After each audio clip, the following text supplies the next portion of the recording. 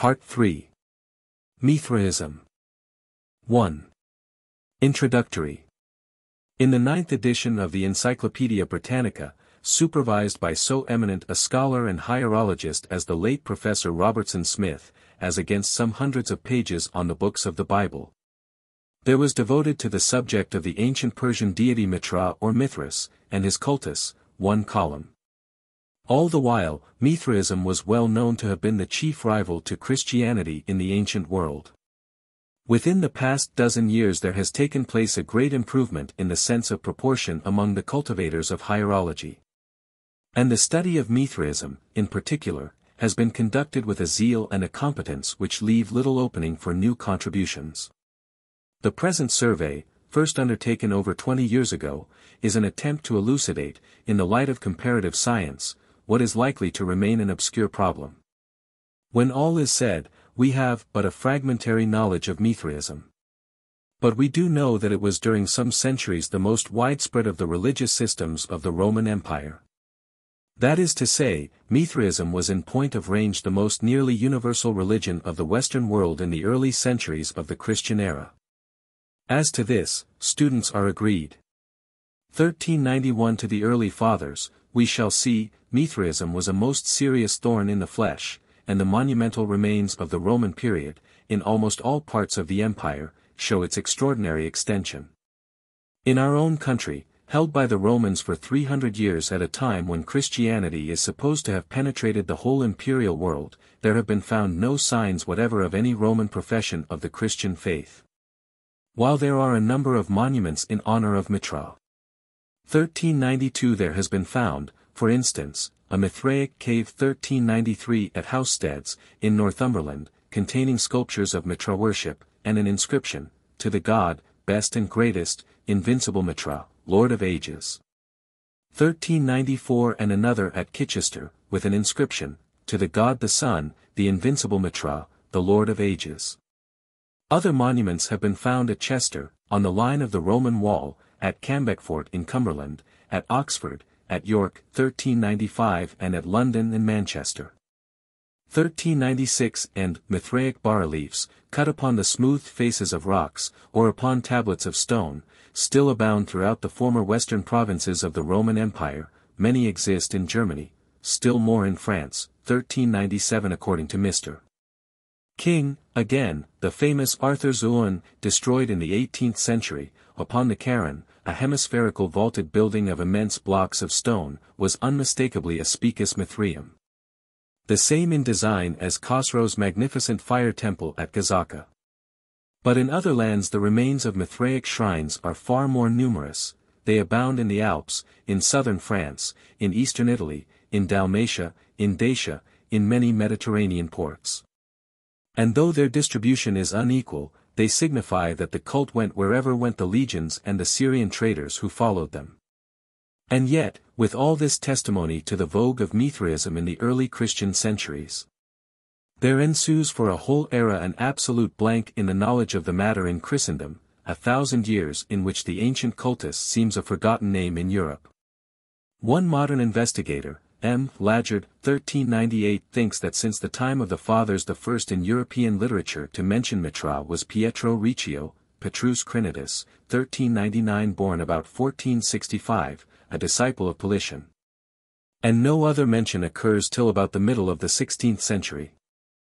1400 such was the ignorance of most scholars, that of 3 now well-known Mithraic monuments discovered about that period, not one is attributed to Mithra either by the great antiquarian of the time, Rossi, or by his pupil, Flaminius Vacca. Every one knows the sculptured group of Mithra slaying the bull, so often engraved, of which we have a good example in the British Museum. Rossi declared one of these monuments to represent Jupiter, as the bull, carrying off Europa. And Vacca tells how a lion-headed image, now known to represent Chronoservan or the time spirit in the mysteries of Mithra, but then held to represent the devil, was, probably, burned in a limekiln. 1401 a century later, Leibniz demonstrated that Ormuzd and Ahriman, the good and evil powers of the Persian system to which Mithra belonged, were simply deified heroes. And later still the historian Mosheim, a man not devoid of judgment, elaborately proved that Mithra had simply been at one time, like Nimrod, a famous hunter, 1402 before the Lord or otherwise. Other 18th-century scholars discussed the problem more intelligently. 1403 But even in our own day, when all the extant notices and monuments of Mithra have been carefully collected and studied, vigilant scholars 1404 confess that we know very little as to the Mithraic religion. It is somewhat remarkable that this should be so, and though in the terms of the case we cannot look to find much direct knowledge, we may hope at least to find out why the once popular cultus has fallen into such obscurity. To that end we must see what really is known about it. 2. Beginnings of cult. To trace completely the history of the cultus, however, we should have to make an examination not merely of Mithraism proper, but of at least 3 older systems. No historical principle is better established than this, that all historic religions run into and derive from some other religions, the creeds of all mankind being simply phases of a continuous evolution. So, when we say that Mithraism derives from Persia, we are already implying that it affiliates more distantly to the religions of India and Mesopotamia. Here it must suffice, therefore, to give only the briefest sketch of origins. We trace the cult specifically in the earliest Aryan documents, in the Vedas, in which the deity Mitra or Mithra is one of the prominent figures. 1405 Seeing that there already he duplicates with other deities, it may be that, to begin with, the name was only a special epithet of the sun, 1406 the central force in later myth as in our planetary system. And that it lay with the priests and their royal patrons to determine which name should be the most popular god, since the whole evolution was one of words. In any case, it is in Aryan Persia that the name of Mithra makes its fortune, in India it passes into the background of the verbal host. In the Rig Veda it is frequently associated with Varuna 1407 and Agni. And in the Atharva Veda Mitra is so defined as to make his solar character certain. Of a deity who stands in general for the principle of light, it is there said that, in the evening he becomes Varuna Agni. In the morning he becomes Mitra going forth, 1408 an expression which plainly points to the sun god. That Mithra was not developed into a preeminent Vedic deity is to be proximately explained by the fact that Agni, who as fire god and light god had similar attributes, was better suited to the purposes of the highly specialized priesthood which built up the Vedas. The god of the sacrificial fire was eminently adapted to sacerdotal ends, and it is in that respect that Agni is oftenest presented. It may have been, indeed, that the Aryan invaders of India had thus early assimilated in the case of Agni a popular pre-Aryan, though not Hindu, worship, 1409 as they did later with the Hindu cult of Krishna. While in Persia the Aryan gods may have had a simpler course of development.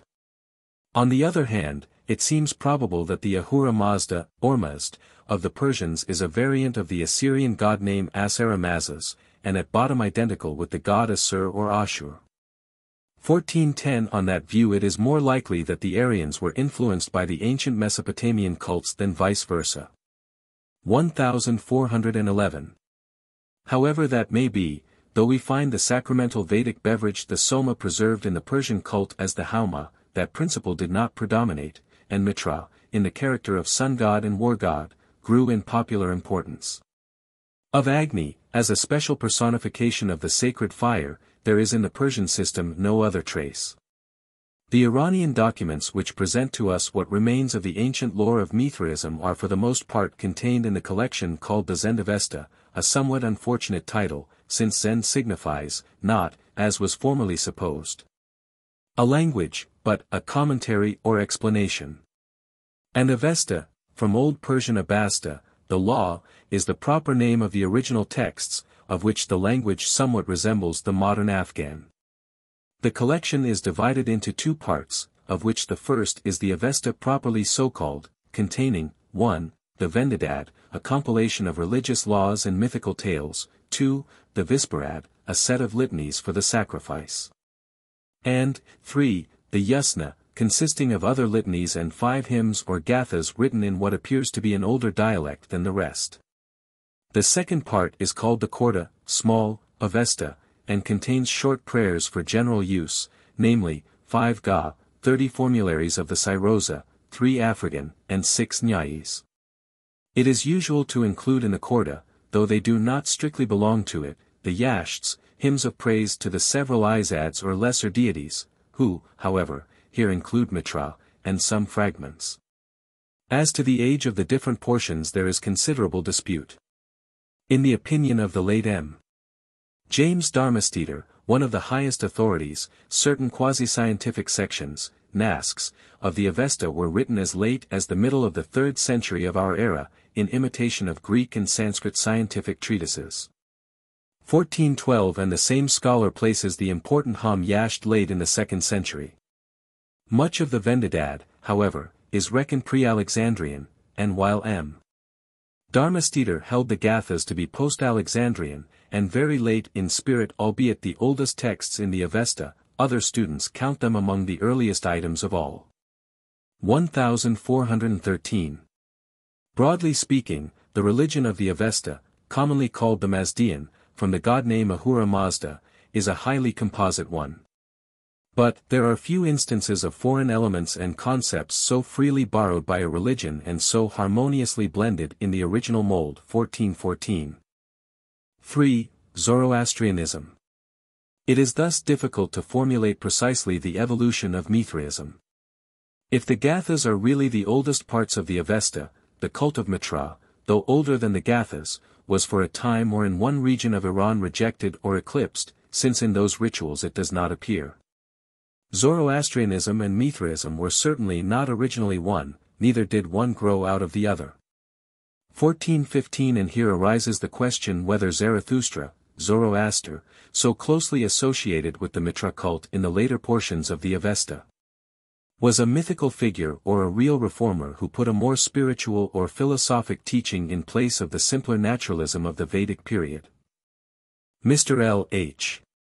Mills, the learned translator and commentator of the Gathas, affirms in his introduction the historic reality 1416 and religious originality of Zarathustra, mainly on the ground that whereas in the later Avesta he is lost in myth, in the Gathas he figures quite simply as a real person. 1417. From the conclusion thus drawn, some of us must respectfully but firmly dissent. The Gathas, critically considered, do not warrant it. On the contrary, the ostensibly earliest so clearly present Zarathustra as either an ideal or an official figure that Mr. Mills is driven to try to explain them by the question, can there have been a school, or family, of Zarathustrians, religious poets, similar to the Vedic seers? 1418 Equally vital is his suggestion that the special eminence of the governor of Raga as needing no Zarathustra over him, that is, no imperial chief, Yasna 19:19, may be attributed to the successors of Zarathustra. 1419 The fact is that the Gathas imply rather an established sacerdotal or quasi-regal functionary than a single notable man when they speak of Zarathustra Spatama. 1420. Still more unconvincing is the claim made for Zoroastrian doctrine as something primarily abnormal. Mr. Mills first claims that nowhere at their period had there been a human voice, so far as we have any evidence, which uttered thoughts like these. But immediately afterwards, doubtless realizing the impossibility of founding a cult all of a sudden with entirely new ideas, he admits that Zarathustra was probably only the last visible link in a far extended chain. His system, like those of his predecessors and successors, was a growth. His main conceptions had been surmised, although not spoken before. 1421 The last clause returns to the arbitrary. There is positively no ground for seeing in the Gathas new ideas by a new man, they have all the air of a gradually evolved ritual. The abnormal depth which Mr. Mills ascribes to them, finally, appears to be illusory. He affirms 1422 that, the mental heaven and hell with which we are now familiar as the only future states recognized by intelligent people, and thoughts which, in spite of their familiarity, can never lose their importance, are not only used and expressed in the Gathas, but expressed there, so far as we are aware, for the first time. But this claim proceeds on such expressions as, for the wicked the worst life, for the holy the best mental state. 1423 And to read in such expressions a negation of places of happiness and of torment is to misread alike the psychology and the language of primitive life. The modern who negates a physical heaven and hell, but still affirms a future state of mind, either evades entirely the fatal problem as to the details of that state or verbally affirms its non-locality. There is no reason whatever to suppose that in ancient Asia men either demurred to the doctrine of places of happiness 1424 and torment, or sought thus intelligibly to modify them. Worst life and best state of mind could perfectly well connote for early thinkers bodily states and local habitations.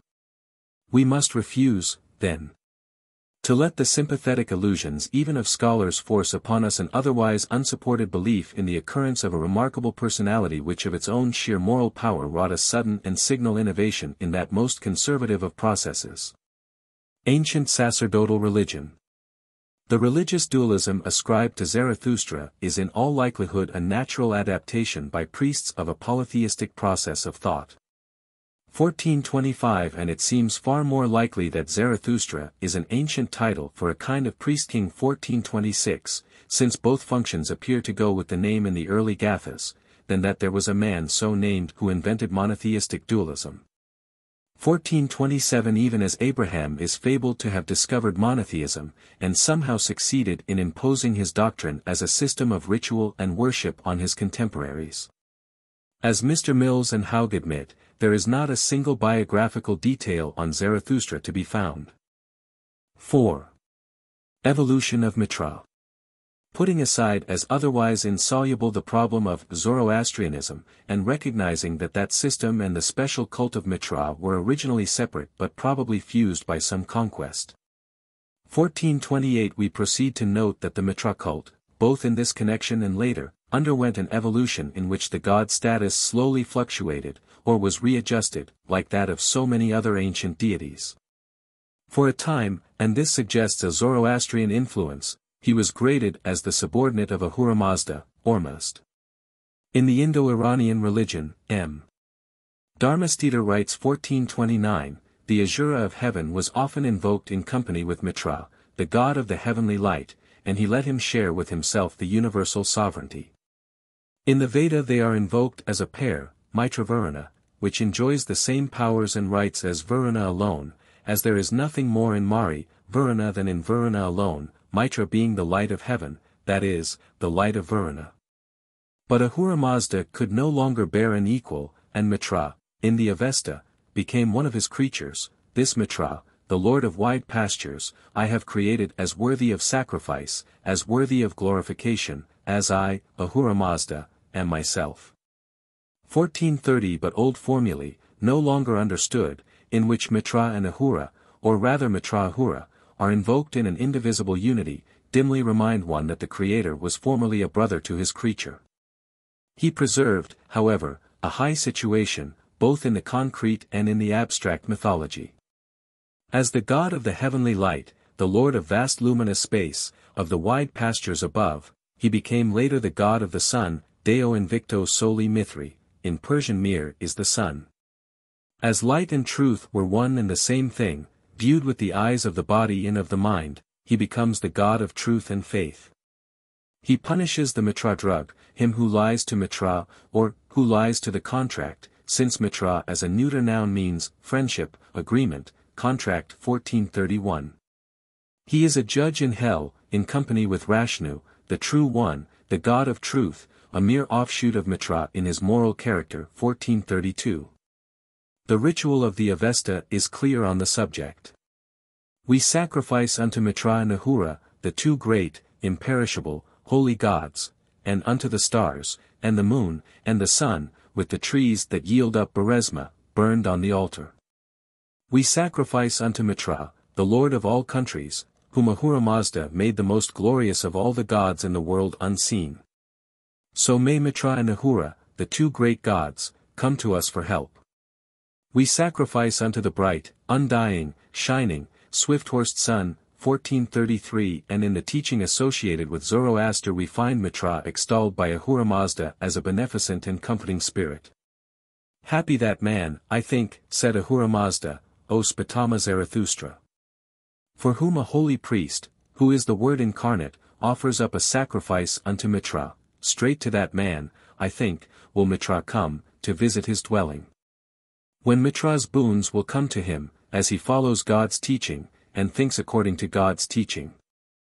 1434 This, though still ancient, was doubtless a relatively late and high form of the cultus in Persia, since in the Avesta we find Mithra repeatedly invoked as a warlike and formidable deity, a god of battles.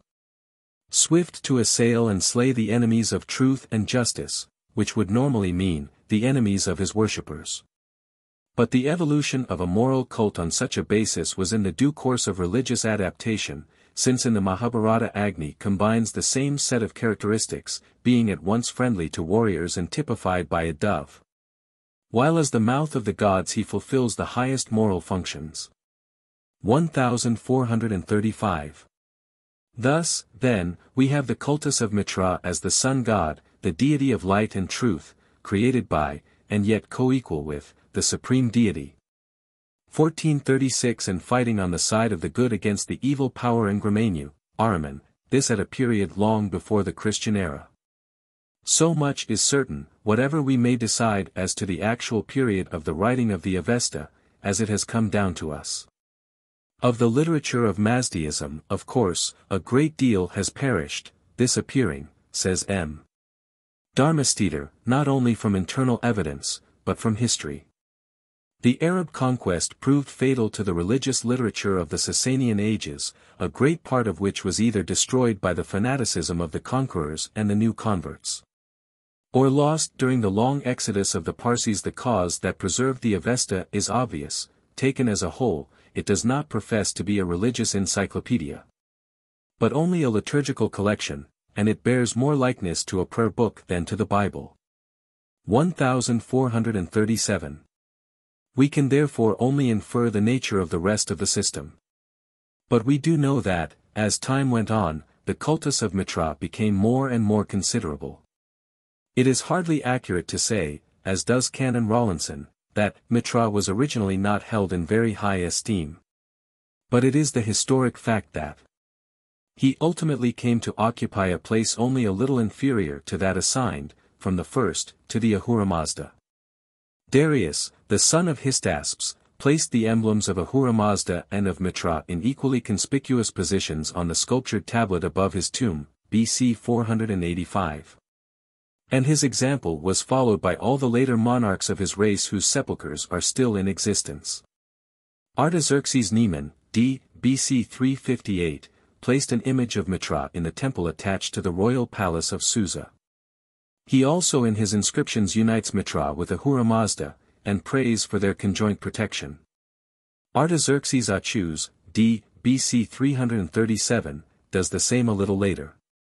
And the practice is also observed in portions of the Zendavesta composed about this period. 1438 Artaxerxes Neman, too, swore by, the light of Mithras, as our William the Conqueror swore by, the splendor of God. 1439 And in general the importance and range of the Mithraic worship at an early period may be clearly inferred from the mere vogue of the name Mithridates, the justice of Mithra, which we find in use at least 600 years before the Christian era. 1440. It is after the Persian conquest of Babylon, 538 BC, that Mithraism begins to take the shape it wears in the period of the Roman Empire. Though historical details are lacking, we are broadly entitled to say that the Mazdaism of the Persians, in uniting with the astrology of the Chaldeans, produced Mithraism. 1441 It was presumably before this development that Mazdaism entered Armenia under the earlier Achaemenid 1442 who conquered that region about 625 BC. For whereas Ahura Mazda, the supreme god, was in some measure superseded by Mithra in the later Mithraic cult. 1443 In virtue of the same psychological tendency that later gave to the Christian Jesus a nominal equality with and a practical precedence over Yahweh, we find the older Mazdean deity adored as the thundering god in eastern Iberia as late as the 4th century. 1444 But Mithraism in turn was prepared in Armenia for its cosmopolitan career in the Western world. Since it was from Armenian Mazdaism that it borrowed its enigmatic, supreme god, Chronos Servan, the time spirit, a Babylonian conception. Represented in the mysteries by the lion-headed or demon-headed and serpent-encircled figure which bears the two keys.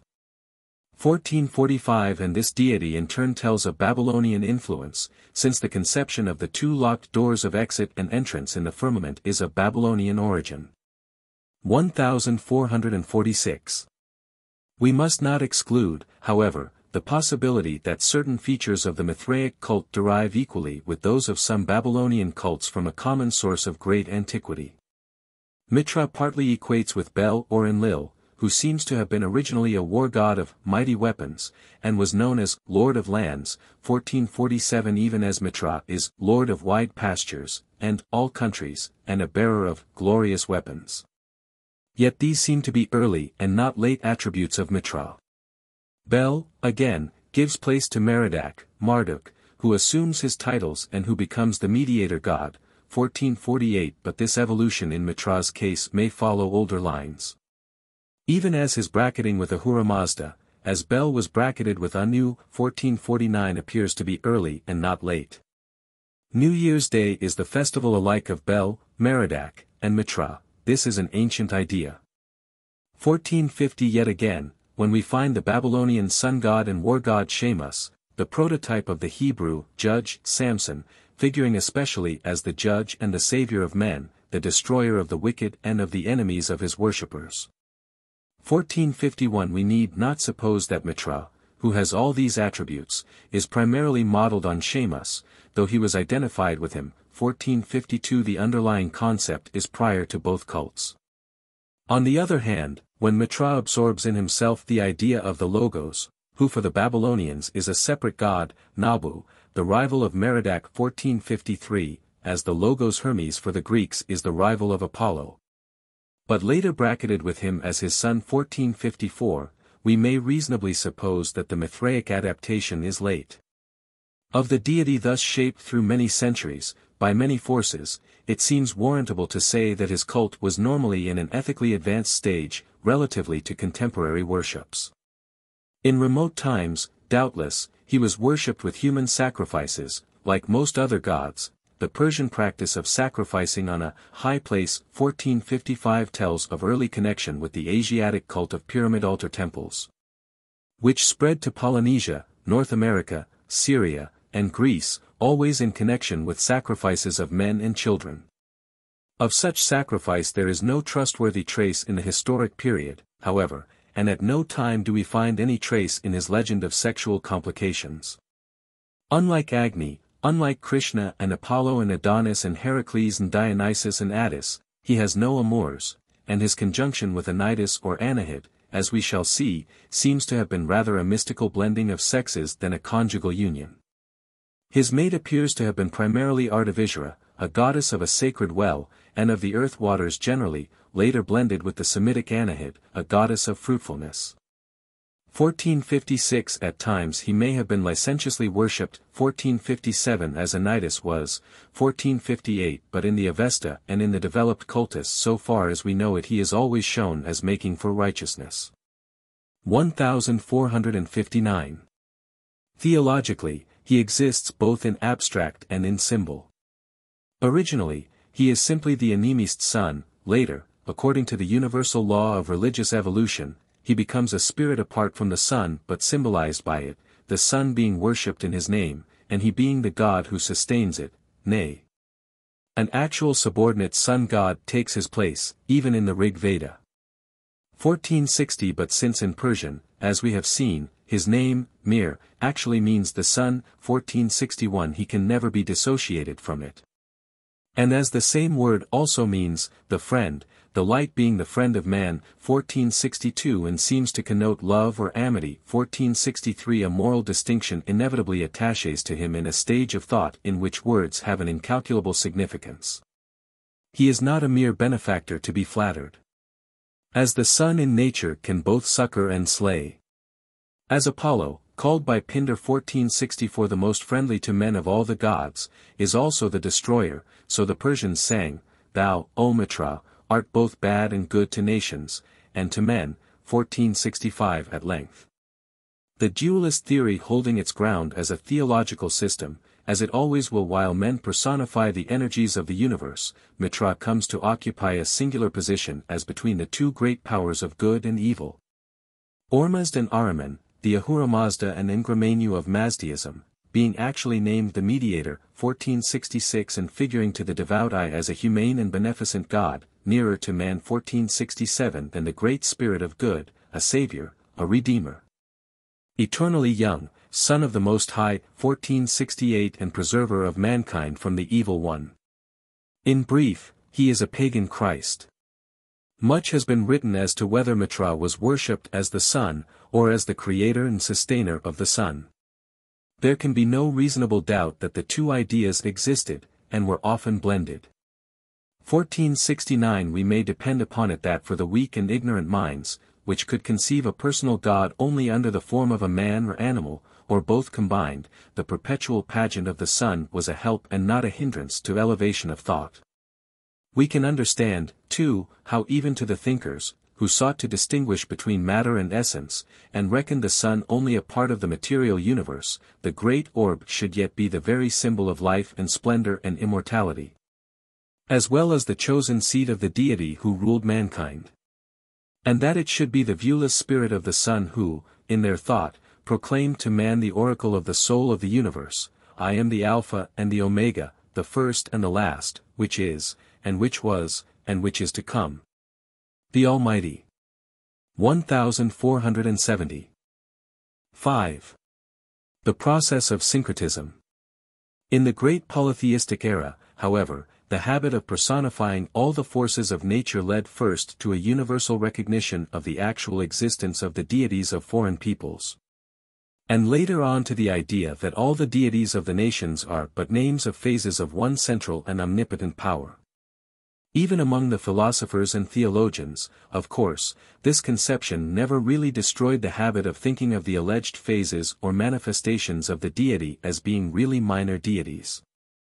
1471 and much more a matter of course was it that among the multitude the deity or deities should always be conceived in a quite concrete form. But the synthesizing tendency early resulted in this, that different cults were combined. Different god names identified as pointing to the same god, and different gods combined into unities of 2, 3, 4, or more members. Egypt is the great theological factory for such combinations, but the law necessarily operated elsewhere. The conception of a divine trinity is of unknown antiquity, it flourished in Mesopotamia, in Hindustan, in the Platonic philosophy, in Egypt, long before Christianity. 1472 But the combining process, among other variations, had to take account of the worship of goddesses as well as of gods, and in regions where goddess worship was deeply rooted it was inevitable that there should occur combinations of sects. This actually took place in the worship of Mithra. From Herodotus, 1473 writing in the 5th century BC, we learn that in some way the god Mithra was identified with a goddess.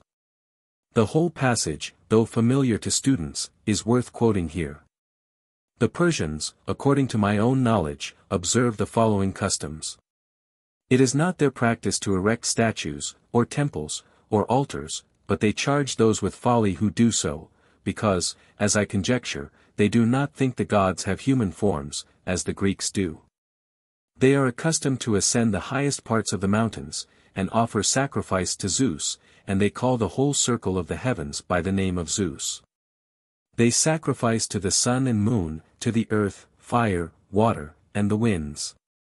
To these alone they have sacrificed from the earliest times, but they have since learnt from the Arabians and Assyrians to sacrifice to Aphrodite, Urania, whom the Assyrians call Melita, the Arabians Alida, and the Persians Mitra. This is one of the seemingly improbable statements in Herodotus which research has partly confirmed. 1474 He is accused, indeed, of blundering 1475 in combining Mithra with Melita, it being shown from monuments that the goddess identified with Mithra was Anitis or Tanit. 1476 But that the Armenian Anitis and Melita were regarded as the same deity seems clear, 1477 and there are other clues. It has not been commonly observed that Strabo twice explicitly brackets Anytus with a Persian god Ominous as being worshipped at a common altar. He saw the statue of Ominous carried in procession. 1478 There is reason to suppose that Ominous, or the Persian form of the word, was a name of Mithra, and that it is an adaptation of Vohumano, Bahman, equals good mind, a divine name with a very fluctuating connotation. In one passage of the Zendavesta, 1479 Vohumano figures as the doorkeeper of heaven, but he was also first of the Ameshaspentas or Amshaspans, of whom Mithra too, making 7, was chief. And he ranks further in the Avesta with Ahura Mazda as judge of the dead, and again as the firstborn son of Ahura Mazda, as was Mithra later. Yet again, he is identified with the creative power. 1480 And it seems impossible that the conception of the good mind should have been prevented from coalescing either with that of Ahura Mazda, who was not represented by a statue, or with that of Mithra, so making him the Word. In any case, the fact of the combination of Mithra in a double personality with that of a goddess is made clear, not only by the statement of the Christian controversialist Julius Firmicus, in the 4th century, and later writers, that the Persians make Mithras both two-sexed and threefold or three-formed, 1481 but by innumerable Mithraic monuments on which appear the symbols of two deities, male and female, the sun and the moon, or, it may be, male and female principles of the sun or of the earth. And this epicene or double-sexed character is singularly preserved to us in that Mithraic monument of the Greco-Roman period which we possess in our own British Museum, in which the divine slayer of the bull presents a face of perfect and sexless beauty, feminine in its delicate loveliness of feature, masculine in its association with the male form. In such a combination there is reason to see a direct influence of the old Akkado-Babylonian system on the later Mazdean. From the old Akkadians the Semites received the conception of a trinity, the divine father and mother by the side of their son the sun god 1482 but their own ruling tendency was to give every god, up to the highest, a colorless double or wife. 1483 And in the final blending of these in a double-sex deity we have the consummation of the idea. It was not special to Asia. For the Egyptians gave a double sex alike to moon, earth, air, fire, and water, making the earth male as rock, female as arable soil, fire masculine as heat, female as light, and so on. 1484 And the Greeks and Romans accepted the notion. 1485 But it was probably from Chaldea that it reached the Mithraists. Bel had been represented as both father and mother of Enlil, and Belti as both father and mother of Ninlil. And there are yet other instances of the Babylonian vogue of the idea of a god combining the two sexes. 1486. There is a further presumption that it was either from Babylonia or through Mithraism as modified after the Persian conquest of Babylon that the idea of a double-sexed deity reached the Greeks. In the Orphic hymns, which probably represent the theosophy of several centuries before our era, it is predicated of 4 deities, of whom 2, the moon and nature, Selene and Physios, are normally female. And 2, Adonis and Dionysus, normally male. 1487 Selene is further identified with Men, the moon god, who, as being double-sexed like Mithra, was finally identified with him in worship and on coins. 1488 As Dionysus and Adonis, originally vegetation gods, have at this stage become identified with the sun, there arises a presumption that a solar cult has been imitated. Though at the same time the solar cult may have adopted features from the others. The likelihood is that the notion of a double-sex deity was the outcome on the one hand of the concrete practice of bracketing a male and a female deity together, and on the other hand of speculation on the essence of divinity. But the concrete process probably came first, and the conjunction of the symbols or heads of a male and female deity in one monument or sculpture would give the lead to a mystical theory of a twisexed being. 6. Symbols of Mithra. To point to these Mithraic monuments, of which there are so many examples, is to point out, further, that the old Persian aversion to images of deity had disappeared with the extension of the Mithraic cultus. 1489 There is no doubt as to the original forbiddal of images, despite the common delusion that the Jews were the first to lay down such a veto. But it was inevitable that, in the artistic countries, 1490 the adoption of Mithraism should involve the representing Mithra by images, like other deities. Nor was this all. One reason for regarding the Zendavesta as substantially ancient is the comparative simplicity of the Mithra cultus it sets forth. Just as happened with Christianity later, the spreading faith assimilated all manner of ancient symbolisms, and new complications of ritual.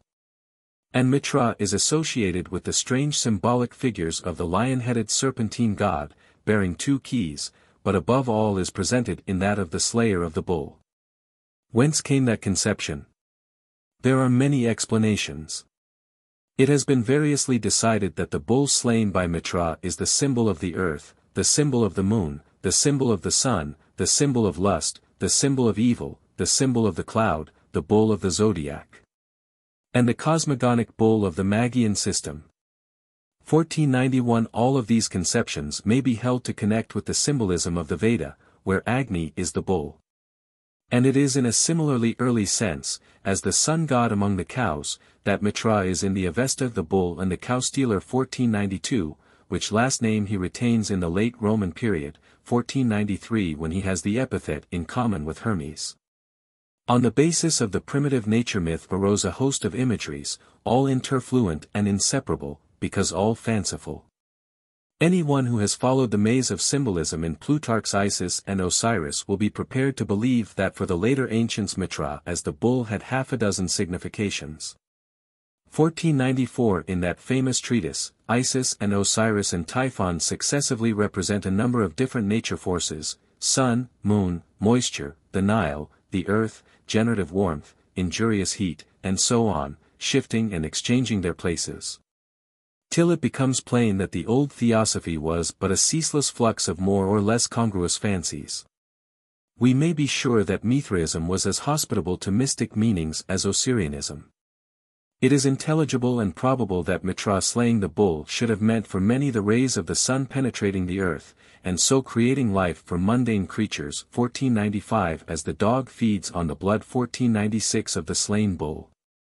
In the Vendidad, the older, Vedic, god Yima, whose glory was secured by Mithra when Yima fell through disobedience 1497 is represented as sealing the earth with his golden seal, and thrusting into it with his dagger.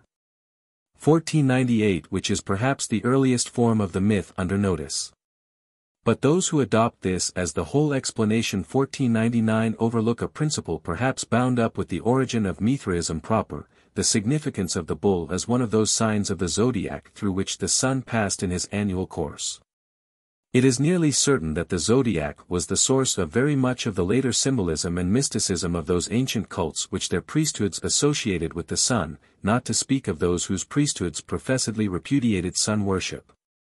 And one of the most important facts established by the collection and comparison of ancient monuments 1500 is that the Mithraic cultus connects symbolically with an Assyrian or Akkadian cultus far older, the cult which produced those common Assyrian monuments in which a divine or kingly personage slays a lion or a bull, thrusting a sword through him. 1501 There can be little doubt that these successive religious representations of the slaying of the lion and the slaying of the bull rest partly on a zodiacal system of sacred symbolism, in which the slaying of a given animal means either the passing of the sun into or out of a particular sign of the zodiac at a particular season of the year, or the slaying of the animal represented as a special sacrifice, or both. The zodiac, which is of immense antiquity 1502 has come to be conventionalized, that is to say, it is fixed, so that the signs have long ceased to coincide with the actual constellations whose names they bear. But originally the students of the stars must needs have had regard to the actual constellations. And this carries us very far back indeed. The view that the slaying of the bull originally pointed to the sun's entering the sign of the bull at either the vernal equinox or the winter solstice 1503 is supported by the circumstance that the bull was at once a symbol of the sun god and a symbol of agriculture. The early plough being drawn by bulls or oxen, whence possibly the naming of the constellation. 1504 and is strongly suggested further by the hostile function assigned in the monuments to the scorpion, which is the opposing sign, and would represent the autumnal equinox. 1505 This symbol then dates back, probably, more than 3,000 years before the Christian era, 6,000 years if we assume the original zodiacal year to have begun at the winter solstice. While the symbol of the slaying of the lion would signify the sun's entrance into Leo at midsummer in the same periods, and may connect with the worship of Tammuz, after whom the midsummer month was named in Syria, unless the god took his name from the month. In point of fact, astronomy tells us that, by the precession of the equinoxes, the constellation of the Bull had ceased to be the sun's place at the vernal equinox for about 2,100 years before the reign of Augustus, the constellation of the Ram taking its place. Still, just as the symbol of the slaying of the lion had, on this theory, held its ground in religion after the bull played a similar part, so did the sign of the bull play its part in symbol and ceremony long after the sun had begun to enter the constellation Aries at the sacred season. Nevertheless, and this seems a crowning vindication of the zodiacal theory, while the bull holds its place on the monuments of the Christian era, we find at this very period, in connection with the worship of Mithra as with those of Dionysus 1506 and, more anciently, of Ammonius 1507 an actual ceremony of slaying a ram in honor of the sun god. In Persia, the sign Aries, the ram, was known as the lamb, 1508 and in some of the Mithraic mysteries at the Christian era, it was a lamb that was slain. 1509 That fact, as we shall see, has further bearings. But thus far it surely counts for much as a proof of the zodiacal element in the symbolism of the ancient sophisticated sun worships. The notion of a fish god is deeply rooted in several of the older Eastern religions, 1510 and though it may be explained as arising from the fancy that the sun was a fish who plunged into the sea in the evening and emerged in the morning, a natural type of immortality for later mystics, it also strongly suggests an ancient connection with zodiacal astrology. In any case, there is no more plausible explanation than the zodiacal one of the early Christian habit of calling Jesus Christ the fish. The sign of the fishes comes next the ram in the zodiac. And that constellation had actually taken the place of the ram, at the spring equinox, when this symbol came into use. 1511. We may further infer, when we read of Phrixus, the son of Athamas, who was carried to Colchis by a ram with a golden fleece, 1512 and who in his statue on the Acropolis was represented as having just sacrificed the ram to some god. 1513 That in some Eastern cult 1514 which the Greeks misunderstood, a deity was latterly figured as born on the zodiacal ram, in the manner of Mithras, bull-born, 1515 and as sacrificing the ram in its turn. And that there was a constant astronomical significance in the Mithraic cult in particular, we know from the testimony of Origen, to the effect that its mysteries included an elaborate representation of the movements and relations of the stars and the planets, and the movements of the disembodied human soul among these. 1516. Every widespread religion, however, is necessarily a complex of many ideas, and in the cult of Mithra this is abundantly seen. In the course of its Western evolution it became closely associated, like that of Attis, with the popular worship of Cybele, the Magna Mater, Mother of the Gods.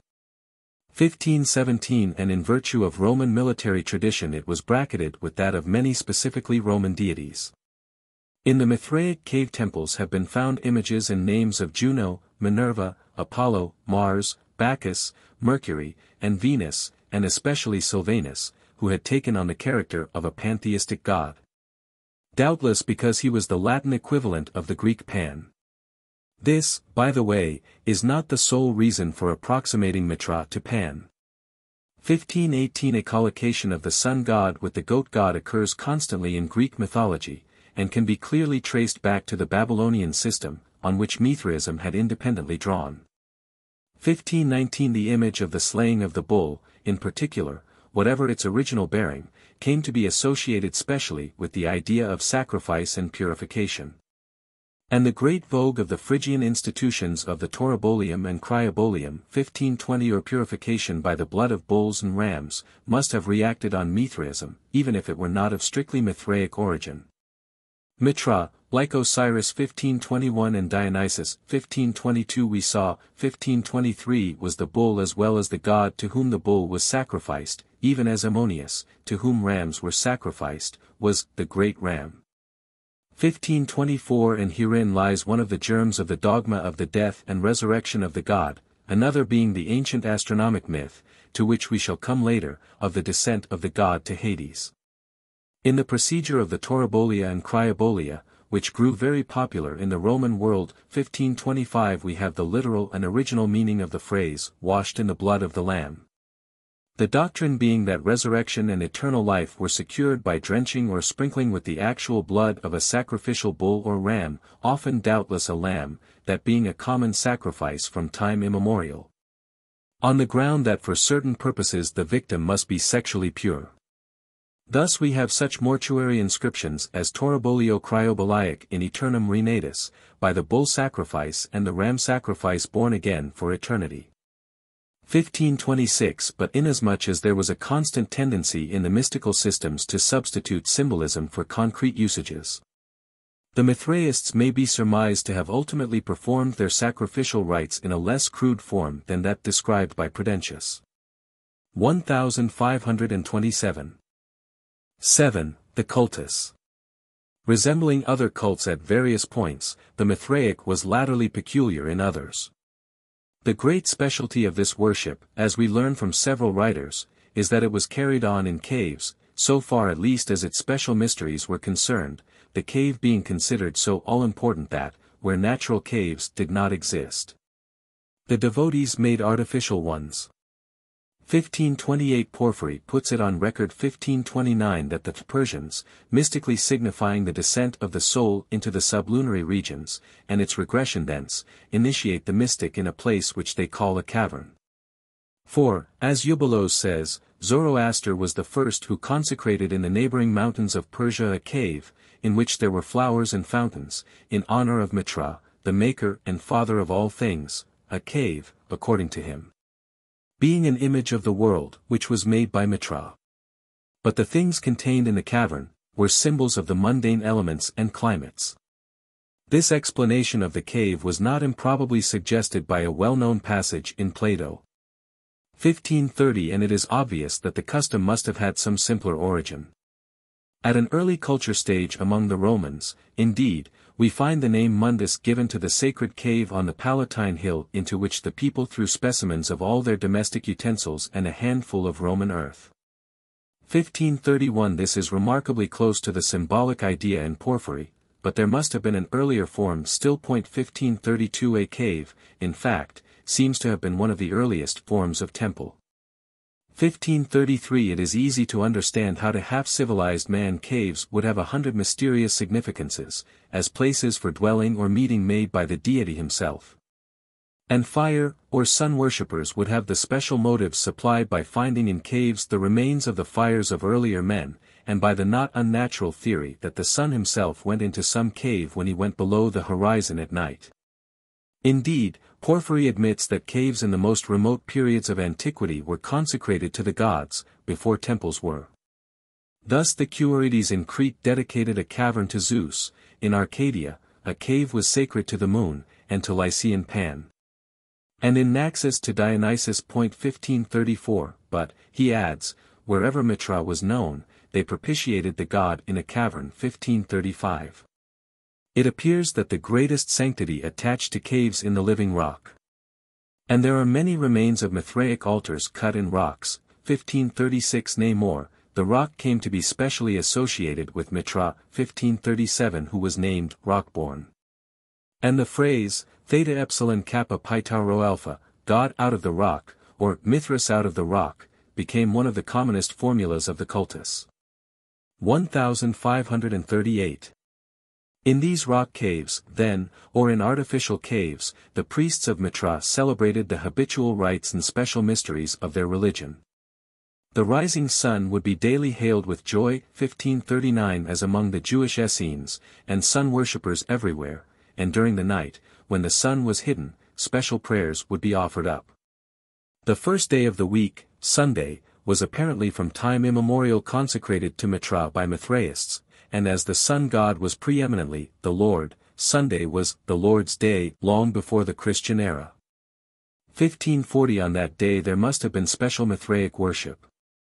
But we have some exact information as to the two chief Mithraic ceremonies or festivals, those of Christmas and Easter, the winter solstice and the vernal equinox, the birthday of the sun god and the period of his sacrifice and his triumph. 1541 That Christmas is a solar festival of unknown antiquity, which the early Christians appropriated to their Christ in total ignorance of the real time of his birth. Is no longer denied by competent Christian scholars, when they happen to allude to the subject. That Easter is also a solar festival 1542 is perhaps not so freely recognized.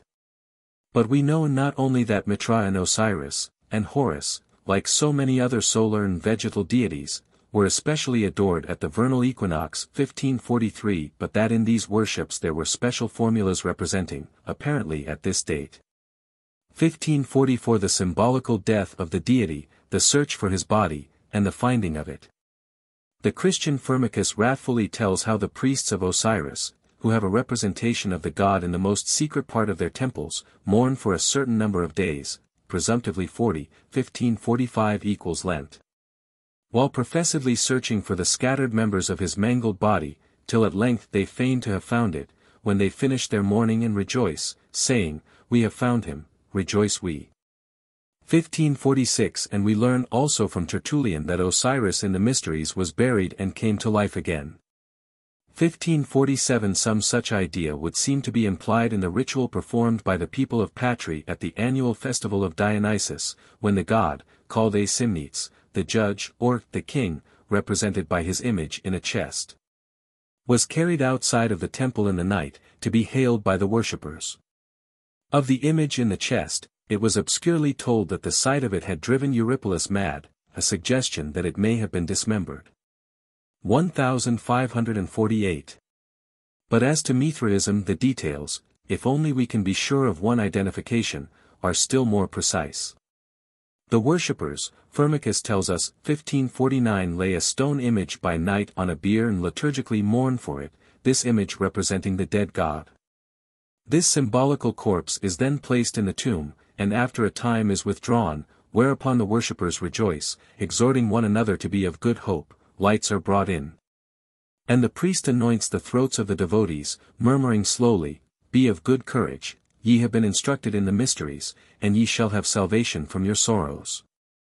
As the stone image would be laid in a rock tomb, the god being preeminently from the rock and worshipped in a cave, the parallel to a central episode in the Christian legend is sufficiently striking. And in view of the duplication of the motive on all hands, in the cults of Osiris, Attis, Adonis, Dionysus, it is impossible to doubt that we are dealing with a universal myth. To assign the origin of the rite to any known religion would be unwarrantable, nor is it even certain whether it was originally a part of a solar or of a vegetal cult, though there are grounds for ascribing it to the latter. In any case, it was adaptable to both. It is argued by Dr. Fraser, the chief exponent of the lore of the subject, that the god who dies and rises again does so not as sun god but as vegetation god. And it may be granted that the vegetation principle is either primary or present in the cults of Attis, Adonis, Dionysus, and Osiris. But on the other hand the preeminently solar Heracles dies on the funeral pyre, descends to Hades, and reascends to heaven. The obviously solar Samson of the Semitic myth, who also in its earlier form probably descended to the underworld, 1550 dies ostensibly in his solar capacity, with shorn hair, 1551 blinded, and placed between the pillars equals Heracles' pillars.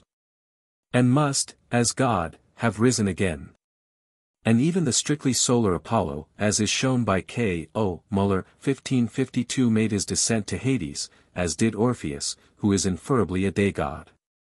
Now, the descent into Hades was for mortals simply death. And since the god as such cannot cease to exist, he may as well be said to die in one way as in another. In all these cases the explanation is more or less clearly astronomical. And it is so in the case of the descent of Mithra to Hades, noticed later.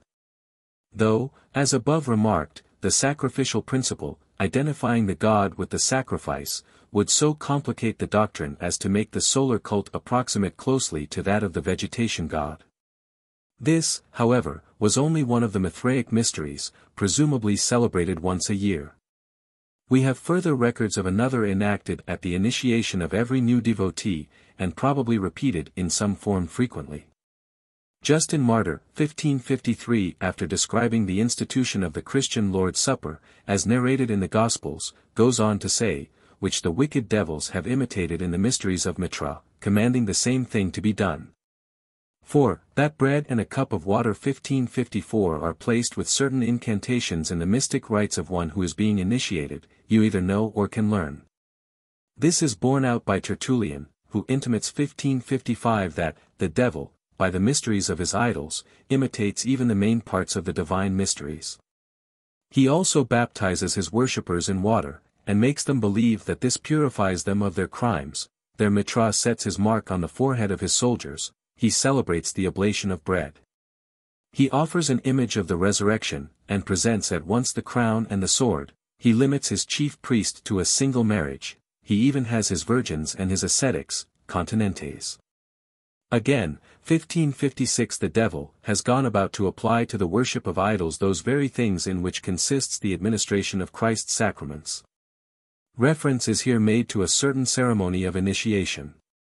It strongly suggests the mysteries which are practiced in our own time among savage tribes in many parts of the world. 1557 The complete initiation of a worshipper, we know, was an elaborate and even a painful process, involving many austerities, trial by water, trial by fire, by cold, by hunger, by thirst, by scourging, by branding or bleeding. 1558 And the mock menace of death. 1559 Of these austerities different but vague and scanty accounts are given. According to some accounts they lasted 15 days, according to others, for 48. 1561 Old writer 1561 alleges 80 different kinds of trials. It is more likely that they numbered 12, seeing that on the Mithraic monuments we find representations of 12 episodes, probably corresponding to the 12 labors in the stories of Heracles, Samson, and other sun heroes. But probably also connected with the trials of the initiated. 1562 More explicitly we know from Porphyry and from Jerome that the devotees were divided into a number of different degrees, symbolically marked by the names of birds and animals, and apparently by wearing, during some of the rites, the skins or heads of these animals.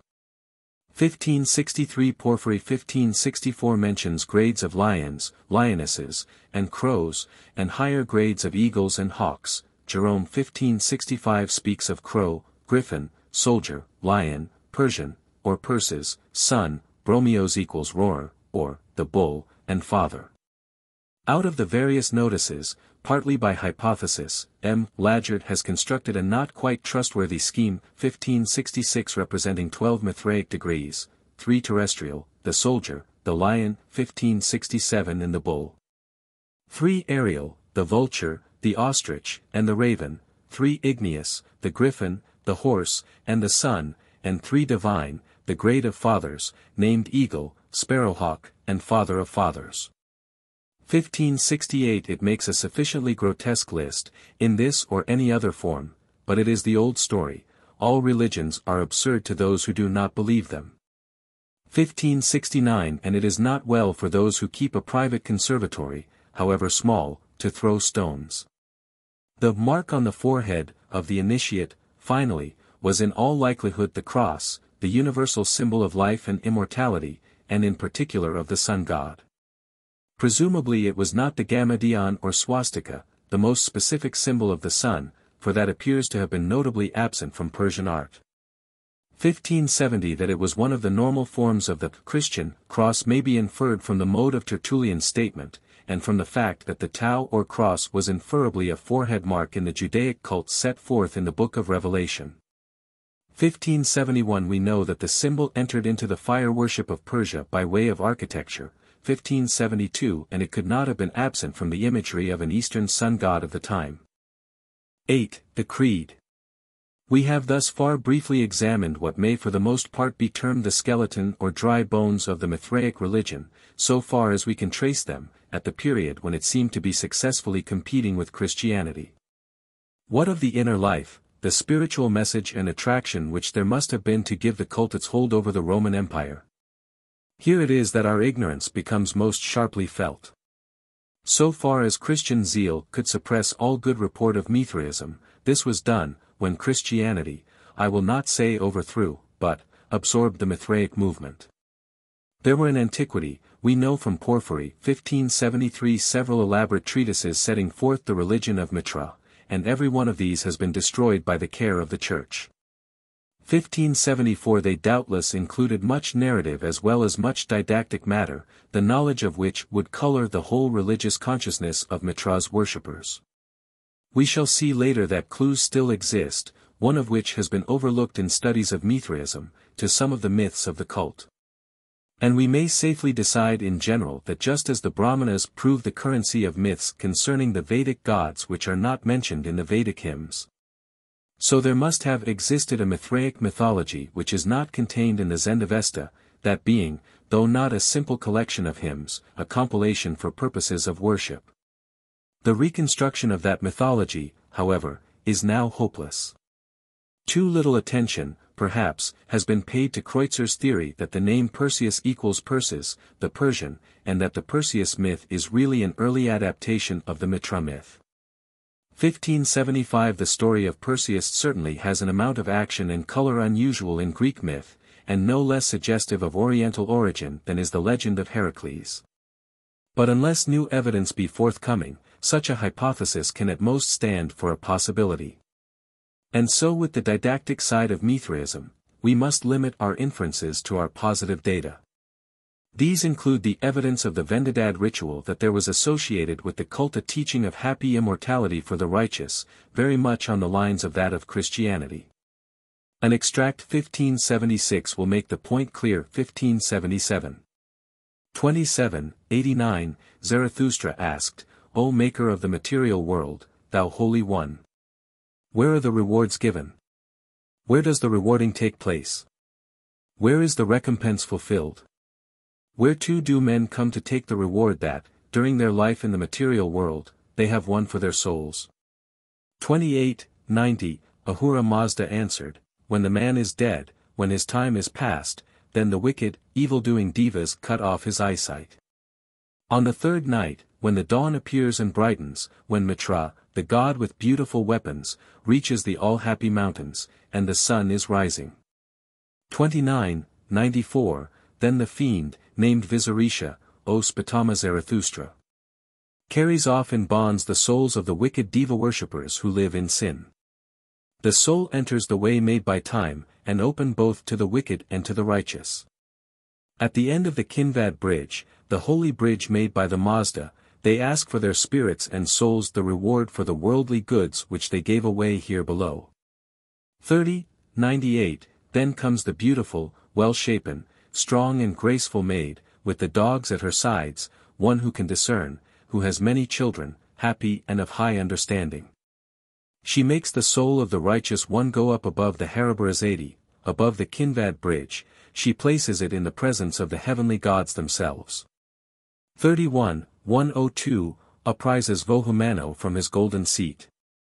Vohumano exclaims, How hast thou come to us, thou Holy One, from that decaying world into this undecaying one? 32:105, gladly passed the souls of the righteous to the golden seat of Ahura Mazda, to the golden seat of the Ameshaspentas, to the Garumanam, house of songs, the abode of Ahura Mazda, the abode of the Ameshaspentas, the abode of all the other holy beings. 33:108, as to the godly man that has been cleansed, the wicked evil-doing devas tremble at the perfume of his soul after death, as doth a sheep on which a wolf is pouncing. 34:110, the souls of the righteous are gathered together there, Naryosanga is with them, a messenger of Ahura Mazda is Naryosanga. It is noteworthy, further, that in some codices of the Avesta is found this formula, he has gained nothing who has not gained the soul, he shall gain nothing who shall not gain the soul. The meaning is, gain a place in paradise, 1578, and the passage looks very like an original form of a well-known Christian text. For the rest, the Zendavesta, like most other sacred books, insists on the normal morals strenuously enough. It has strange special teachings as to the sacrosanctity of the dog, and its veto alike on the burning and the burying of bodies. 1579 is peculiar to Mazdaism, but these beliefs do not seem to have affected later Mithraism. Whereas probably its special stress on truthfulness, not paralleled in the Ten Commandments, was maintained. We cannot, indeed, tell how the Mithraic priests dealt with the special problems of the life of the Roman Empire. But we are entitled none the less to protest against the loose revival of unfounded and exploded charges against the cult. To this day we find Christian scholars either saying or hinting that Mithraism was signalized in the Roman period by human sacrifices. For this there is no justification. 1580 The ecclesiastical historian Socrates 1581 does indeed allege that about the year 360 a temple of Mithra at Alexandria, long empty and neglected, was granted by Constantius to the Christians. That they found in it an adytum of vast depth, containing the skulls of many persons, old and young, who had been sacrificed to Mithra. And that the Christians paraded them through the city, whereupon there was a riot, in which Bishop George and many others were slain. But this narrative is unsupported even in ecclesiastical history, and is full of incredibilities. The pagans, in general, are represented as taking arms to avenge an attack on the Mithraic sect, though the Mithraic temple is expressly declared to have been long deserted. And the Emperor Julian, a Mithraist, is represented as writing a letter denouncing the Alexandrians for their conduct. Yet he merely speaks of the killing of George, where Socrates alleges a wholesale massacre. The whole story savors of mere odium theologicum, and will not consist with any other accounts of Mithraic worship. We do know that during the whole of the first 3 or 4 centuries it was charged against the Christians, by Jews or pagans, that they were wont to sacrifice a child at their mysteries. 1582 That charge was doubtless false, but it was constantly made. On the other hand, the only kind of record founded on for the charge against Mithraism is one which rebuts it.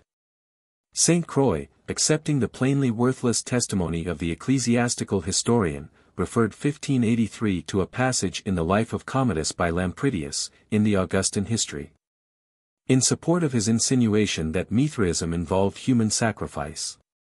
But this passage 1584 explicitly says that Commodus polluted the rites of Mithras by a real homicide. Where it is usual for something to be said or done for the purpose of causing terror, quum illic aliquid ad speciem timoris vel dici vel fingi solit. The same scholar makes another reference which equally serves to confute him, 1585 Yet an English writer later speaks of the dark and fearful mysteries of Mithra, repeating the old insinuation. 1586 Selden 1587 quotes from Photius 1588 a statement that men, women, and boys were sacrificed to Mithra. But that assertion also is plainly valueless, coming as it does from a Christian writer of the 10th century, and being absolutely without ancient corroboration. What seems to have happened was a symbolical sacrifice, perhaps followed up by a symbolical eating of the god's image, proceedings which, there is good reason to suppose, occurred in the mysteries of the early Christians. 1589. But there is far more testimony, such as it is, for the charge of infamous procedure against the Christians than against the Mithraists. The Mithraic mysteries, save for the fact that they involved real austerities and a scenic representation of death, 1590 were no more dark and fearful than the Christian mysteries are known to have been. Not to speak of what these are said to have been. There lies against them no such imputation of license as was constantly brought against the midnight meetings of the Christians, or as is specifically brought by Paul against his own converts at Corinth. Their purpose was unquestionably moral as well as consolatory. 1591 In the words of Suedas, the worshipper went through his trials in order that he should become holy and passionless. In the course of the initiation, as we know from the unwilling admiration of Tertullian, 1592 the devotee, called the soldier of Mithra, was offered a crown, which it was his part to refuse, saying that Mithra was his crown. And everything points to the enunciation of a theory of expiation of and purification from sin, in which Mithra figured as mediator and savior, actually undergoing a symbolic sacrifice, and certainly securing to his worshippers eternal life. 1593 As to the doctrine of immortality being pre-Christian, it is now quite unnecessary to speak, and the whole Mithraic symbolism implies such a teaching. On most of the bull monuments, it will be remembered, there stand beside Mithra two figures, one holding a raised and one a lowered torch. These signified primarily sunrise and sunset, or rising spring sun and sinking autumn sun. But, as Lessing 1594 long ago showed, they were also the ancient symbols for life and death, and would further signify the fall and return of the soul. 1595. Nor was this the only point at which Mithraism is known to have competed with Christianity in what pass for its highest attractions. The doctrine of the Logos, the incarnate word or reason, which Christianity absorbed through the Platonicizing Jews of Alexandria, was present in Mithraism, and of prior derivation. That Mithra was connected with the word appears from the Avesta. 1596 in the Vendidad. Further, 1597 Zarathustra is made to praise successively Mithra of the most glorious weapons, Sraosha, the Holy One, and the Holy Word, the most glorious. Thus joining and in part identifying Mithra with the Word as well as joining him with the Holy Spirit. And Emmanuel Deutsch 1598 was of opinion that the Metatron 1599 of the Talmud, whom he equates with the ideas of Plato, the Logos of Philo, the world of Azaluth, of the Kabbalists. The Sophia or power of the Gnostics and the Nous of Plotinus, 1600 was, most probably nothing but Mithra. 1601 As the Metatron is on the Jewish side identified with that angel, promised as leader and commander to the Hebrews in Palestine, 1602 and that angel is quasi-historically represented by Joshua equals Jesus. The chain of allusion from Mithra to the Christ is thus curiously complete. In respect of the concept of a Trinity, as we have already seen, the parallel continues. By the admission of a Catholic theologian, the gods Ahura Mazda, Sraosha, and Mithra constitute an ostensible trinity closely analogous to that of the later Christists. 1603 And yet again Mithra, himself approaching to supreme status, rides to battle with Sraosha at his right and Rashnu at his left hand, 1604 Or else with Rashnu on his right and Kista, the Holy One, female, white-clothed, on his left. 1605. There seems no good reason for supposing that the doctrines of the Logos and the Trinity reached the Persians through the Greeks. On the contrary, they probably acquired them from Babylonian sources, on which the Greeks also drew. And it was not improbably their version of the Logos idea that gave the lead to the Philonic and Christian form, in which the word is explicitly the light of the world. 9. Mithraism and Christianity. Of course, we are told that the Mithraic rites and mysteries were borrowed and imitated from Christianity. 1606 English scholars of good standing are still found to say that the Mithraic and other mysteries furnish a strange and hardly accidental parody of the most sacred mysteries of Christianity. 1607 The refutation of this notion, as has been pointed out by M. Habit, 1608 lies in the language of those Christian fathers who spoke of Mithraism. 3 of them, as we have seen, speak of the Mithraic resemblances to Christian rites as being the work of devils. Now, if the Mithraists had simply imitated the historic Christians, the obvious course for the latter would be simply to say so. But Justin Martyr expressly argues that the demons anticipated the Christian mysteries and prepared parodies of them beforehand. When I hear, he says, 1609, that Perseus was begotten of a virgin, I understand that the deceiving serpent counterfeited also this. Nobody now pretends that the Perseus myth, or the pagan virgin myth in general, is later than Christianity. Justin Martyr, indeed, is perhaps the most foolish of the Christian fathers, but what he says about the anticipatory action of the demon or demons plainly underlies the argumentation also of Tertullian and Julius Firmicus. 1610. When, again, Justin asserts 1611 that the Mithraists in their initiation imitate not only Daniel's utterance, that a stone without hands was cut out of a great mountain, but the whole of Isaiah's words, Isa. 33, 13-19, he merely helps us to realize how much older than Christianity is that particular element of Christian symbolism which connects alike Jesus and Peter with the mystic rock.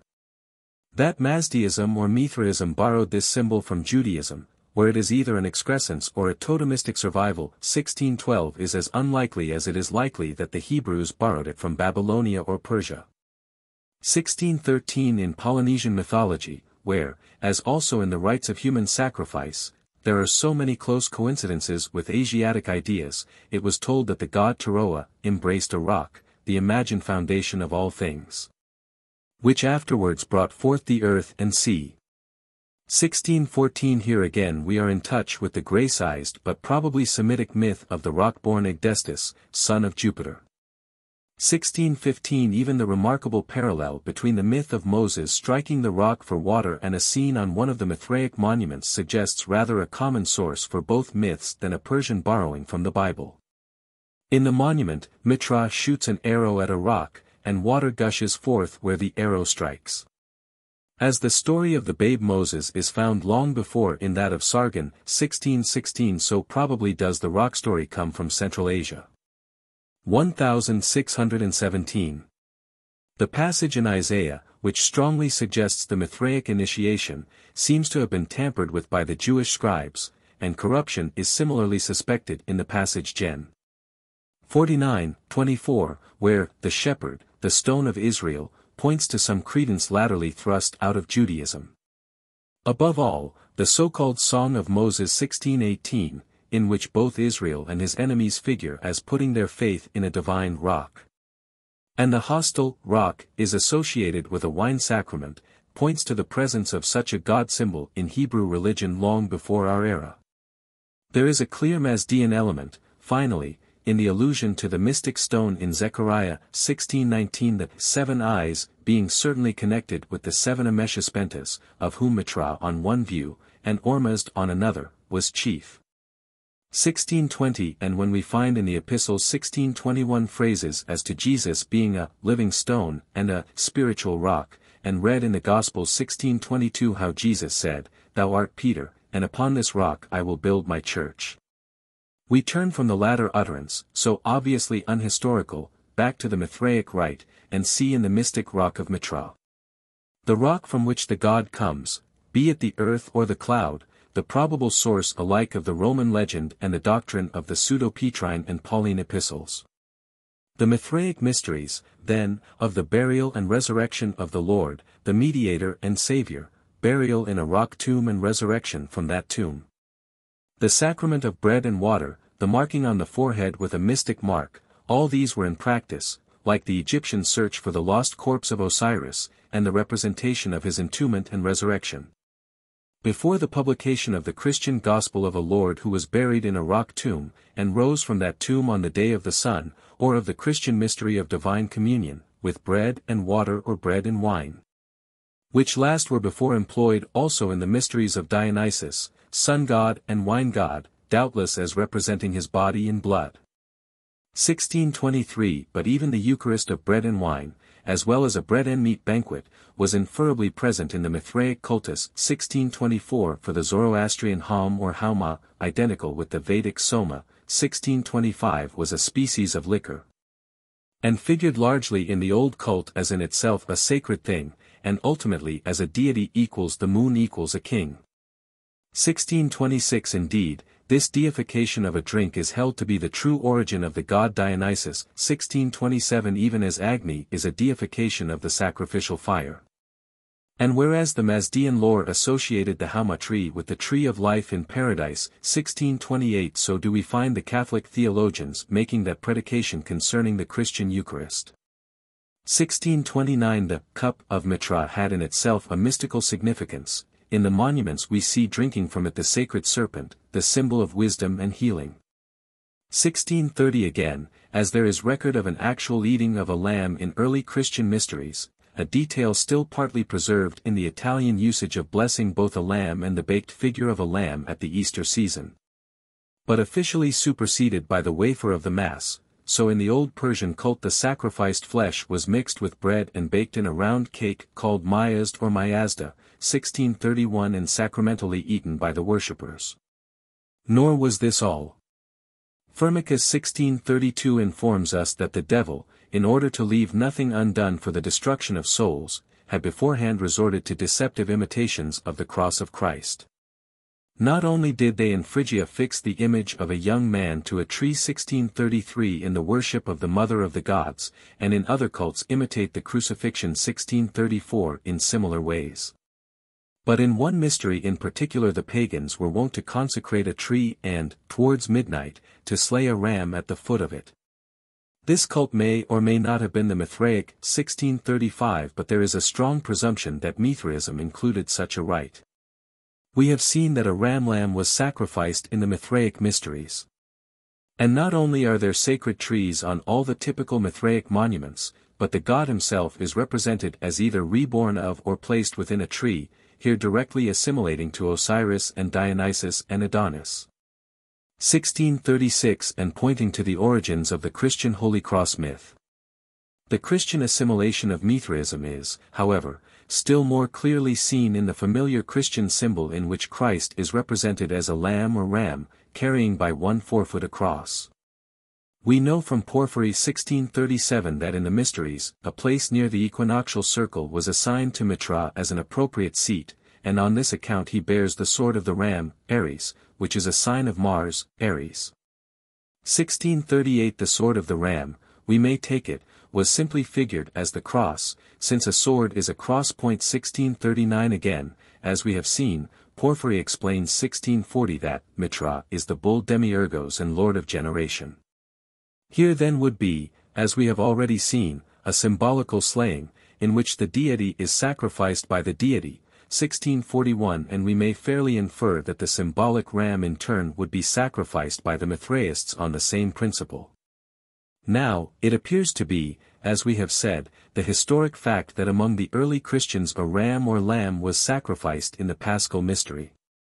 It is disputed between Greeks and Latins whether at one time the slain lamb was offered on the altar, together with the mystical body of Christ. But it is admitted by Catholic writers, and this, by the way, is the origin of a certain dispute about singing the Agnus Dei in church, that in the old Ordo Romanus a lamb was consecrated, slain, and eaten, on Easter Day, by way of a religious rite. 1642 Of this lamb, too, the blood was received in a cup.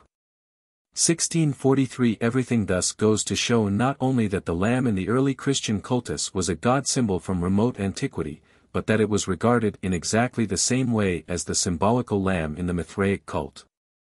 1644 In the Apocalypse, one of the earliest quasi-Christian documents, and one that exhibits to us the stage in which Jesuism and the lamb god symbol were still held parts of Judaism, the Gentile differentiation being repudiated.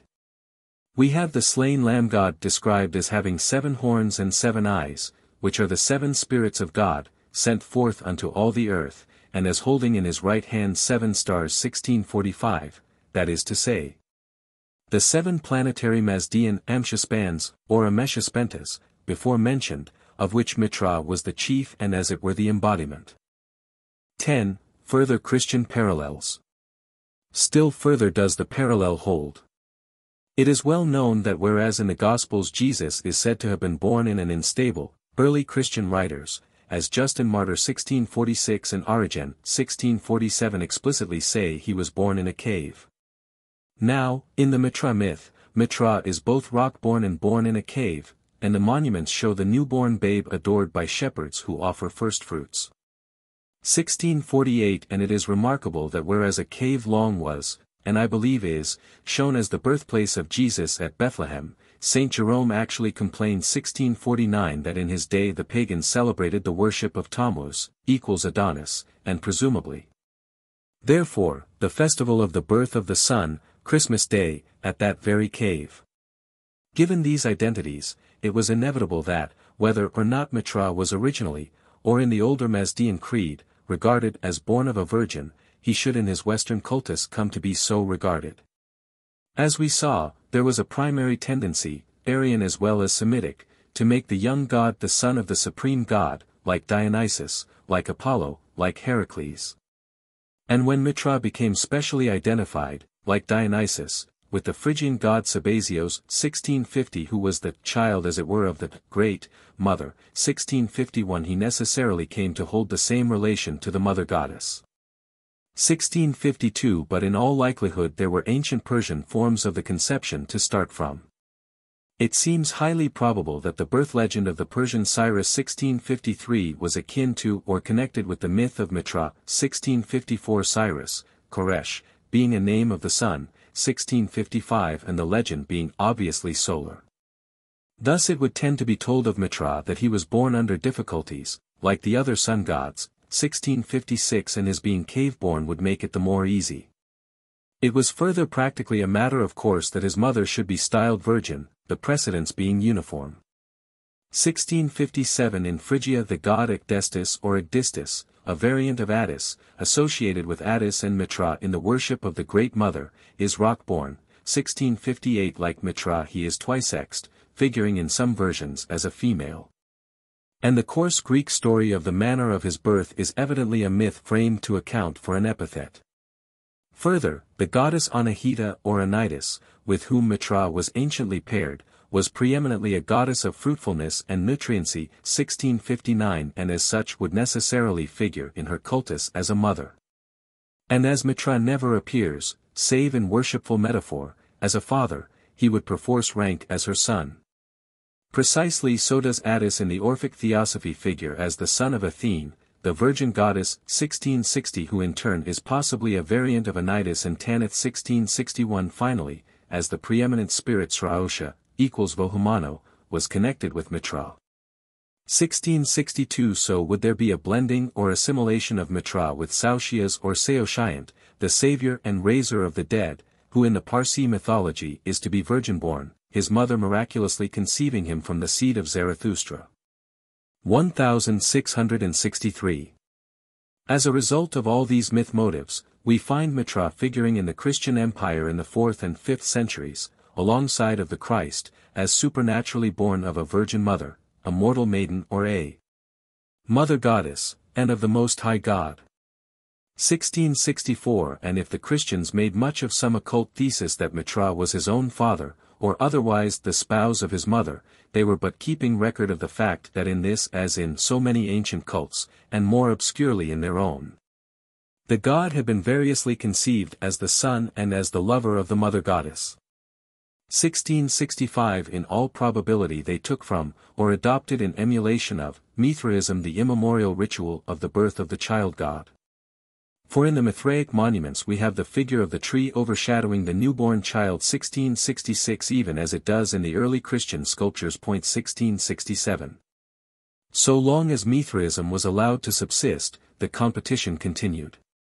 Even as Jesus in the historic creed makes the descent to Hades, like so many elder gods, so in the ancient Persian system Mithra was slain and passed to the underworld, this at the time of the autumnal equinox, when the sun enters Libra, the current month bearing Mithra's name, Mir.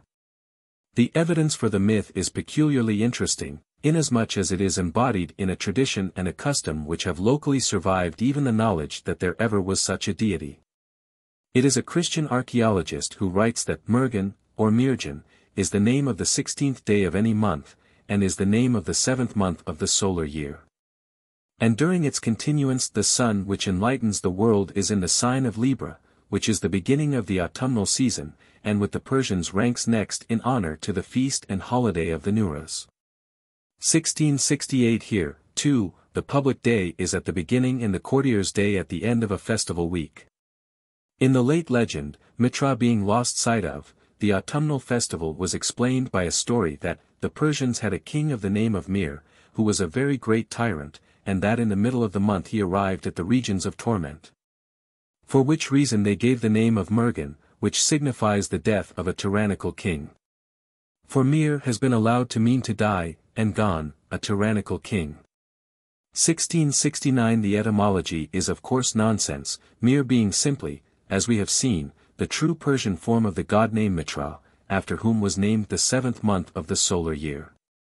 And the clear inference is that in the old myth the god went to the underworld at the proper solar date, the autumnal equinox, perhaps to rise again, fittingly, at the vernal equinox.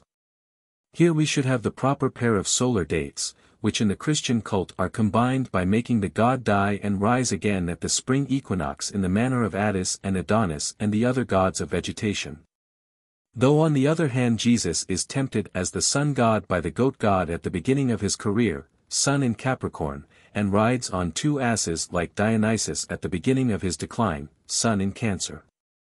1670 In the Roman calendar we find still further traces of the old doubling in the setting of the Festival of the Transfiguration and the Festum Nominis Jesu on August 6 and 7, and of the Assumption of Mary on August 15.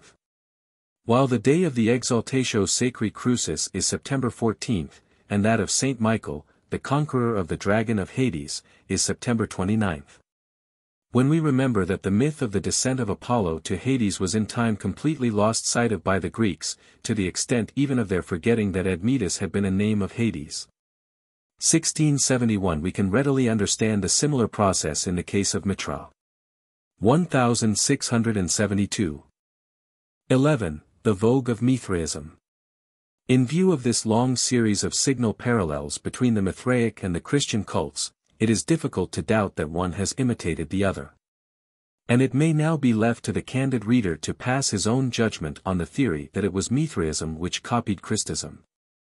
The Christian imitation took place, be it observed, because the features imitated were found by experience to be religiously attractive, Mithraism itself having, as we have seen, developed some of them on the lines of other Oriental cults.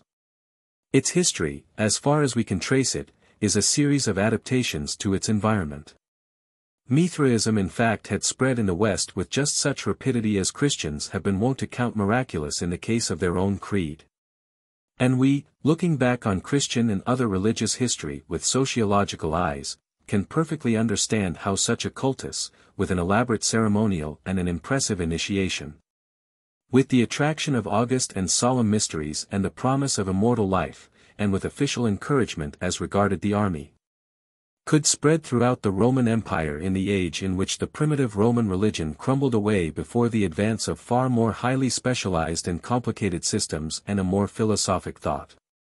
1673 So special was the favor accorded to it in Rome that a Mithraeum was permitted to be dug in the Capitoline Hill under the Capitol, the most venerated spot in the city. 1674 Above all was it popular in the army, which, though the type of the social disease, really seems to have been to some extent a school, albeit a savage one, of moral strength and order at a time when an appalling abjection was overtaking the Roman world, men reverencing rank as dogs reverence men. One of the first stages in the initiation, for men, consisted in the devotees receiving a sword, and being called a soldier of Mithra. 1675 Hence the association of Mithra with Mars, and his virtual absorption of Janus, whose attributes he duplicated. Thus Mithraism was specially the faith of the soldiery. 1676 And in doing honor to the invincible sun god Mithra, Deo Soli Invicto Mithri, as the monuments have it, the Emperor Constantine vied with the most loyal Mithraists long after his so-called conversion to Christianity. 1677. The explanation of this phase seems to be that it was through Oriental militarism that the cult reached the West. We have it from Plutarch 1678 that Mithraism was first introduced to Rome through the Cilician pirates, whom Pompey put down. And it is known that those pirates were a confederation of soldiers and others formerly employed by Asian rulers, in particular by Mithridates, in whose army Mithraism would be the natural cult, and thrown on their own resources by the Roman conquest.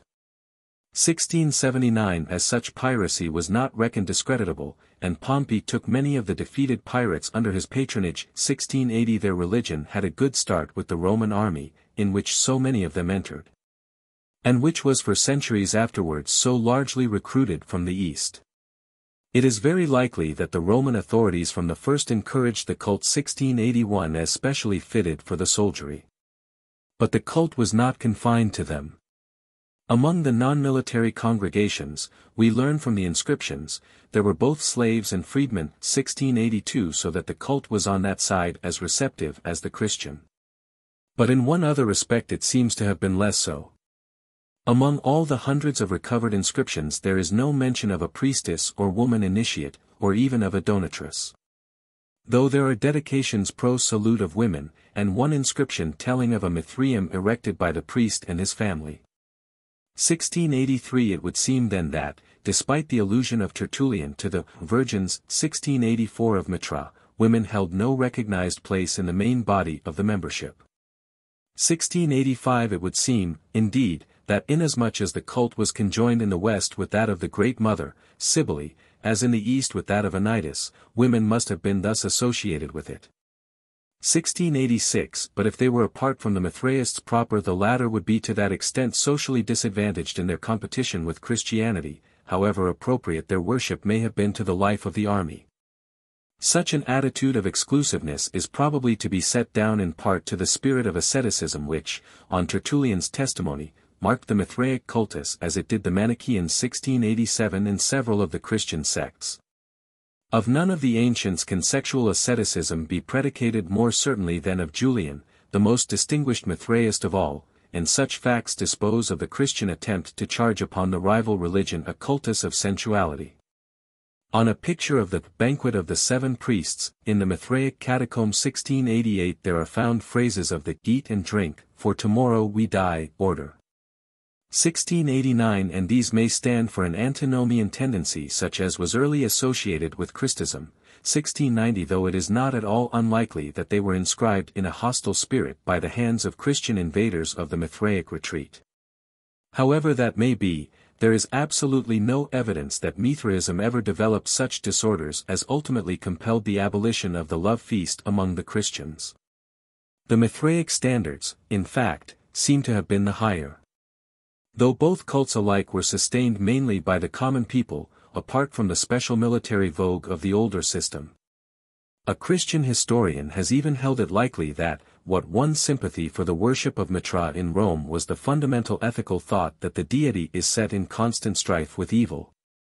The pure and chaste God of light, of whom no myth related anything but virtue and strife against evil, won many hearts from sin-stained Olympus above. All, the most ideal characters in the history of imperial Rome gave their protection to the Mithra worship, 1691. In all probability it was the poorer cult of the two, lacking as it did the benefactions of rich women. It has been inferred, from the special developments of Mithraism among the soldiers and the Syrian traders who followed the camp, that it was primarily, in the West, religion of the humble, 1692 like Christianity. And that like Christianity it only slowly attained wealth. But inasmuch as it never imitated the propagandist and financial methods which the Church took over from the later Judaism of the dispersion, and always maintained a highly esoteric character, it escaped certain of the lowering forces of the Christist movement. One of these was the practice of systematic almsgiving, which attracted a motley mass of both sexes to the Christian churches. Mutual aid there probably was among the Mithraists, who in their capacity of organized groups or sodalitia were able to own their congregational property. 1693 But their different religious outlook and tradition excluded large financial developments. 12. Absorption in Christianity. Now, however, arises the great question, how came such a cultus to die out of the Roman and Byzantine Empire after making its way so far and holding its ground so long? The answer to that question has never, I think, been fully given, and is for the most part utterly evaded, though part of it has been suggested often enough. The truth is, as aforesaid, that Mithraism was not overthrown, it was merely transformed.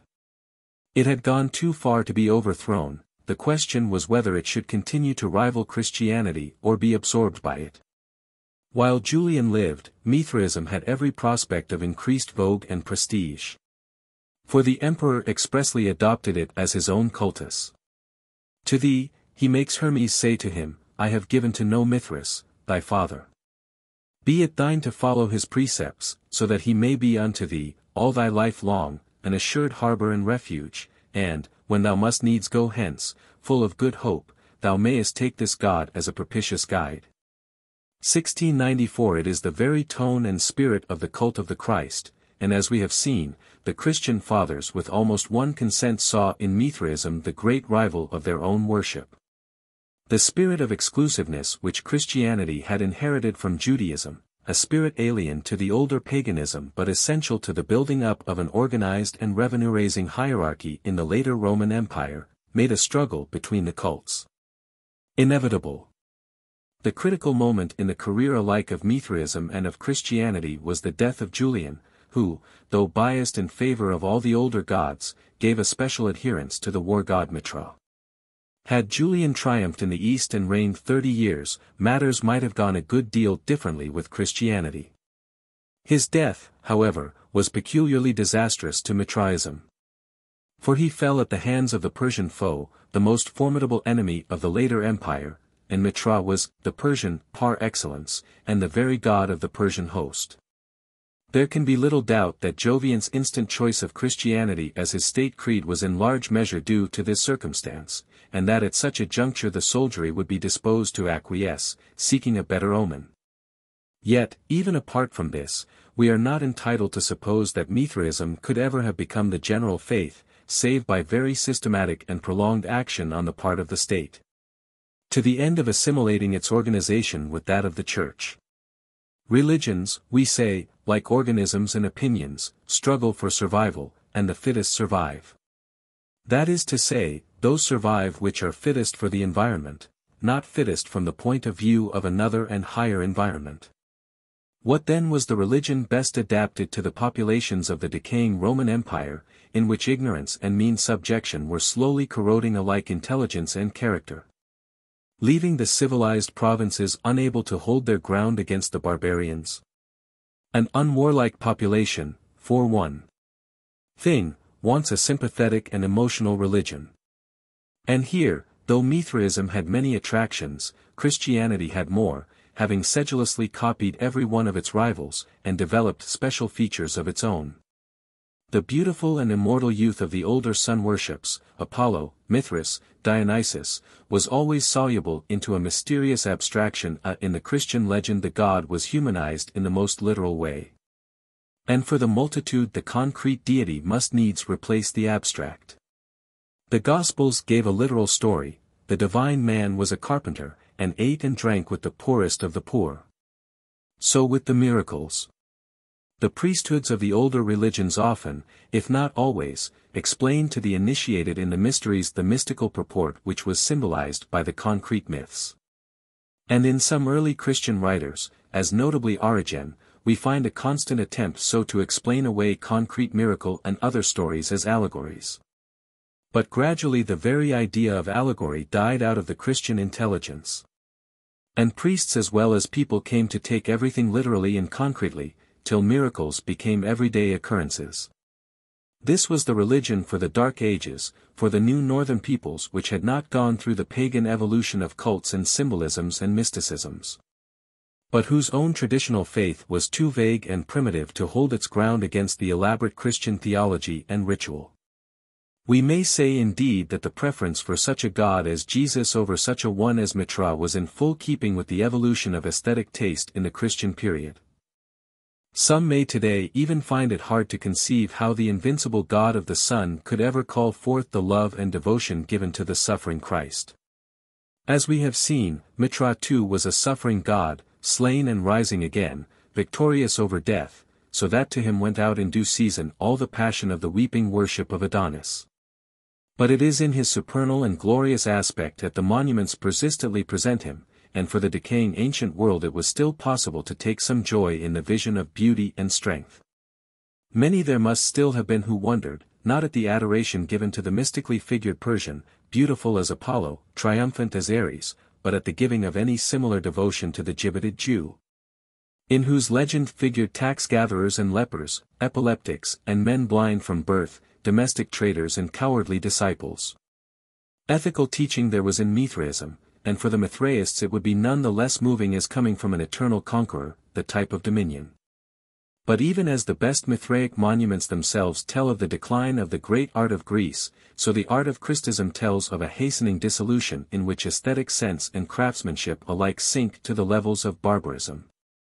In the spheres alike of Byzantium and of Papal Rome, the sculptured Mithra would yearly meet fewer eyes that looked lovingly on grace and delightedly on beauty.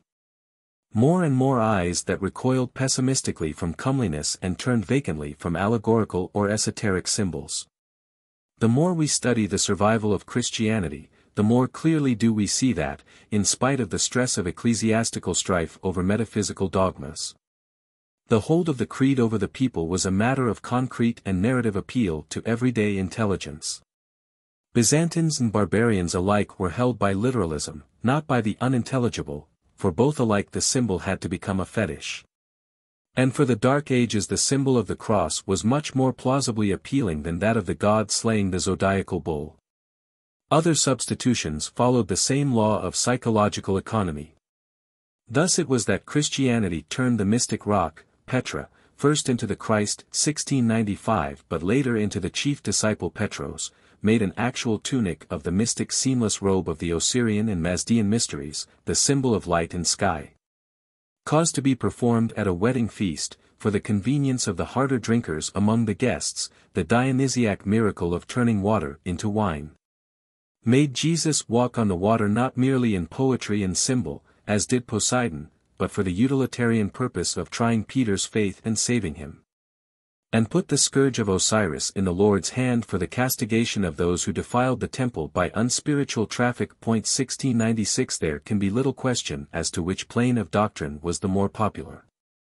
The Christian tales, in a different moral climate, represent exactly the commonplace impulse which built up the bulk of Greek mythology by way of narratives that reduced to an anecdotal basis mystic sculptures and mysterious rites. But that was not all. The fatal weakness of Mithraism, as pitted against Christianity, was that its very organization was esoteric. For, though an esoteric grade is a useful attraction, and was so employed by the Church, a wholly esoteric institution can never take hold of the ignorant masses. Mithraism was always a sort of Freemasonry. 1697 Never a public organization. 1698 What the Christians did was to start, like Rome herself, from a republican basis, combining the life elements of the self-supporting religious associations of the Greeks with the connecting organization of the Jewish synagogues. 1699 And then to proceed to build up a great organization on the model of that of republican and imperial Rome, an organization so august for an era of twilight that the very tradition of it could serve the later world to live by for 1,000 years. The Christian Church renewed the spell of imperial Rome, and brought actual force to make good intellectual weakness. And so we read that the Mithraic worship was by Christian physical force suppressed in Rome and Alexandria, in the year 376 or 377, 1700 at a time when, as the inscriptions show, it was making much headway. 1701 At Rome, the deed was done by the order of the Christian prefect Gracchus. But the proceeding was specifically one of ecclesiastical malice, since even so pious an emperor as Gratian dared not yet decree a direct assault upon an esteemed pagan cult. But, once begun, the movement of destruction spread, and the Church which still makes capital of the persecution it suffered at pagan hands, outwardly annihilated the rival it could not spiritually defeat. In an old Armenian history of the reign of Tiridates 1702 it is told how Saint Gregory destroyed in the town of Pakirage the temple of Mir, called the son of Aramazd, took its treasure, for the poor, and consecrated the ground to the Church. But such acts of piratical violence, which had been made easy by the earlier check to Mithraism in its special field, the army, only obscured the actual capitulation made by the Church to the Mithraic as to the other cults which it absorbed. Even the usages which it could not conveniently absorb, and therefore repudiated, prevailed within its own fold for centuries, so that in the 8th century we find church councils commanding proselytes no more to pay worship to fanes and rocks. 1703 And there were other survivals. 1704 But all that was a trifle as compared with the actual survival of Mithraic symbols and rites in the very worship of Christ. As to the sacrifice of the Lamb we have seen. And though at the end of the 7th century a general council ventured to resist the general usage of picturing Christ as a lamb, 1705 the veto was useless, the symbol survived. Some Mithraic items went, but more remained. The Christian bishop went through a ceremony of espousing the Church, following the old mystery in which occurred the formula, Hail to thee, new spouse, hail, new light. 1706 His mitre was called a crown, or tiara, which answered to the headdress of Mithra and the Mithraic priests, as to those of the priests of Egypt. He wore red military boots, now said to be emblematical of that spiritual warfare on which he had entered, in reality borrowed from the military worship of Mithra, perhaps as early as Jovian. And the higher mysteries of communion, divine sacrifice, and resurrection, as we have seen, were as much Mithraic as Christist, so that a Mithraist could turn to the Christian worship and find his main rites unimpaired. Lightened only of the burden of initiative austerities, stripped of the old obscure mysticism, and with all things turned to the literal and the concrete, in sympathy with the waning of knowledge and philosophy throughout the world. The Mithraic Christians actually continued to celebrate Christmas Day as the birthday of the Sun, despite the censures of the Pope, 1707, and their Sunday had been adopted by the supplanting faith. When they listened to the Roman litany of the holy name of Jesus, they knew they were listening to the very epithets of the Sun God, God of the skies, purity of the eternal light, King of glory, Son of justice, strong God, Father of the ages to come. Angel of great counsel. In the epistles of Paul they found Christian didactics tuned to the very key of their mystical militarism. Their priests had been wont to say that he of the cap was himself a Christian. 1708 they knew that the Good Shepherd was a name of Apollo, 1709 that Mithra, like Hermes and Jesus, carried the Lamb, 1710 on his shoulders, that both were mediators, both creators, both judges of the dead. Like some of their sacred caves, and so many pagan temples, the Christian churches looked toward the east. Their solely lunar midnight worship was preserved in midnight services, which carried on the purpose of the midnight meetings of the early Christians, who had simply followed Essenian, Egyptian, Asiatic, and Mithraic usage. There being no basis for the orthodox notion that these secret meetings were due to fear of persecution. 1711 their Myasder Mizd, or sacred cake, was preserved in the Mass, which possibly copied the very name. 1712. Above all, their mystic rock, Petra, was presented to them in the concrete as the rock Peter, the foundation of the Church. It has been elsewhere shown 1713 that the myth of the traitorous Peter connects with those of Proteus and Janus as well as with that of Mithra, inasmuch as Janus also had 2 faces. Led the 12 months as Mithra presided over the zodiacal signs and Peter over the 12 apostles, and, like Proteus and Peter and the time god in the Mithraic cult, bore the heavenly keys. Here again the mythic development of Peter probably follows on that of Jesus. At all events Jesus too has constructively several of the attributes of Proteus Janus, as, I am the door, 1714, I stand at the door and knock. I am in the Father and the Father in me, equals Janus with the 2 faces, old and young, seated in the midst of the 12 altars, I have the keys of death and of Hades. The function of Janus as god of war is also associable with the dictum, I came not to bring peace, but a sword. Finally, the Epiphany is in January. But there is to be noted the further remarkable coincidence that in the Egyptian Book of the Dead 1715 Petra is the name of the divine doorkeeper of heaven, a circumstance which suggests an ancient connection between the Egyptian and Asiatic cults. On the other hand, the early Christian sculptures which represent the story of Jesus and Peter and the cock crowing suggest that it originated as an interpretation of some such sculpture. And the frequent presence of the cock, as a symbolic bird of the sun god, 1716 in Mithraic monuments, raises again a presumption of a Mithraic source. There is even some ground for the view that the legend of St. George is but an adaptation of that of Mithra, 1717, and it is not unlikely that Saint Michael, who in the Christian East is the bearer of the heavenly keys, is in this aspect an adaptation from the Persian war god. 1718 the dragon slayer clearly derives from Babylon. From the Mithraists too, apparently, came the doctrine of purgatory, 1719 nowhere set forth in the New Testament save in the spurious epistle of Peter. 1720 and though their supreme symbol of Mithra slaying the bull was perforce set aside, being incapable of assimilation. They knew that the Virgin Mother was but a variant of the goddess mothers whose cults had at various times been combined with those of Mithra, and some of whose very statues served as Madonnas. 1721 even as the doctrines of the Logos and the Holy Spirit and the Trinity were borrowed from their own and older Asiatic cults and those of Egypt alike.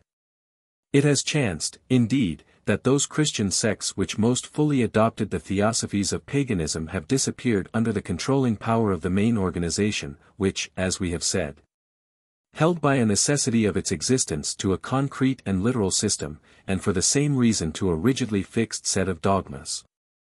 We know that the Gnostics adopted Mithra, making his name into a mystic charm, from which, spelling it mu epsilon iota theta rho alpha, they got the number 365, as from the mystic name Abraxas. 1722 Manichaeism, too, the greatest and most tenacious of all the Christian schisms, carried on its ascetic front the stamp of the Persian environment in which it arose. And visibly stands for a blending of the ascetic and mystic elements of Mithraism and Christianity. For the celebration of the slain Christ it practically substituted that of the slain Manes, at the Paschal season. Reducing the crucifixion to a mere allegory of the cult of vegetation, and identifying the power and wisdom of the Saviour God with the sun and moon. 1723 Neither its adherents nor its opponents avowed that it was thus a fresh variant of Mithraism.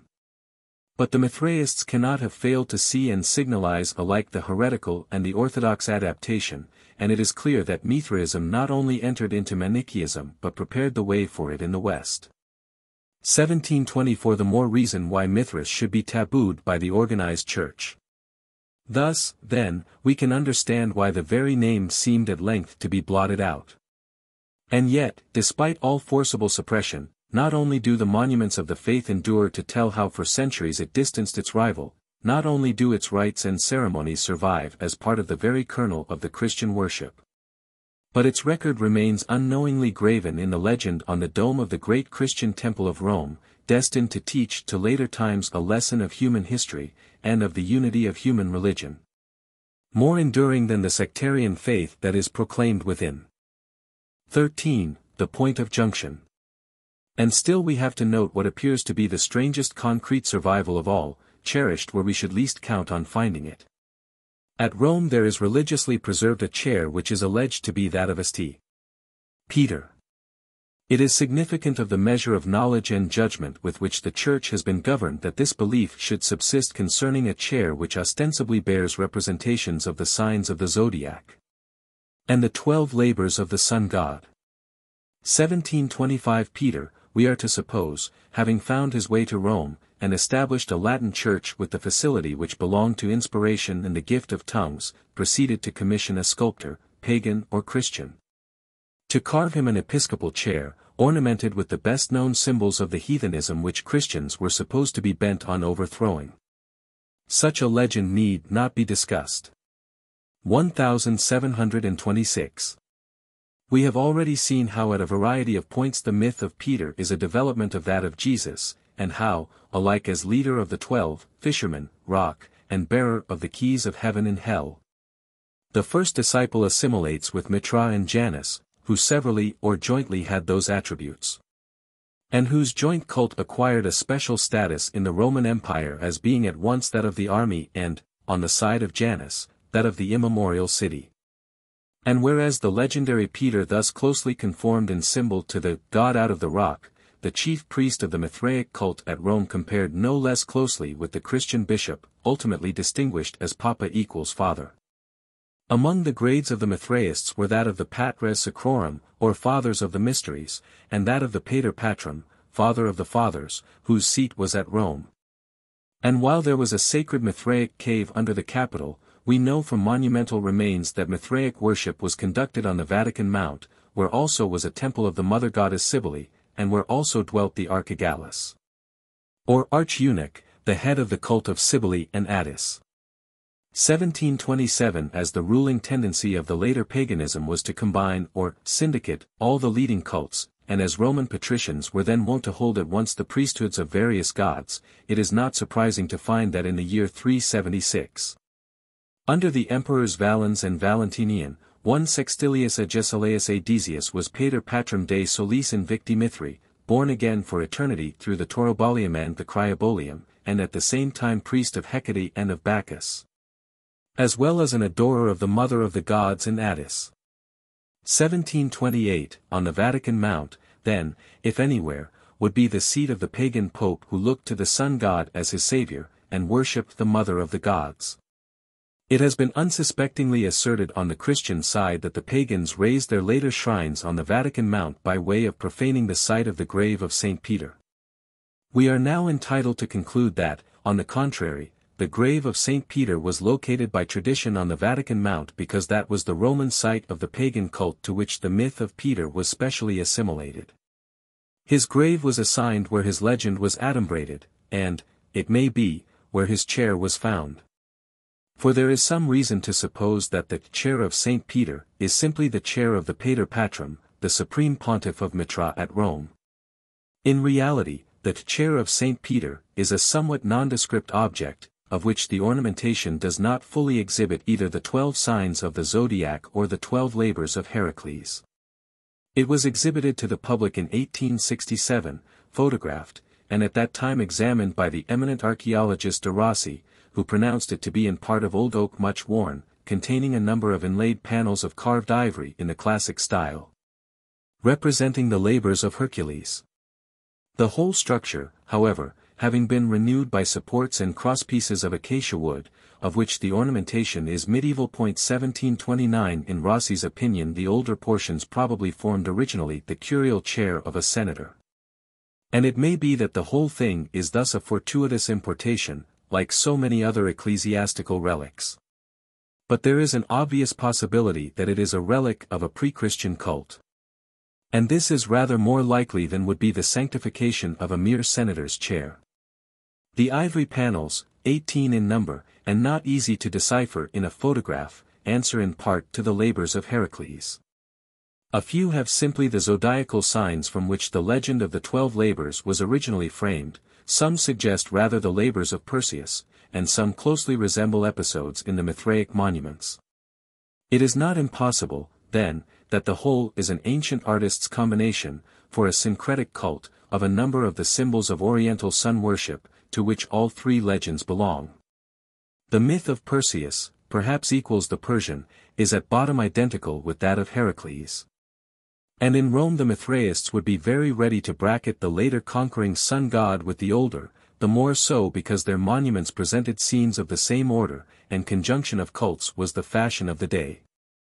The old Roman Hercules, it will be remembered, was a quite different deity from the Grecian Heracles, who was a variant of the Semitic Melkarth and Samson. And though that Heracles was worshipped under the later pagan emperors by his Latin name, it does not appear that at Rome his cult was latterly flourishing. Tertullian indeed asserts that in his day there has been seen, Vitimus, a man burnt alive as Hercules, equals Heracles, 1730. But though this was a ritual sacrifice, its solitary celebration tells rather of a Roman show than of a cult. There were 2 shrines of Hercules Victor on the Capitoline Hill, and some 3 other deities in other districts, 1731. But the inscriptions of the period show no such interest in his cult as in those of Mithra and other Eastern deities. There was in fact no ritualistic worship of Hercules or Heracles at Rome, nothing to account for the use of such a chair. Whereas the mysteries of Mithra were among the most elaborate then in existence, and the Mithraic priesthood one of the most august. Finally, we know from Porphyry, and from the monuments, 1732 that Mithra was habitually represented in the midst of the zodiacal circle, so that the pretended Petrine chair is in every way congruous with his worship. The fact that, in the Mithraic monuments, the zodiac begins with Aquarius, who in ancient art is represented somewhat as a fisherman, would of course appeal to the champions of Peter, whose ancient festival at Rome, Jan. 18, coincided with the sun's entering Aquarius in the calendar, and it is the historic fact that the Mithraic order of the zodiac, beginning on the right with Aquarius and ending on the left with Capricorn, was imitated in Christian art. 1733. If, as we have surmised, an official substitution of Christism for Mithraism began under Jovian when the latter cult was discredited for Roman purposes by the defeat and death of Julian at the hands of the Persians, it is likely enough that an official change of the kind was effected at Rome, the Mithraic pater being either superseded or simply Christianized. In taking over the status of the Mithraic pontiff, the Christian Papa of Rome would acquire whatever remained of his influence in the army and in the civil service. Besides completing the process of uniting in his own person the symbolisms in virtue of which he was head of the visible church. It was thus in many ways fitting that he should take to himself the actual chair of the Pater Patrum. However that may be, the historical and documentary facts enable us to infer broadly the line of adaptation of Mithraism to the Christian cult. It was presumably thus. 1. Before the Gospels were written, Jesus as Lamb was assimilated to Mithra in respect, a. of his attributes of 7 spirits and 7 stars, b. of his symbol of the rock, and e. of the mystic keys borne by the time god in his mysteries. In all 3 cases there seem to have been ancient Judaic myths to proceed upon. 2. The resurrection ritual, with its rock tomb, and the Eucharist of bread and wine, may have been equally ancient even in Jewry, but there is reason to suppose that both were consciously assimilated to the Mithraic mysteries. 3. As the Mithraic pater patrum assumed the symbols of the god, and the Christian bishop of Rome imitated the pater patrum, the tradition came to transfer from Jesus to Peter, the reputed founder of the Roman See, the attributes of the Persian god, and of those with whom he was identified in Rome. Thus, whereas Jesus had been key-bearer and rock before the Gospels were current, Peter finally was foisted on the Gospel in both capacities. While the more exclusively divine attribute of headship of the 7 spirits was practically dropped from Christian doctrine, and even the symbol of the Lamb was discountenanced. They had done their work, and were finally both incongruous and inconvenient. Part 4. The Religions of Ancient America. 1. American Racial Origins. In the study of the native religions of North and South America, there is a special attraction bound up with the special perplexity of the subject. These religions, like the peoples which have held them, seem to stand historically apart from the rest of humanity, unrelated, underived, independent. The first question that occurs to the ethnologist when he looks at the Native American races is, how and when did they get there? With which of the other human families are they most nearly connected? In the present state of knowledge, we still infer a unity in the human race, and decline to believe that different human species were independently evolved from lower forms in different continents, acquiring the same physical structure under widely varying conditions. 1734. The suggestion to this effect by Waite 1735 represents the state of speculation before the bearings of the Darwinian theory had been realized. 1736. It is therefore fitting that ethnologists should try to trace a connection between the native races of America and the races of Asia, which are the nearest to them in geographical position. Until that hypothesis is either established or overthrown, our anthropology and our moral science must remain in large part unsettled. It has been argued that, we may safely leave to ethnologists the task of deciding whether the whole human race descends from one original couple or from many, for, spiritually speaking, humanity in any case is one. It is one same spirit that animates it and is developed in it, and this, the incontestable unity of our race, is likewise the only unity we need care to insist on. 1737. But this defines rather the theological than the scientific attitude, for the very question whether an alleged spiritual unity is independent of a biological or genealogical unity is one of the preliminary problems of true, spiritual, science. As we go into detail, we shall see some remarkable coincidences between American and Asiatic and European and Polynesian religious systems. And our conception of human nature must alter a good deal according as we decide that certain peculiar superstitions and ritual practices were reached alike by various races who grew separately out of pre-human species, and these out of still lower species, in different parts of the world, without intermixture.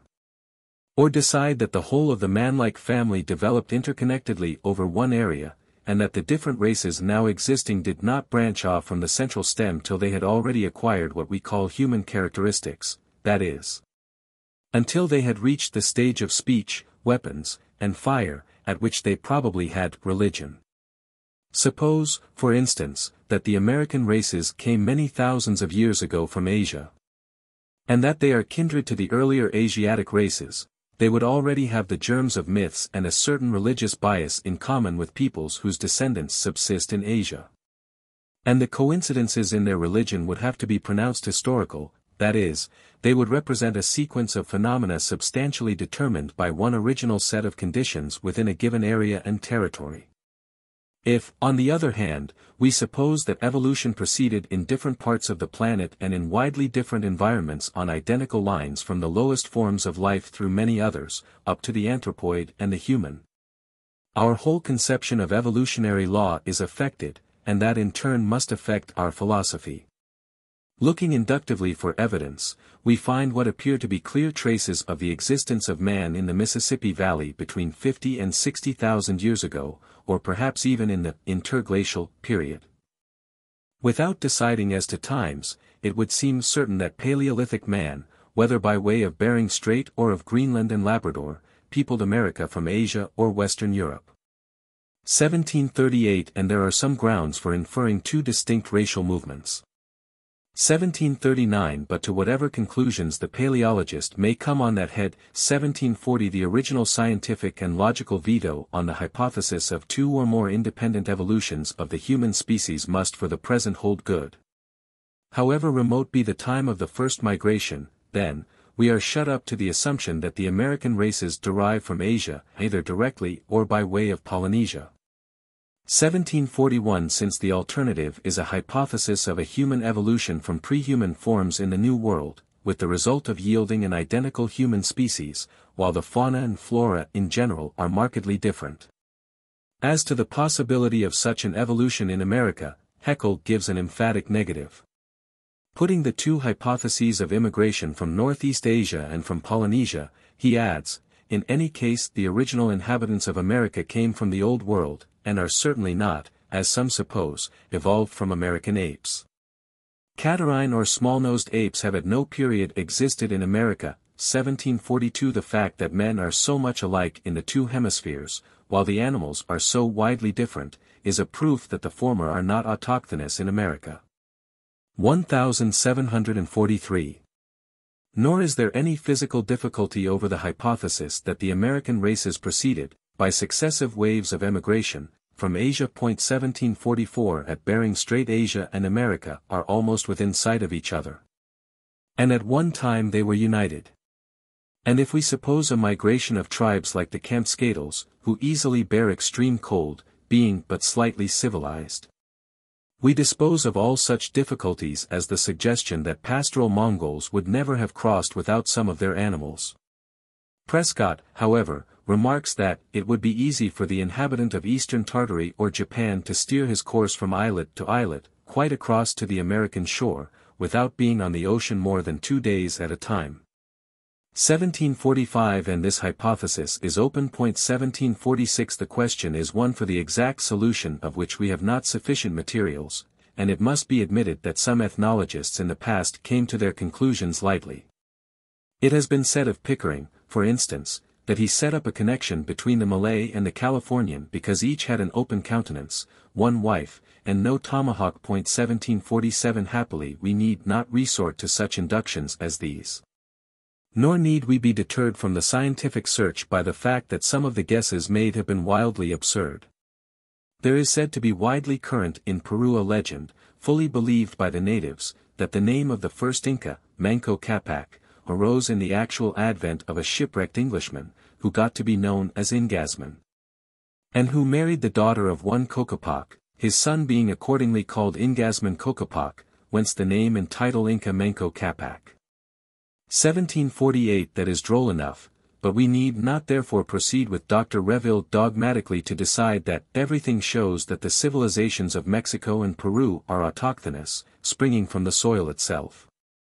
1749 If it be meant merely that the higher forms of those civilizations, for there were many separate processes, may have subsisted for many centuries without foreign influence, there is no dispute. But the statement as it stands is an unwarranted assertion of a separate human evolution from pre-human forms. In the nature of the case, the primary separation of the American from the Asiatic races being admittedly very remote, there are not many close parallels to be expected. A number of extraordinary correspondences, however, have been traced, which point to migrations posterior to the Stone Ages. Take that, for instance, between the Aztec calendar signs and the Mongolian zodiac. The symbols in the Mongolian calendar are borrowed from animals. 4 of the 12 are the same as the Aztec. 3 others are as nearly the same as the different species of animals in the 2 hemispheres would allow. The remaining 5 refer to no creature then found in Anahuac. The resemblance went as far as it could. 1750 and no less remarkable is the analogy between the Mexican system of reckoning years by cycles and that still in use over a great part of Asia, seeing that this complex arrangement answers no useful purpose. Inasmuch as mere counting by numbers, or by signs numbered in regular succession, would have been a far better arrangement. 1751 Such a correspondence must be allowed to count for much. And there is also a remarkable, though perhaps not a conclusive, resemblance between the Aztec, pre-Aztec, and Peruvian temple pyramids and those of Mesopotamia, 1752 which derived from the earlier Akkadians or Sumerians. Ruins of these still subsist in Central America and Peru which can be compared with the records of those of Babylonia and the one example at Saqqara in Egypt. 1753 Those temples or mountain houses doubtless began as graves, and grew into great mounds of earth, like those found in the Mississippi Valley, 1754 and the Asiatic like the Mexican pyramid was latterly one of several stages or terraces. 1755 seems to have been long a common number in Asia, the Babylonian number 7 being reached only at a late period. 1756 and 5 was the number of stages or stories in the great temple of Huitzilopochtli, the Mexican national god. 1757 in the fact that such pyramid temples, or tombs of the same type, the former often carefully covered with masonry, and having likewise in some cases 5 stages, are found in many of the South Sea islands. 1758 We have a fresh reason for supposing an ancient distribution of races eastwards from Asia, in repeated waves of migration. 1759 So, too, we are entitled to surmise kinship, when we find that the Mexicans and some Native American tribes 1760 had a fixed usage of throwing the first morsels of their meals into the fire. 1761 That something like this is the practice of the islanders of Lamatrek in the Carolines 1762 and those of Efata in the New Hebrides, 1763 and that many Tungusian, Mongolian, and Turkish tribes persistently do the same thing to this day. 1764 And it is difficult to believe that the peculiar usages of sacrificing a messenger or ambassador to the sun, painting him red, and hanging up his and other victims' skins, stuffed, as possessing a sacred efficacy. 1765 were independently evolved in the 2 hemispheres. Even the practice of scalping seems to be peculiar to the Native Americans and the kindred Polynesians, and, in a modified form 1766 to the Mongols. 1767 and, as we shall see, the Mexicans, like the ancient Semites and their Sumer-Akkadian teachers, passed their children, through the fire, to the fire god. What is more significant, they had the Semitic usage of making certain of their special sacrificial observances last for 5 days. 1768. There are remarkable concrete parallels, also, in the religious practices and symbolisms of Asia and Mexico, apart from those which may be taken as universal. Thus a stone or metal mirror was the symbol, and the source of the name, of the Mexican god Tezcatlipoca, and it is also the outstanding symbol in Japanese Shintoism 1769 recognizably a very primitive Asiatic cult. It is told, again, of the national god and war god Huitzilopochtli that, when the people came to Mexico from their home, his wooden image with certain war emblems was carried by 4 priests in an ark or chest, called the seat of God. Here we have a widespread usage, 1770 but it is significant that it is found in some closely similar form among Mongols, Chinese, and Japanese. So with the casting of children's horoscopes. 1771 More specific is the parallel between certain Mexican usages and those of the Buddhist priests of Tibet and Japan, such as red and yellow headdresses and black robes 1772 which were in all likelihood pre-Buddhistic. Singularly suggestive of Buddhist contacts, however, are a number of Mexican sculptures. Many figures of Quetzalcoatl are practically identical with the established type of Buddha, and other carvings show hardly less close parallels. 1773 But no less significant of a general Asiatic connection, perhaps, is a circumstance which has not been much considered by the ethnologists, though it has been noted by the anthropologists, the fact, namely, that both in ancient Asia and in ancient America men kept records by means of knots in strings. 1774 The Chinese in old times are known to have done so. 1775 And it is told of Dravidian Khans of Orissa that when brought to European knowledge 60 years ago they kept all accounts by knots on strings, and conceived of their gods as recording men's faults in the same fashion. 1776 This would seem to be exactly the method of mnemonics used by the Peruvians when they were discovered by the Spaniards, their quipus being described in the same terms. And there is evidence that the same device was used in Central America, and perhaps among the Tlaxcalans, though it had gone into disuse among the Mexicans, who had attained to the use of hieroglyphics. 1777. There remains the question of the source and nature of those hieroglyphics. To examine it in detail is beyond the scope of this survey. And it must suffice to say that as the Mexican hieroglyphic system proper represents an early stage in the evolution of writing from pictures to phonetic symbols, with a phonetic system developed alongside of it. 1778 The phenomena are quite consistent with the hypothesis of culture influences from Asia at a remote period. It is not necessary to identify glyphs in order to infer that the Chinese, Egyptian, and Aztec systems are akin. The Egyptian symbols remain substantially undeveloped for at least 2,000 years. 1779 And recent specialists are satisfied that many of the elements of hieroglyphic writing had been growing upon the banks of the Nile long before the time of the first historic dynasty. 1780 Given such a slow rate of growth, and noting the fact that Mexican and Egyptian hieroglyphics, and Chinese script, are all written in columns, we are provisionally entitled to see in all three the stages of a continuous evolution. 1781. It is true that the American languages, while demonstrably akin to each other, like the Indo-European group, show little or no relation to any of the languages of Asia. But though the difficulty of fully proving affinities of language between American and Asiatic races is great, and we seem thus bound to suppose a very remote separation indeed. On the other hand, the extraordinary difference between the tongues of American Indians of the same race 1782 and the observed facts as to the rapid changes of language among South Sea Islanders, when isolated from each other, go to suggest that very wide deviation may occur in a few thousands of years among people of one stock who have separated at a stage in which they have no literature, and only the material beginnings of a ritual. Beyond this we need not go. It suffices that there is no conceptual obstacle to the assumption that the civilization of pre-Christian America grew from the Central Asiatic roots which fed the beginnings of civilization as we know it in Mediterranean Asia and Europe. And that from the practical certainty of an original migration of Asiatics to America there follows the probability that there occurred several, at different stages of Asiatic evolution.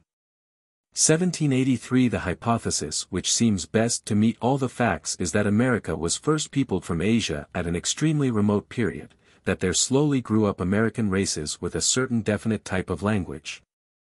And that later immigrants from Asia or Polynesia, perhaps coming as conquerors in virtue of importing a higher civilization, were linguistically absorbed in the earlier mass. As conquering invaders have repeatedly been in the known history of Europe. 1784. 2. Aztecs and Peruvians. All this was recognized by the industrious Swiss historian of the American religions 50 years ago, 1785, when the real unity of the human race was still obscure.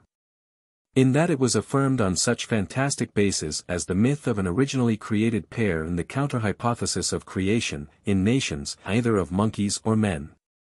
1786 And when congenital theories of a peopling of America by the 10 lost tribes were much in vogue.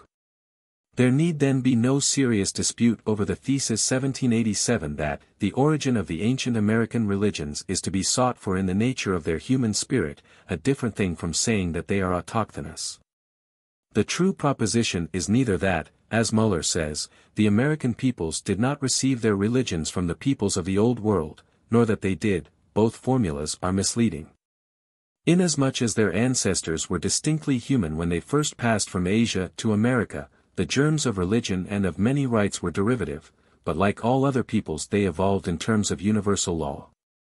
And as their migrations are likely to have occurred in different epochs, and from different stocks, we may look to find in them, scattered as they are over an entire hemisphere, hardly less variations in language, aspects, and civilization than were to be traced in the races of the Old World a few thousand years ago.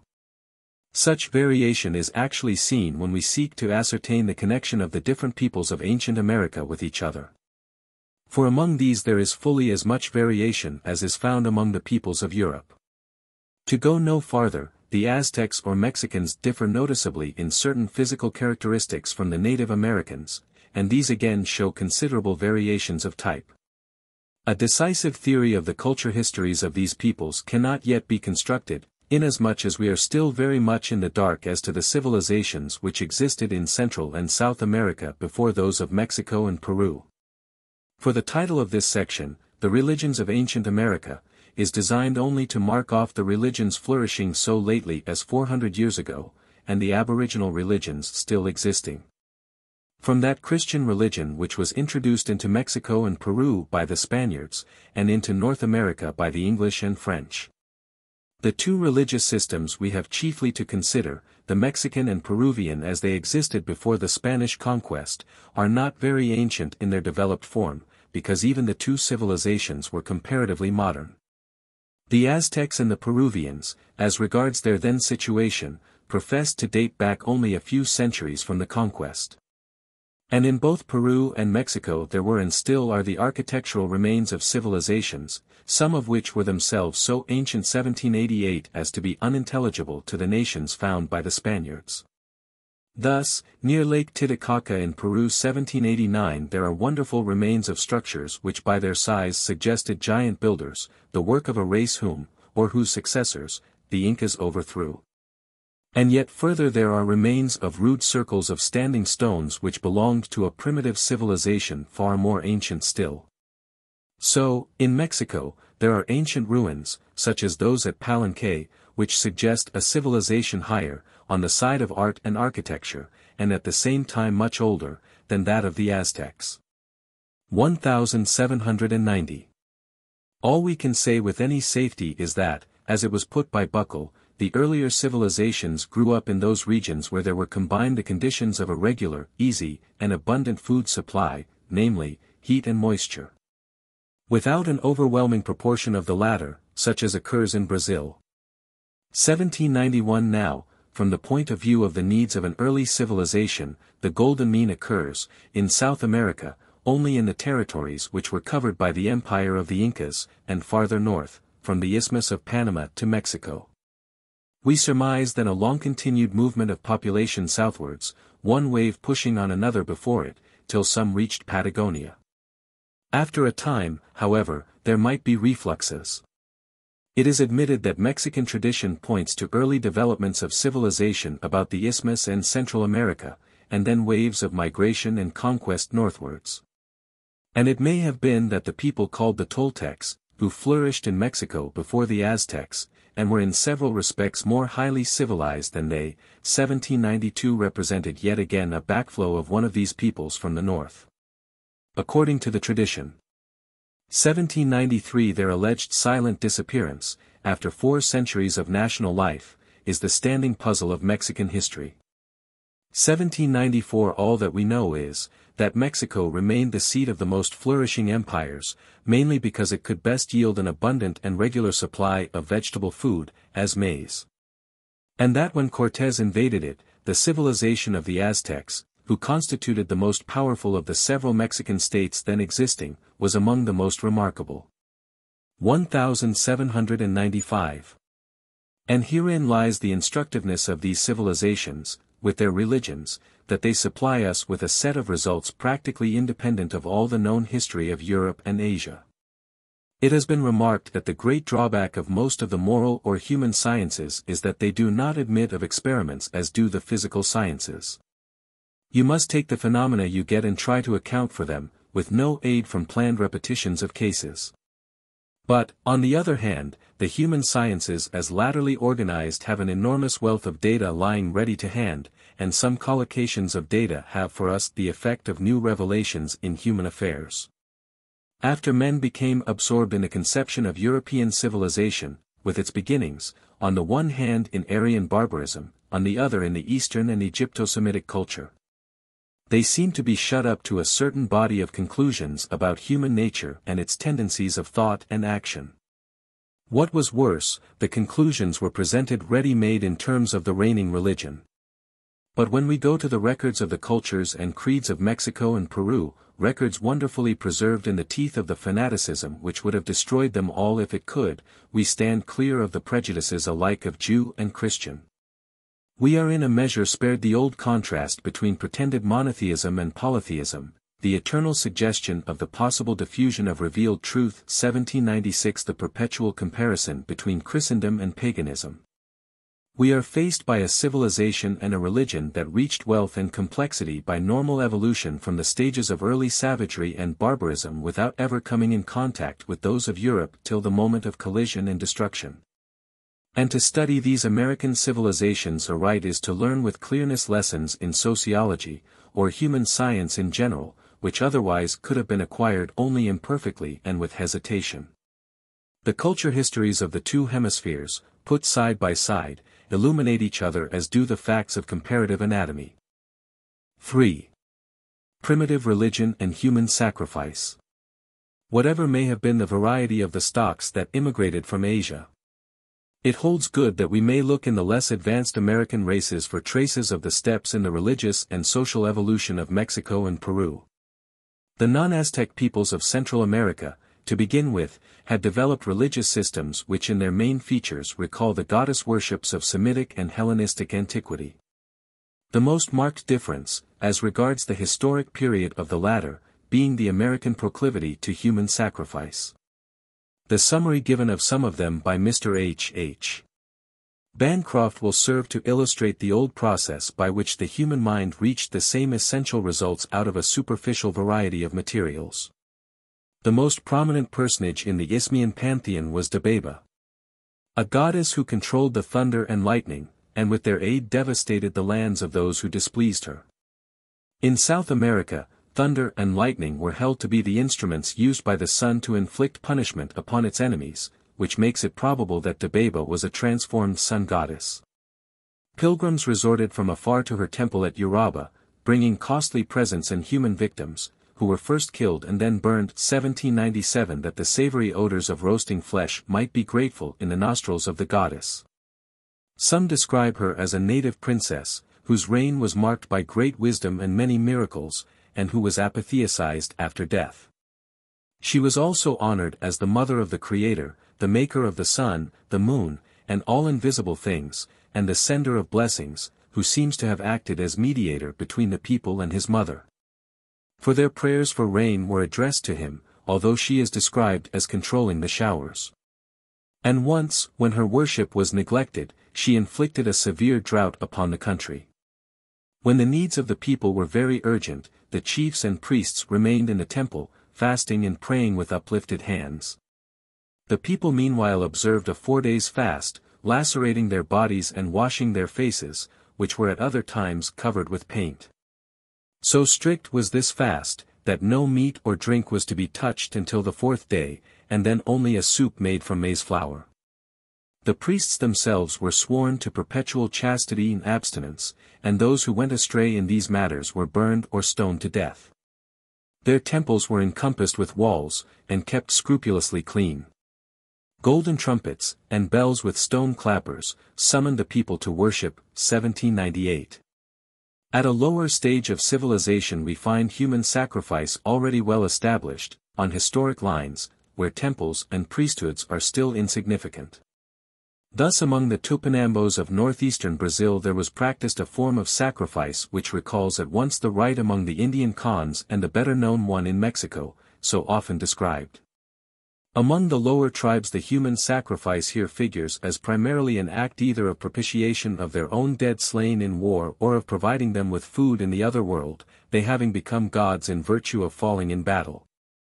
1799 And, secondarily, as an act of sacrament. 1800 The Tupinambos and their congeners sought in battle not to slay but to capture enemies. And when they had a captive he was taken to their village in triumph and received with fife music, supplied by the bones of previous prisoners. For a whole year he was carefully treated, well fed, and supplied with a well-favored maiden as wife and servant. At length, on the day of the feast, he was adorned with feathers, and festily led to sacrifice, his body being immediately cut in pieces and distributed among the heads of houses or minor chiefs, or, otherwise, eaten in a general feast. 1801 If he had a child by his wife, it was brought up, as among the Khans, for the same fate. 1802. Of the more general usage of sacrificing children, which we have seen to be primordial in Central Asia, there are many traces among the North American Indians. Thus those of Florida at the time of the Spanish conquest are recorded to have sacrificed firstborn children to the sun, 1803, and in Virginia there was at times offered up the sacrifice of the only begotten son. More general seems to have been the simple usage of sacrificing boys to the god Oki and other deities. 1804 Oki was held to suck the blood from the left breast. And the theory of the sacrifice seems to have been that it secured good fortune in war. But there was practiced in addition an annual spring sacrifice, an instance of which is known to have occurred as late as 1837 or 1838, on the Khan principle of ensuring a good harvest, the propitiated deity in this case being the great star, Venus. Prisoners were the usual victims, and the last and best known case is that of the sacrifice of a Sioux maiden, who was bound to a stake and slain with arrows. Before she died, pieces of her flesh were cut off in the horrible fashion of the Khans, and the blood made to fall on the young seed corn. 1805. Next to a human sacrifice seems to have ranked, among some tribes, that of a white dog, the dog being for the Native American a valuable possession. 1806 and whiteness being held by them, as among the Greeks and Romans, a mark of purity and distinction in animals. Always it was something important or typically desirable that must be offered to the god. And in all cases the act of sacrifice seems to have lain near the act of sacrament, in which we know the identification of the god with the victim, whether as totem or otherwise, to have been a normal conception. The white dog, like the victim in the ancient Dionysiac sacrifice among the Greeks, seems at times to have been torn to pieces and so eaten. 1807 But there is an overwhelming amount of testimony to prove that among the Native Americans at the time of the Spanish conquest religious cannibalism was common. 1808 It was as a rule, perhaps, prisoners of war who were eaten. And it is recorded that when in the Florida War of 1528 famishing Spaniards were driven to eat the corpses of their own comrades, the Floridan natives, who were wont to eat their captives, were horror-struck. 1809, this though they had no agriculture, and fared precariously at all times. 1810 But though certain tribes were anthropophagous only on a war footing, there is only too much evidence in others that cannibalism occurred on other religious pretexts. 1811 And as all primitive feasts were more or less sacramental, and the sacramental eating of human flesh is seen to have subsisted among the Aztecs long after simple cannibalism had disappeared. There can be little doubt that originally the human sacrifice was eaten among the American peoples. Even in the savage stage, however, there can be traced the beginnings of the recoil not only from the sacrifice but from the cannibal sacrament. The letting of blood seems to have been in certain rites substituted for slaying. 1812 And in the story of Hiawatha the heaven god, who lived as a man among the Onondagas and had a mortal daughter, we find a parallel to the modified legends of Iphigenia and Jephthah's daughter. Heaven ordered that the maiden should be sacrificed, and her father sadly brought her forth, but there came a mighty sound as of a wind, and the people, looking on high, saw a dark object approaching with terrific speed, whereupon they all fled. The father and daughter stayed resignedly, and lo! The coming thing was an enormous bird, which hurled itself with such force on the maiden that she disappeared, and the bird was buried up to the neck in the earth. 1813 Late or early, the legend was framed with a purpose. In the tribal stage, necessarily, there was little development of the priesthood. Its beginnings were represented by the medicine men, or sorcerers, who set up secret religious societies or orders, to at least one of which, in the historic period, sorcerers of various types and tongues could belong. 1814 Of the temple, too, the beginning is seen in the sacred hut, to which in certain tribes only the king or the medicine man has entrance, and in which begin to be stored idols and sacred objects. 1815 As we go southward, towards the region of the higher civilization, we find an increasing development of the priestly function, sometimes in combination with the kingly, as among the Natchez of Florida, among whom in the 17th century was found the worship of the sun, symbolized in the hut temple by an ever-burning fire. 1816 There the king-priest was brother of the sun, and the royal family constituted an aristocracy with special privileges, though bound to marry outside their caste. 1817 In the midway civilizations of Central America, this development has gone far towards the state of things seen in the kingdom of the Aztecs. In Yucatan, for instance, there was a hierarchy of priests, with a head. And the order seems to have had extensive judicial powers. 1818 The temples, too, had become considerable buildings, to which the leading men made roads from their houses. 1819 Alongside of the priests, all the while, remained the sorcerers or medicine men, also an official class with different types or orders, members of which, however, were privately employed by the nobles. 1820 After the manner of Levites among the early Hebrews. And these private priests competed with the hierarchy in the matter of receiving formal confessions from penitents and patients. 1821 Convents existed for virgins, and of those who spent their whole lives in them the statues were after death worshipped as goddesses, while the king's daughter ranked as the fire virgin, and to her others were sacrificed. 1822 Idols of all kinds abounded, and wooden ones, like the Hebrew teraphim, were accounted precious family heirlooms. 1823 Human sacrifices, of course, were frequent, children being made victims in great numbers when captives were lacking, and legitimate sons when the sons of slave women ran short. 1824 Not even the only son being spared. 1825 Surrogate sacrifices in the form of bloodletting were normal, but the cannibal sacrament does not seem to have been so. Though it took place in Guatemala, where the king and priests and nobles partook of the victims slain to the highest god, at the time of Lent, the high priest and the king getting the hands and feet. 1826 In the case of this particular sacrifice, the chosen victims, who were slaves, were each allowed for a week the peculiar privileges accorded to similar victims in the Old World, down to the detail of dining with the king. And for this sacrifice, it is recorded, the victims were brought together in a particular house near the temple, and there got to eat and drink until they were drunk, apparently on the principles of the Khans and Rhodians.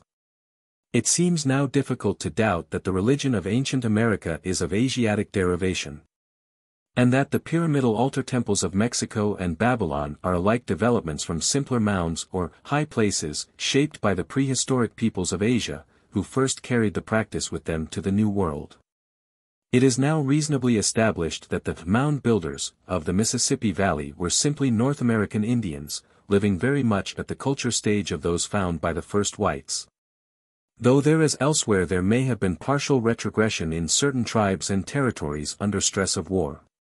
1827 From the tribal state, civilization had risen to a stage at which, in Central America, even outside the Aztec state, as in Yucatan, there were schools in the temples where the children of the priests and nobles were taught such science as the priests possessed, from books. 1828 in which had been evolved a hieratic script on the basis of hieroglyphics. 1829 as in ancient Egypt.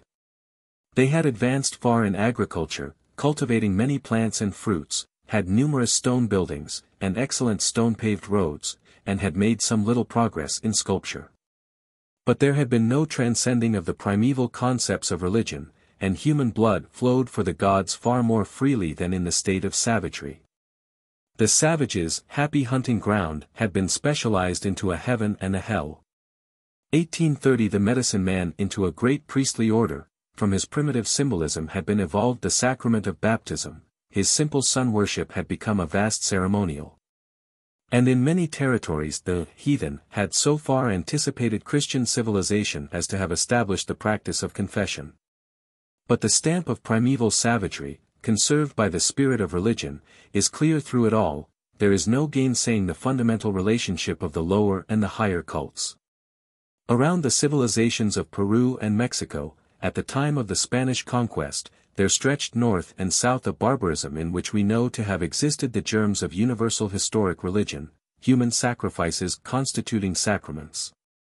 Beliefs in deities and spirits beneficent and maleficent. Practices of prayer and witchcraft, ritual and worship, festival and ordinance, the whole in part conducted by the community as a whole, but guided by the soothsayers and sorcerers who are the beginnings of priesthoods. From such antecedents everywhere has all higher religion been evolved. 4. The Mexican Cultus. When we turn from this stage of religious history to that of Aztec Mexico, the first and most memorable difference that faces us is the immense expansion of the power of the priests. If we can trust the Spanish writers, 1831 5,000 priests were connected with the principal temple in the city of Mexico alone, where there were in all some 600 temples, and where the total population was perhaps about 300,000. 1832 and all the cities were divided into districts placed under the charge of parochial clergy, who regulated all acts of religion. In this enormous strength of the priestly class we have the secret of that frightful development of religious delusion and its attendant atrocity which marks off Mexico from the rest of the world. The system was, of course, polytheistic, and, equally of course, it exhibits the usual tendency towards pantheism or monotheism, but the overwhelming priesthood necessarily perpetuated the separate cults. There were at least 13 principal deities, and more than 200 inferior. 1833 indeed, some reckon as high as 3,000 the number of the minor spirits 1834 who would answer to the genii and patron saints of Europe. And it is obvious that in Mexico as in Christendom there must have been many varieties of religious temper and attitude. 1835 in many of the forms of prayer and admonition which have been preserved. 1836 we see a habit of alluding reverently to God, Teotl, or our Lord, without any specification of any one deity. And with a general assumption that the Lord loves right conduct. This universal God was in origin apparently the Son, who was worshipped in the temples of all the gods alike, being prayed to 4 times each day and 4 times each night. 1837. At the first glance it is plain that the Mexican pantheon represented the myths of many tribes, myths which overlapped each other, as in the case of the ancient and widely worshipped god of rain and his wife the goddess of water. And which survived separately by being adapted to the different usages of life. In connection with the rite of infant baptism, which the Mexicans practiced most scrupulously, the officiating women prayed to Our Merciful Lady, Calcayatlacu, or Xihuacotl, the goddess of water. 1838 at the season when rain was wanted for the harvest, again, prayer was made to the god or gods named Tlaloc. 1839, for both the singular and plural forms are used, who controlled the rain. And whereas the goddess of water invoked at baptism was held merciful, the Tlaloc had to be propitiated by the regular sacrifice of a number of sucking infants, bought from poor parents or extorted from superstitious ones. 1840 There is no more awful illustration of the capacity of the human mind for religious delusion than the record of how the merciful people, believing in the efficacy of the sacrifice, would yet keep out of the way of the sacred procession which carried the doomed babes, because they could not bear to see them weep and think of their fate. While others, weeping themselves, would take comfort if the children wept freely, because that prognosticated plenteous rains. 1841 But even under the spell of religion men could not sacrifice infants to the very deity invoked at baptism, so the benign water goddess was sundered from the child-devouring water god. And by the same law of adaptation to social function it came about that the most prominent of the worships of Mexico, a state periodically at war, was that of the war god Huitzilopochtli, who figured as the patron god of the nation. In Huitzilopochtli we have a very interesting case of mythological evolution. 1842 It has been argued that he was originally a simple bird god, the hummingbird, his early name being the diminutive Huitzitlan, the little hummingbird. 1843 An old legend tells that while the Aztecs still dwelt in Aztlan, a man among them named Huitzitlan chirped like a bird, Tihue equals, let us go, and that he thus persuaded them to migrate and conquer for themselves a new country. As the later god actually bears the symbol of a hummingbird on his left foot, and his name Huitzilopochtli means hummingbird on the left, there has evidently occurred some process of assimilation. But it is not quite certain that it was in this wise. If the hummingbird were originally a totem god, the hypothesis would seem sound, but this, I think, has not been shown. And there remains open the possibility that the symbol was not primary but secondary. The singular fact that, even as the Mexican war god has a hummingbird for his symbol, so Mars, the Roman war god, has a woodpecker for his, is in this regard worth a moment's attention. We can draw no certain conclusion in the matter. But it seems likely that the evolution in the two cases may have been similar. Now, there is no clear evidence that the woodpecker was a totem god. And the whole question of Mars's name Picumnus, which he was held to have from Picus, the woodpecker, is obscure. 1844 Oddly enough, the Sabines had a legend that the woodpecker led them to their settling place, which they consequently called Picinum. When we note that a number of ancient communities similarly had legends of birds or animals who guided them to their settling place 1845 and that the name of the place sometimes accords with the name of the guide and sometimes does not, we seem obliged to recognize three possibilities. 1. The animal or bird was in some cases very likely a totem god, the legend of guidance being a late way of explaining its association with the community. 2. A place, however, might easily be named by newcomers because of the number of birds or animals of a given kind seen there, and the explanatory legend on that view is not. 3. A symbolic animal, connected with the worship or image of a god, would also give rise to explanatory legends. One would prompt another. If then the Sabines put the woodpecker on their standard, the question arises whether it may not have been because it was the symbol of the war god. It is noted concerning the hummingbird that he is extraordinarily brave and pugnacious. 1846 And the same might readily be said of the woodpecker, who is as it were always attacking. Supposing the symbol to be secondary, there is no difficulty in the matter, all the legends would be intelligible on the usual lines of myth-making. In regard to Huitzilopochtli, again, there is a symbolic source for his curious epithet, on the left. In one legend he sits after death at the left hand of his brother Tezcatlipoca 1847 the creator and supreme god. And whether or not this is the earliest form of the idea, it suggests that the placing of the symbol on the left foot of the war god may have arisen from the previous currency of the phrase, Huitzlan on the left, in another signification. Though on this view the god had been already named after his symbol. Leaving open the problem of origins on this side, we come upon another in the fact that neither Huitzilopochtli nor Mars was primarily a war god. The former, who was practically the national god of Mexico, was also called Mexitli. 1848 And it seems likelier that this should have been his original name, and Huitzilopochtli a sobriquet, than vice versa. And so with the function. A war god, specially known as such, is not a primary conception. What happens is that a particular god comes to be the god of war.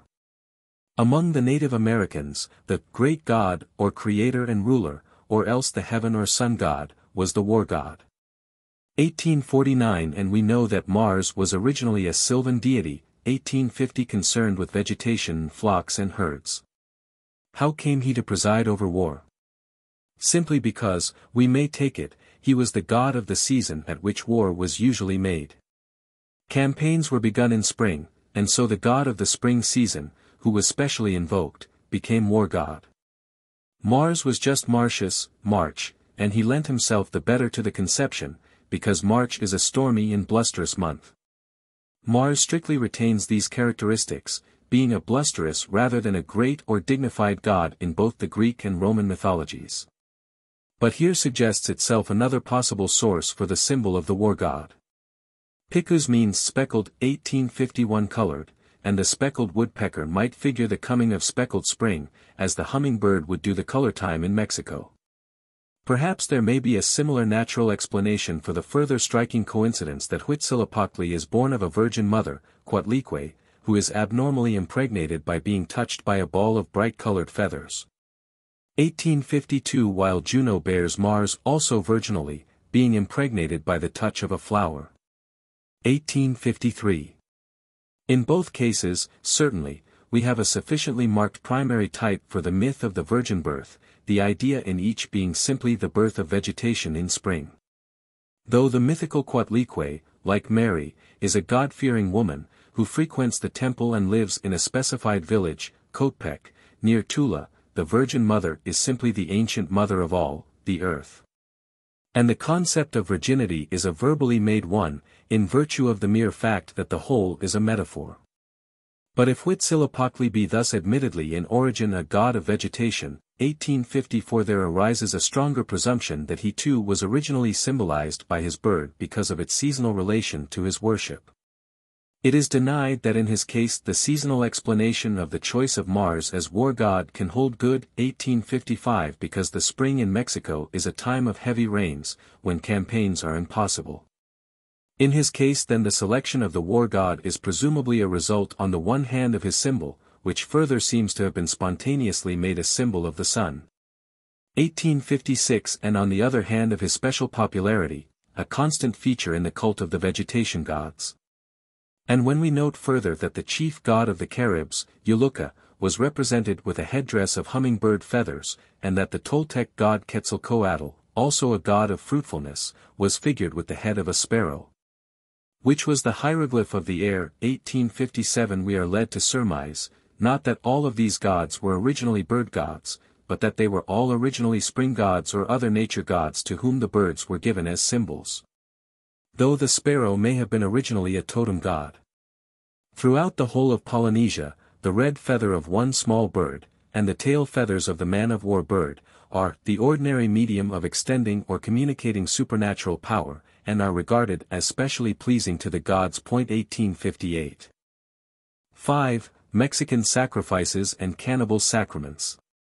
Of deeper interest is the moral aspect of the worship of Mexican gods, especially the most memorable feature of all, human sacrifice. Though this, as we have seen, is primordial in religion, there can be no question that its enormous development was the work of the organized priesthood, and of the cultivated religious sentiment. The Roman war god remained subordinate, warlike though the Romans were, the Mexican became one of the two leading deities, and received the more assiduous worship. Whence the divergence? Mainly, we must conclude, from the multiplication of the Mexican priesthood, which was primarily due to the absorption of the priesthoods of the conquered races. And from the prior development of the rite of human sacrifice in the cult of the gods or goddesses of vegetation. Among the Aztecs the tradition went that human sacrifices were of late introduction. 1859 and this view would no doubt be favored by the priests, who would represent that the latter-day power of the state was due to the sacrifices.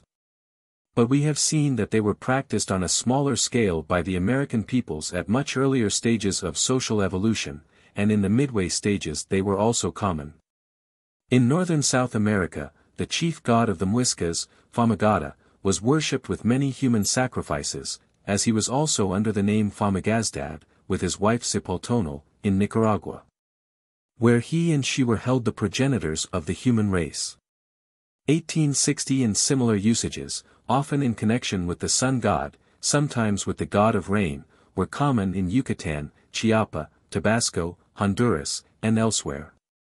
1861 the Mexican Otimias, also, who were not conquered by the Aztecs, sacrificed children and ate their flesh, carrying it with them, roasted, on their campaigns. 1862 such sacrifices then were well established in Mexico before the Aztecs came, being found in some degree even among the relatively peaceful Toltecs. 1863 what the Aztec priesthood did was to multiply them to a frightful extent. 1864. The causes of expansion and restriction in such cases are no doubt complex, but when we compare those of the Aztecs and the Greeks, Egyptians, and Romans, we can trace certain decisive conditions. Firstly, human sacrifices tend to multiply among peoples much given to war, by way of offerings to the gods. But where there is only a limited priesthood the natural force of compassion leads men in time, as they grow more civilized, to abandon such sacrifices, while a priesthood tends to maintain them. Thus among the civilized peoples of the Old World they lasted longest with the priest-ridden Carthaginians. And the reason that they did not continue late among the Jews was probably that these did not possess a numerous priesthood till after the captivity, when their religion was recast in terms of the more civilized Oriental systems. On the other hand, an expanding or expanded empire, powerfully ruled by a warrior autocrat, like those of Babylon and Egypt, is led in various ways to abandon human sacrifice even if the priesthoods be numerous.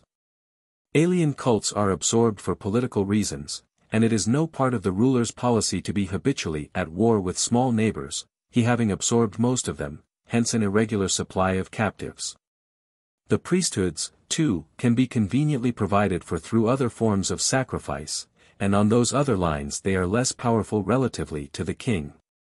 Thus in the empire of the Incas the practice of human sacrifice was well restrained. But where a warlike and priest-ridden state is established among well-armed neighbors, with cults of human sacrifice already well established all round, the sacrificing of captives is apt to serve as a motive to war. And the priests tend to enforce it. The process is perfectly intelligible. The stronghold of all priesthoods is the principle of intercession. Whether it be in the form of simple prayer and propitiatory worship, or a mixture of that with a doctrine of mystic sacrifice, as among Protestants, or in the constant repetition of a ceremony of mystic sacrifice, as among Catholics. Or in actual animal sacrifice, as among ancient Jews and pagans. In these cases we see that, the more stress is laid on the act of sacrifice, the stronger is the priesthood, or we may put it conversely. Strongest of all then must be the hold of the priesthood whose sacrifices are most terrible. And terrible was the prestige of the priesthood of Mexico. The greater the state grew, the larger were the hecatombs of human victims. Almost every god had to be propitiated in the same way, but above all must the war god be forever glutted with the smoking hearts of slain captives. Scarcely any historian, says Prescott, 1865, estimates the number of human beings sacrificed yearly throughout the empire at less than 20,000, and some make it 50,000. 1866 of this doomed host, Huitzilopochtli had the lion's share. And it is recorded that at the dedication of his great new temple in 1486 there were slain in his honor 70,000 prisoners of war, who had been reserved for the purpose for years throughout the empire. They formed a train 2 miles long, and the work of priestly butchery went on for several days. At every festival of the god there was a new hecatomb of victims. And we may conceive how the chronic spectacle burnt itself in on the imagination of the people. The Mexican temples, as we have seen, were great pointless pyramids, sometimes of 4 or 5 stories, and the sacrifices were offered on the top.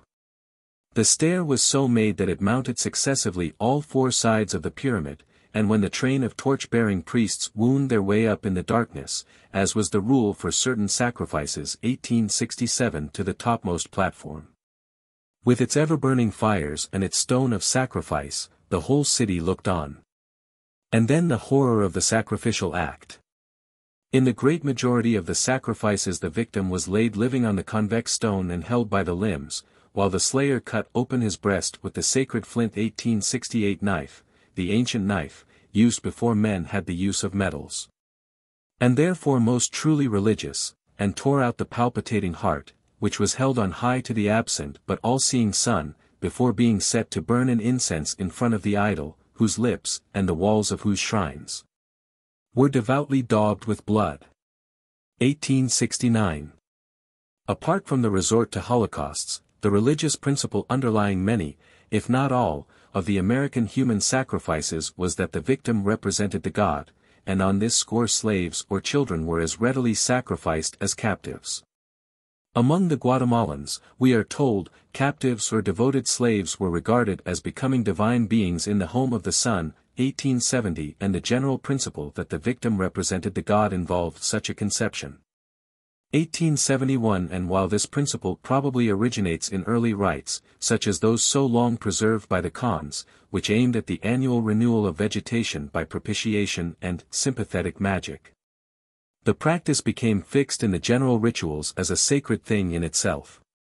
In connection with one annual festival of Tezcatlipoca, the creator and soul of the world, who combined the attributes of perpetual youthful beauty with the function of the god of justice and retribution, as winter sun. There was selected for immolation a young male captive of especial beauty, who was treated with great reverence for a whole year before being sacrificed, almost exactly like the doomed captive among the South American Tupinambos above described. He was gorgeously attired, flowers were strewn before him, he went about followed by a retinue of the king's pages, and the people prostrated themselves before him and worshipped him as a god. He was in fact, according to rule, the god's representative, and was described as his image. 1872. A month before the fatal day, new indulgences were heaped upon him. For beautiful maidens, bearing the names of the principal goddesses, were given him as concubines. At length came his death day. His honors and his joys were ended, and his fine raiment taken away. Carried on a royal barge across the lake to a particular temple, about a league from the city, whither all the people thronged, he was led up the pyramid in procession. He taking part in the ritual by throwing away his chaplets of flowers and breaking his guitar. Then, at the top, the 6 black-robed slayers, the sacrificial stone, and the horror of the end. And when all was over, the priests piously improved the occasion, preaching that all this had been typical of human destiny. 1873. While the aristocracy sacramentally ate the victim's roasted limbs. Along with the victim for Tezcatlipoca there was one for Huitzilopochtli, and they roamed together all the year. The latter victim was not adored, but he had the privilege of choosing the hour for his sacrifice, though not the day. He was called the wise Lord of Heaven, and he was slain, not on the altar, but in the arms of the priests. 1874. The goddesses, too, had their victims, women victims. And a maiden was regularly prepared for one sacrifice to the maize goddess Centiatl, the Mexican Ceres, somewhat as was the representative of Tezcatlipoca. Centiatl was the mother goddess par excellence, being named Tucoyoa, the nourisher of men, and represented, like Demeter and so many goddesses of the same type, with a child in her arms. 1875. A tradition prevailed, too, that in her cult there were anciently no human sacrifices. But this is doubtful, and the explanation is as before, that anciently single victims were sacrificed, while among the Aztecs there were many.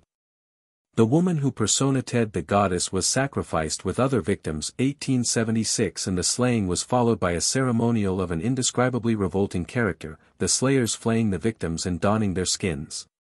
1877. This hideous act is in all likelihood one of the oldest devices of religious symbolism. And it is a distinguished theologian who suggests to us that it is lineally connected, through the totemistic or other wearing of animal skins, with the biblical conception of the robe of righteousness. 1878. It is certainly akin to the practice of the Babylonian priests, who wore imitation fish skins as identifying them with the fish god. 1879. And to that of the Egyptian and other priests who wore the dappled skins of leopards or fawns as symbolizing the starry heavens, or robes without seam as symbolizing the cosmos. 1880. At bottom all ritualism is the same thing, a reduction of righteousness, in all sincerity, to make-believe. But the special and habitual atrocity of the Mexican cultus was the act of ritual cannibalism. This was strictly a matter of religion. After a captive had been sacrificially slain in ordinary course, his body was delivered to the warrior who captured him, and was by him made the special dish at a formal and decorous public banquet to his friends. It was part of the prescribed worship of the gods. That the Mexicans were not in the least cannibals by taste is shown by the fact that in the great siege by Cortés they died of starvation by thousands. They never ate fellow citizens. 1881. Only the sacrificially slain captive. But only a great priesthood could have maintained even that usage. We have seen that such ritual cannibalism has existed at one time in all races. And obviously it must have originated in simple cannibalism, for men would never have begun to offer to the gods food that was primordially abominable to themselves. 1882. On the other hand, however, we know that cannibalism everywhere dies out naturally even among savages, apart from religion, as soon as they reach some degree of peaceful life, and even sooner. Among the native tribes of Lower California, though they are among the most degraded savages in the world, and given to various disgusting practices, the eating not only of human flesh but of that of monkeys, as resembling men, is held abominable. 1883 The Tahitians, who in warfare were murderous to the last degree, and practiced hideous barbarities, had yet evolved beyond the stage of public cannibal banquets. Even the sacrifice of a man to the god being followed only by the pretended eating of his eye by the chief. 1884 And it was the priests who instigated what human sacrifices there were. So among the similarly cruel Tongans, cannibal feasts were rare, occurring only after battles, and being execrated by the women.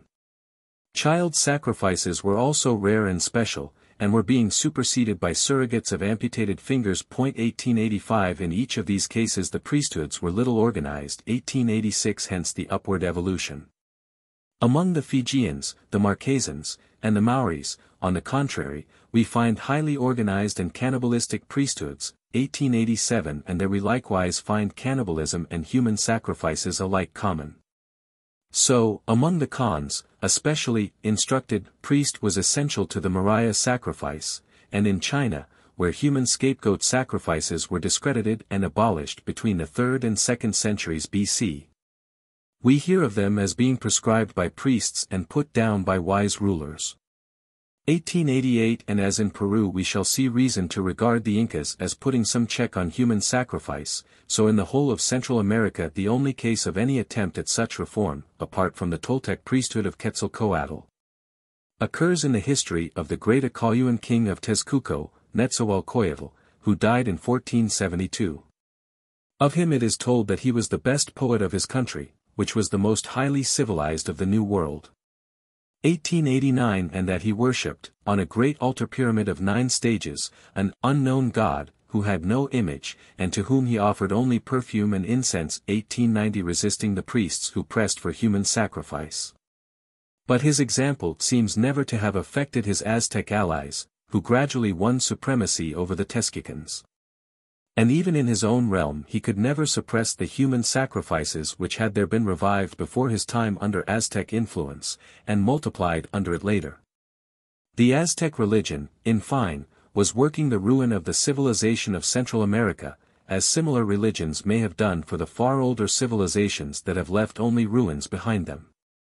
Sacerdotalism, it is clear, tended as an institution to check the progress of humanity, which even among slaughterous savages elsewhere brought anthropophagy into discredit.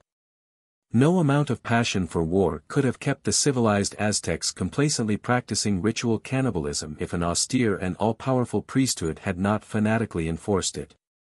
1891 The great sanction for human sacrifice, with the Mexicans as with the Semites, was the doctrine which identified the god with the victim, and as it were sacrificed him to himself. The principle was thus in a peculiar degree priest-made and priest-preserved. 1892. 6. Mexican ethics. The recital of these facts may load some to conclude that the Mexican priesthood must have been the most atrocious multitude of miscreants the world ever saw. But that would be a complete misconception. They were as conscientious a priesthood as history bears record of. The strangest thing of all is that their frightful system of sacrifice was bound up not only with a strict and ascetic sexual morality, but with an emphatic humanitarian doctrine. If asceticism be virtue, they cultivated virtue zealously. There was a Mexican goddess of love, and there was of course plenty of vice, but nowhere could men win a higher reputation for sanctity by living in celibacy. Their saints were numerous. They had nearly all the formulas of Christian morality, so-called. The priests themselves mostly lived in strict celibacy, 1893, and they educated children with the greatest vigilance in their temple schools and higher colleges. 1894 They taught the people to be peaceful, to bear injuries with meekness, to rely on God's mercy and not on their own merits. They taught, like Jesus and the pagans, that adultery could be committed by the eyes and the heart. And above all they exhorted men to feed the poor. The public hospitals were carefully attended to, at a time when some Christian countries had none. They had the practice of confession and absolution. And in the regular exhortation of the confessor there was this formula: clothe the naked and feed the hungry, whatever privations it may cost thee, for remember, their flesh is like thine, and they are men like thee. Cherish the sick, for they are the image of God. And in that very same exhortation there was further urged on the penitent the special duty of instantly procuring a slave for sacrifice to the deity. 1895. Such phenomena carry far the challenge to conventional sociology. These men, judged by religious standards, compare closely with our European typical priesthood. They doubtless had the same temperamental qualities, a strong irrational sense of duty, hysterical habit of mind, a certain spirit of self-sacrifice, at times a passion for asceticism, and a feeling that sensuous indulgence was revolting. Devoid of moral science, they had plenty of the blind instinct to do right. They devoutly did what their religion told them, even as Catholic priests have devoutly served the Inquisition. That is one of the central sociological lessons of our subject. The religious element in man, being predominantly emotional and traditional, may ally itself with either good or evil. And no thanks are due to religion, properly speaking, if it is ever in any degree identified with good. How comes it that Christianity is not associated with human sacrifice while the Mexican cultus was? Simply by reason of the different civilizations that went before. It is civilization that determines the tone of religion, and not the other way. Christianity starts with a doctrine of one act of human sacrifice. And Christians are specially invited each year at the sacred season to fasten their minds on the details of that act. Their ritual keeps up the mystic pretense of the act of ritual cannibalism which of old went with the human sacrifice. They harp on the very words, body and blood. They mystically eat the body of the slain god. Now this very act was performed by the Mexicans not only literally, as we have seen, but in the symbolic way also, and they connected their sacraments with the symbol of the cross. Of the Tlaxcalans it is told that at one festival they fixed a prisoner to a high cross and shot arrows at him, and that at another time they fastened one to a low cross and killed him by bastinado. 1896 In the sacrifice of a maiden to the maize goddess Centiatl above mentioned, the priest who wore the slain victim's skin stood with his arms stretched out, crosswise, before the image of Huitzilopochtli, so representing the goddess. And the skin, presumably stuffed, 1897 was hung up with the arms spread in the same attitude, and facing the street. 1898 The Mexicans, finally, had a festival in honor of Xiuhtlicue, the god of fire. 1899 The crowning act of which was the making a dough image of the god, as was also done in the worship of Huitzilopochtli at the festival called Eating the God, and raising it on a cross, 1900 The image being then climbed for and thrown down. And the fragments eagerly eaten by the crowd as possessing a sacred efficacy. 1901 They felt they were brought into union with the god in that fashion. As has been above noted. There is some evidence that among the first Christians the Eucharist was sometimes a baked dough image of a child, 1902 And on any view the irresistible presumption is that in all cases alike the symbolical usage grew out of a more ancient practice of ritual cannibalism. Christianity coming among a set of civilized peoples, the symbol became more and more mystical, though the priesthood adhered tenaciously to the doctrine of daily mystical sacrifice. In Mexico, certain cults had similarly substituted symbolism for actual sacrifice, among the modifying practices being the drawing of a little blood from the ears and other parts of the children of the aristocracy. 1903 But the thin end of the wedge was in, so to speak, in the survival of actual human sacrifices. And the Aztec priesthood drove the wedge deeper and deeper, in virtue of their collective economic interest as well as of what we may term the master tendency of all religions, the fixation of ideas and usages. The more piety the more priests. The more priests the more sacrifices, and the constant wars of the Aztecs supplied an unfailing stream of captives for immolation. 1904 Many wars were made for the sole purpose of obtaining captives. 1905 In fact, the Aztec kings made a treaty with the neighboring Republic of Tlaxcala and its confederates, a treaty which was faithfully kept. To the effect that their armies should fight on a given ground at stated seasons, in order that both sides should be able to supply themselves with sacrificial victims. At all other times they were quite friendly, and the Aztec kings avowedly kept up the relation purely in order to have captives for sacrifice. 1906 An arrangement like that, once set up, would flourish more and more up to the point of national exhaustion, especially as death in battle was reckoned a sure passport to paradise. And the priesthood would at the same time grow ever more and more numerous, the only limit being the people's power of endurance. There can be little doubt that the Aztec Empire would ultimately have broken down under its monstrous burden if the Spaniards had not destroyed it. For the taxation necessary to support the military and aristocratic system alongside of the allocation of enormous untaxed domains 1907 to the ever-multiplying myriads of priests was becoming more insupportable year by year. So that the deep disaffection of the common people was one of the chief supports to the campaign of Cortés. 1908. It may well be that some of the previous civilizations 1909 had succumbed in the same way, literally destroyed by religion, to the extent, that is, of inviting conquest by less civilized tribes. Among some of the Maya peoples, who preceded the Aztecs, the office of sacrificer had come to be regarded as degraded, 1910, but even there the sacrifices never ceased, and the Maya civilization failed to hold its ground before the others. Strangely enough, there was current among the Aztecs themselves a belief that their state was doomed to be overthrown. 1911. Here, doubtless, we have a clue to the existence of civilizing forces, and of a spirit of hostility to the religion of bloodshed which, however, felt driven to express itself in terms of despair. To this spirit of betterment, then, we turn with the doubled interest of sympathy. 7. The Mexican White Christ. Two sets of phenomena tell of the presence among the Aztecs of that instinct of humanity or spirit of reason which elsewhere gradually delivered men from the demoralization of human sacrifice. One was the practice, already noted, of substituting a symbol for the sacrificed victim, the other was the cultus of the relatively benign deity Quetzalcoatl, a god of the Toltecs whom the Aztecs had subdued.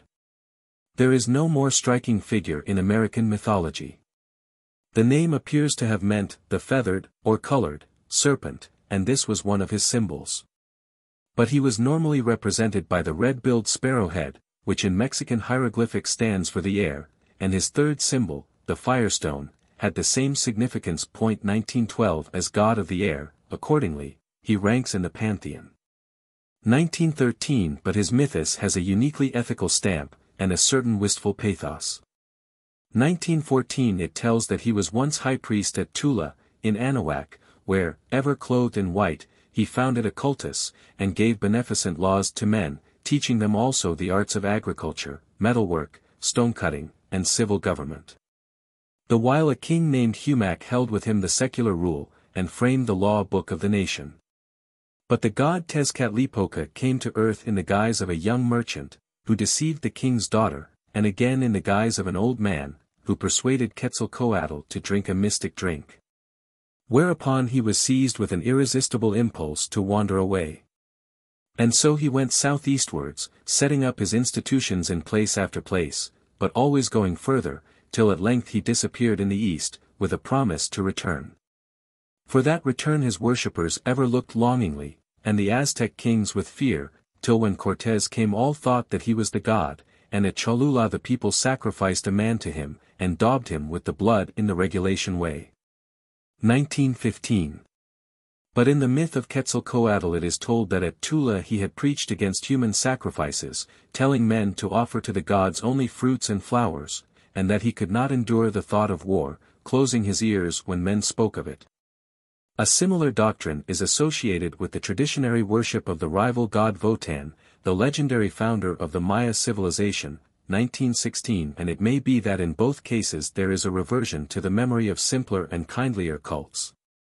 In any case, this humane legend figures for us a late product of Toltec feeling, representing at once the aspiration for a better religion and the memory of the Toltec people, whose polity had been step by step driven to the southeast by the stronger power of the Aztecs. 1917 It may have been some of the Toltec priests who remained under Aztec rule that framed the gentle mythos, 1918, and so dreamed for themselves a messiah, as so many conquered races had done before. On analysis, it appears that Humac was really the old Toltec name of the god, and that he took that of Quetzalcoatl in one of his more southerly resting places, when he became symbolized as the serpent. 1919 Of old he had had human sacrifices like other gods, and in the Aztec lands he had them still. 1920 But some of his white-robed priests, left victimless till they recoiled from the bloody rites of their conquerors, felt that their god must have a different nature from that of the gods of the black-robed priests of Tezcatlipoca and Huitzilopochtli, and so framed for his cult a new gospel. 1921. Recognizing this, Dr. Muller and Dr. Brinton and Dr. Reville agree that Quetzalcoatl is properly the god of the beneficent rain-bringing east wind, identified with the vanquished Toltec people, so that like them he is driven away by the enmity of other deities, but like the vanishing or slain sun god of all mythologies, he is to return again in power and great glory. By such a myth Christians are set vaguely surmising a debt to their own legend, but there is no such thing in the case. As Mr. Bancroft observes, following Dr. Muller, 1922 The process is one which has occurred in many mythologies. It is everywhere the case among savages, with their national god, that the latter is a nature deity, who becomes gradually transformed into a national god, then into a national king, high priest, founder of a religion, and at last ends in being considered a human being. The older and purer the civilization of a people is, the easier it is to recognize the original essence of its national god, in spite of all transformations and disguises. So it is here. Behind the human form of the god glimmers the nature shape, and the national god is known by, perhaps, all his worshippers as also a nature deity. From his powerful influence upon nature, he might also be held as creator. The pure human form of this god, Quetzalcoatl, as it appears in the fable, as well as in the image, is not the original, but the youngest. His oldest concrete forms are taken from nature, to which he originally belongs, and have maintained themselves in many attributes. All these symbolize him as the god of fertility, chiefly, by means of the beneficial influence of the air. 1923. What is specially interesting is that, despite the inner hostility of the Quetzalcoatl cult to those of the Mexican gods, his stood in high honor. 1924 And while some of his devotees sacrificed and ate his representative once a year in the usual manner, some of his priests, of whom the chief also bore his name as representing him, 1925 did as little sacrificing as they could, evidently finding some support in that course. 1926 We are moved to ask, then, whether there was here a culture force that could have countervailed the host of the priests of slaughter had the Aztecs been left to work out their own salvation. The more the problem is pondered, however, the less probable will it seem that the humaner teaching could have so triumphed. Conquest by some other American people might have served to restrain the religion of blood. But there is no sign that the humaner cult was as such making serious headway. The Aztec priesthood like every other had an economic basis, its higher offices were the perquisites of certain aristocratic families. And the habit of perpetual bloodshed had atrophied the feelings of the priestly army on that side. Beyond a certain point, priesthoods are incapable of intellectual regeneration from within, even if reformative ideas be present. 8. The fatality of the priesthood. The main hope of the humaner thinkers would probably lie in the substitution of a symbolic for an anthropophagous sacrament. If baked effigies could be eaten, effigies might be sacrificed. But in some even of the symbolic sacraments blood was a constituent. Thus in the cult of Huitzilopochtli, for the baked image made of seeds for the winter festival of the solstice, Christmas, the blood of slain children was the cementing moisture. 1927 Here again we have the primitive, sympathetic magic, the image, which was transfixed with an arrow before being eaten, represented the potentialities of new vegetable life at the time of year when vegetation was dead. And the blood of children was the deadly symbol of the moisture that was the life of all things, besides being a means of as it were vitalising the image. 1928 Such a cult was indeed far from reducing anthropophagy to a mere symbol. So with the cult of Xiuhtli, the fire god. Alongside, apparently, of the remarkable symbolic sacrament above mentioned there were anthropophagous sacraments to the same god. He was one of the most widely honored of all, the first drink at every meal in every household being taken in his name, a correlation which again suggests derivation from an Asiatic fire cult such as is seen blended in that of Agni in the Vedas. In his name, too, every child was passed through the fire at birth, another notable parallel to ancient Asiatic usages, 1929, and from his 600 temples burned as many perpetual fires. Every 4 years a great feast was held in his honor at Cuautitlan, not far from the city of Mexico, the first act being to plant 6 high trees before the temple on the day previous, and to sacrifice 2 slaves, who were flayed. On the feast day, 2 priests appeared clad in those victims' skins, hailed with the cry, "See, there come our gods," and all day they danced to wild music, the while many thousands of quails were sacrificed to the god. Finally the priests took 6 prisoners and bound or hanged them to the tops of the 6 trees, where they were shot through with arrows. When dead they were taken down and their hearts cut out in the usual way, the priests and nobility finally eating the flesh of both the men and the quails as a sacrament. 1930. It is not clear at what place and period the symbolical sacrifice in this cult arose, but the essential problem is, whether it could have ousted the other. And the answer must be that inasmuch as the human sacrifice was specially associated with the power of the priests, and was obviously to the tastes of the mass of the people of all grades. Nothing short of an overthrow of the existing polity by another could have effected the transformation, there being no native culture in the surrounding states that could give the requisite moral lead on a large scale. Such violent subversion, it will be remembered, was a common condition of religious evolution in the Old World in antiquity. And the history of the great, priestly systems of Egypt, India, and Babylon points to the conclusion that not otherwise than by the fiat of powerful autocrats or forcible overthrow at the hands of neighboring and kindred races. In the absence of peaceful culture contacts of a higher kind, could such systems be made to loosen their grasp on social and intellectual life. It will be observed that in the cult under notice the priest represents the god even as does the victim. The same phenomenon occurs, sometimes, though not always, with the same procedure of donning the victim's skin, in many of the American sacrificial cults, Aztec and other. 1931. A recent hierologist has argued, in view of the various instances in which priest-kings and sacrificial priests have been themselves annually sacrificed, that it was as the shedder of divine victims' blood that the king-priest's blood was shed, and that he was originally distinguished from his fellow worshippers only by his greater readiness to sacrifice himself for their religious needs. 1932. We need not dwell here on the fallacy of thus imputing a calculated and reasoned self-devotion in the case of an act which, among savage men, would stand just as much for lack of imagination or forethought. Assuming the theory to be true, however, we must recognize that in the case of the historic Mexican priesthood any ancient liability of the kind had long disappeared. According to Herrera, the private chaplains of the nobles were slain at the death of their masters, but this was as slaves or attendants, not as public priests, and not as true sacrifices. 1933. In not a single case do we learn that the victim was furnished by the priestly class. 1934. That class indeed practiced in some measure, as we have seen, the asceticisms common to most ancient priesthoods, but it had long made an end of any serious penalties attaching to its profession.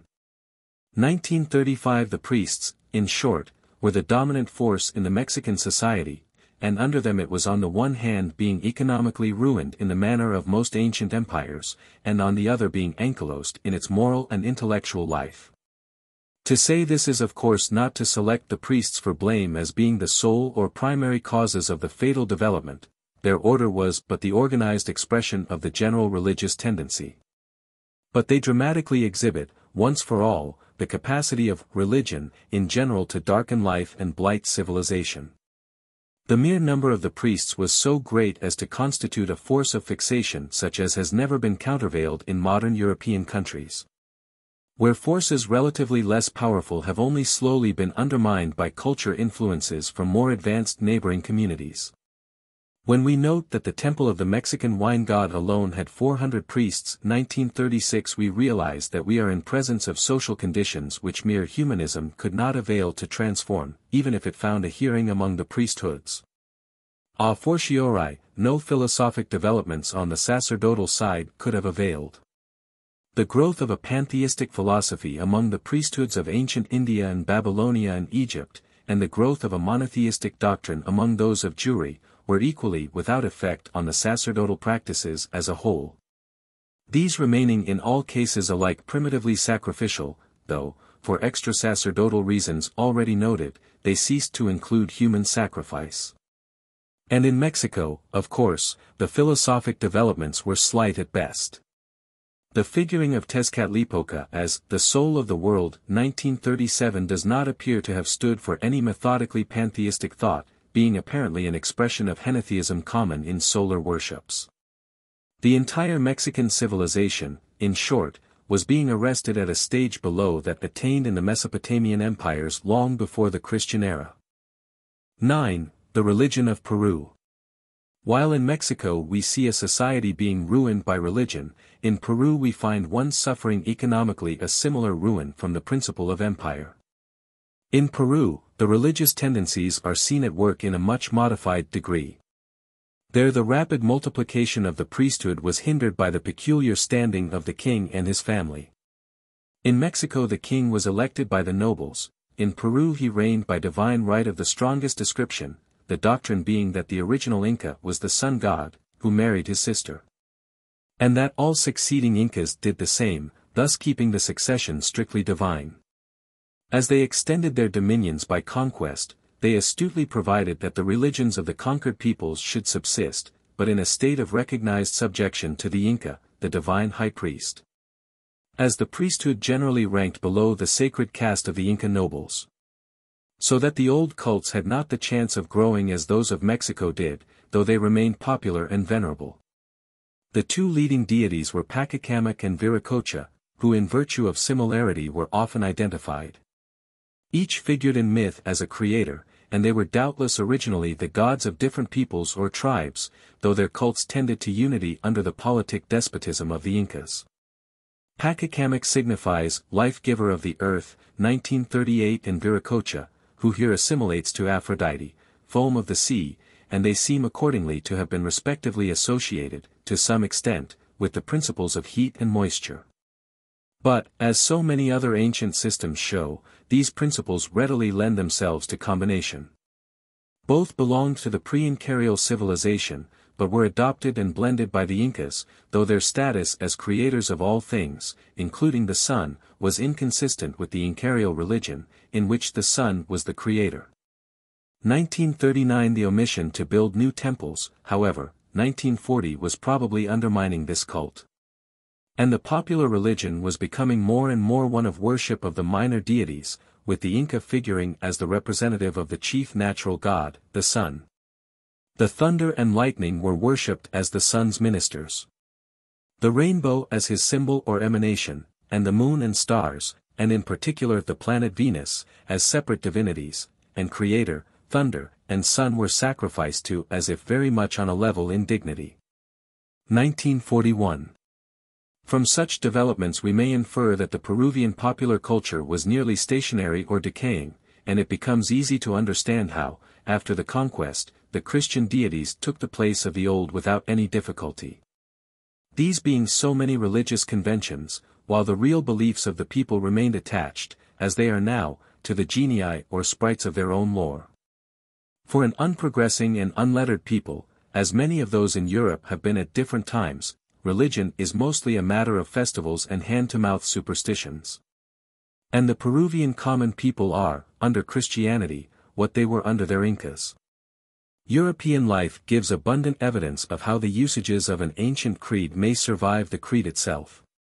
In Peru, as in Mexico, there was a solemn religious ceremony of renewing at stated periods, by special generation, the fire used in the temples, and even in the households. In Mexico it was done over a human sacrifice, by means of the friction of two sticks, at the end of each cycle of 52 years. 1942 In Peru it was done yearly by means of a concave mirror. 1943 So did men do in ancient Rome, and similarly have Northern European peasants done in Germany, in Scotland, in Ireland, at intervals till our own time, regarding the need fire, or forced fire, as a means of averting evil. 1944 It is one of the oldest rites of the human race, and it has survived under all religions alike down to the other day, when perhaps it received its death blow from the Lucifer match. Equally universal is that ceremony of annually driving out the evil spirits, 1945, which was undertaken in Peru by the Incas in person, and which is supposed to have survived in Scotland to this day in the Burghal ceremony of riding the marches. Customary usages and minor superstitions outlast faiths and philosophies, and in Peru they defy the church. Sun worship is gone, but the ideas of the Incarial times remain. And, indeed, there existed in some districts 80 years ago, and probably survives even today, a devout celebration of the memory of the ancient theocracy, in the shape of an annual dramatic representation, which the rulers vainly sought to suppress, of the death of the last Inca at the hands of the Spaniards. 1946. It was about as ill-founded a devotion as any ever shown to a royal line in our own hemisphere. For under the Incas the people were heavily oppressed by minutely tyrannous laws and by taxes, they alone bearing all burdens, and the priests and nobles going free. 1947. But were it not for the mistake of the last Inca before Pizarro in recognizing one of his sons by a foreign queen, and dividing the empire between him and the heir apparent, the Inca Empire, despite the disaffection of some of its subjects by conquest, might have subsisted long. As its priesthood was necessarily less powerful, so its sacrificial system was less burdensome and less terrible. Human sacrifices also were much less general than in Mexico, but they existed. 1948. And there is reason to reject the claim of Garcilaso, who was biased by his Incarial descent, that the Incas had wholly abolished them. Peoples at that culture stage could not readily be forced to give up their ancient rites. It is in fact on record that when an Inca was dangerously ill, one of his sons was sacrificed for him to the sun god in the immemorial fashion. 1949. And it was in keeping with such a usage that at least one tribe in Quito should regularly sacrifice its firstborn. 1950. If it be a sheer fable that at the accession of a new Inca there were sacrificed some hundreds of children, 1951. No trust can be put in any of the Spanish testimonies. It is however established by the Fables and Rites of the Incas, 1952, that the great festival of Capacocha or Cacalmaca, instituted by one Inca at the beginning of his reign, was celebrated with sacrifices of boys and girls, one from each tribe or lineage, both at Cuzco and at the chief town of each province. Further, after every victory certain captives were sent to the capital to be sacrificed to the sun. It is thus only too likely that among some of the coast peoples children were sacrificed to the gods every month. 1953. What seems to be certain is that, save perhaps among some of the more savage tribes, the Peruvians under the later Incas had abolished cannibal sacraments, a proof of the natural movement of humanity in that direction where the direct interest of a powerful priesthood did not too potently conserve religious savagery.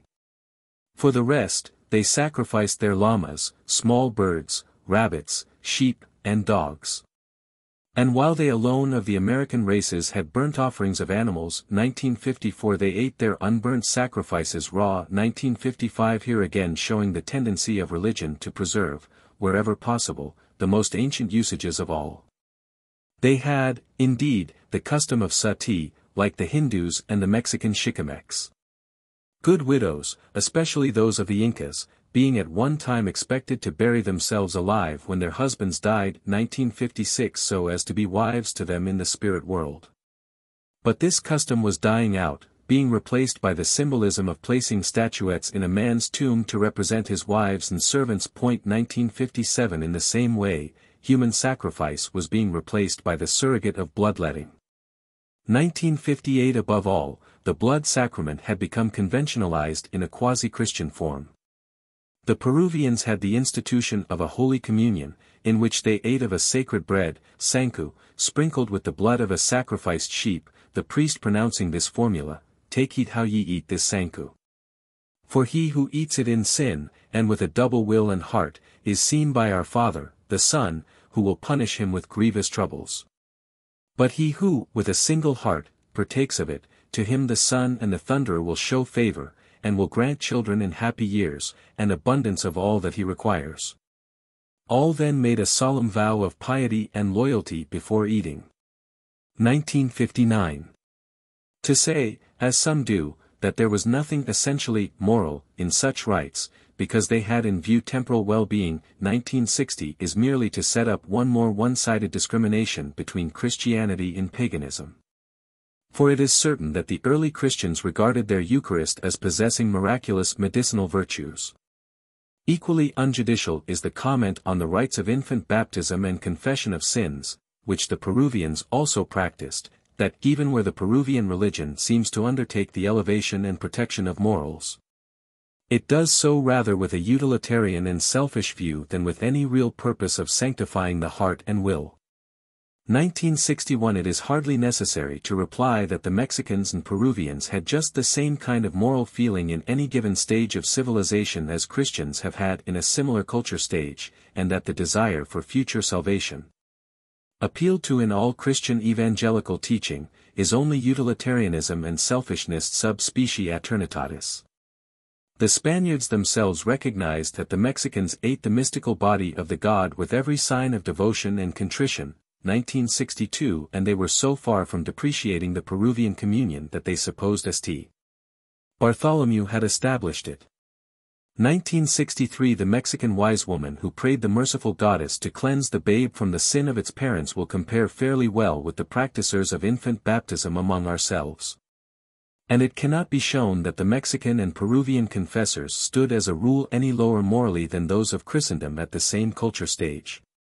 The casting of horoscopes for infants was practiced in Europe just as in Mexico at the time of the conquest. The Mexican priests gave indulgences, but they never went to the lengths of the Renaissance papacy in that direction. 10. Conclusion. On the other hand, the promotion of material well-being is precisely what is oftenest claimed for Christianity, and the argument is presumably changed in the case of Peru and Mexico only because there it would break down. For the great fact about these heathen civilizations is that they did attain material well-being, as apart from humane feeling, in a considerable degree, though, as we have seen, they were suffering much from sacerdotalism and autocracy. If we do not say with Dr. Draper that the Spaniards destroyed a higher civilization than their own, we may at least say that the one they destroyed was in many ways superior to that which they put in its place.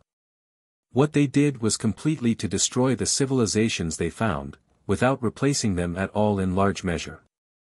In the matters of road-making, agriculture, and the administration of law, the new civilization was not to be compared with the old, which, indeed, was on these points ahead of anything in Europe since the fall of the Roman Empire.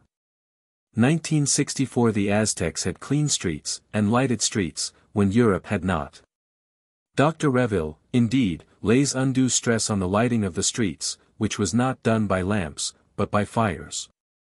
1965. But even that was an improvement on the European state of things 200 years ago. Peru today is in large part a desolation compared with what it was under the Incas. And under the new religion the native races seem to be positively lower than under the old. By the testimony of Catholic priests, the conquerors nearly exterminated the Aztec races, the numbers destroyed by their cruelties being reckoned at 12 millions. And on the side of morality and humanity, who shall say what the gain was in Mexico when the Christian conquerors, after execrating the practice of human sacrifice, set up their own holy inquisition to claim its victims for the propitiation of the three new gods, harrying still further the people they had already decimated by atrocious tyranny and cruelty? It is little to the purpose to urge, as was done by Joseph de Maistre in 1966, that the immense charity of the Catholic priesthood sought to protect the natives in every way from the cruelty and avarice of the conquerors. It is in the nature of all priesthoods in close connection with the people to seek or wish its good in some way. 1967. The Mexican priests, as we have seen, enjoined beneficence, and they treated their own vassals well. 1968. But when the Christian apologist declares that he has no knowledge of a single act of violence laid to the charge of the priests, save in the one case of Valverde in Peru, 1969, he goes far indeed beyond his brief. There were certainly humane priests, as Las Casas and Sahagan, but what but acts of violence were the whole efforts of the priesthood to destroy the ancient monuments and records, to say nothing of the operations of the Inquisition? It is not, however, in mere acts of violence that the fatality of Christian junction with non-Christian civilization lies, it belongs to the nature of the case. And religious principle, which encouraged the original act of conquest, is worse than powerless to avert the consequences. If the more forward races will not leave the more backward alone, and cannot blend with them in a common stock, they must do one of three things: exercise a mere supervision, good or bad, as Englishmen do in India, where they cannot breed. Or crowd the weaker out, as is being done in North America and Australia, or strangle the lower civilization without developing the higher, as has been done in Mexico and Peru by Christians, and in Egypt by Saracens. Whether a race fusion can take place in Mexico, Peru, and Brazil remains to be seen. If it be attained, those countries will have solved a problem which in the United States, in a worse form, seems far from solution. In that case, a relative success may finally be claimed for the Catholic as against the Protestant evolution. But it will be due to other causes than religion. It may, indeed, be charged against the Catholic Church that its unchangeable hostility to the spread of knowledge has been the means of paralyzing progress in countries where, as in Mexico and Peru, it has been able to attain absolute dominion over minds and bodies.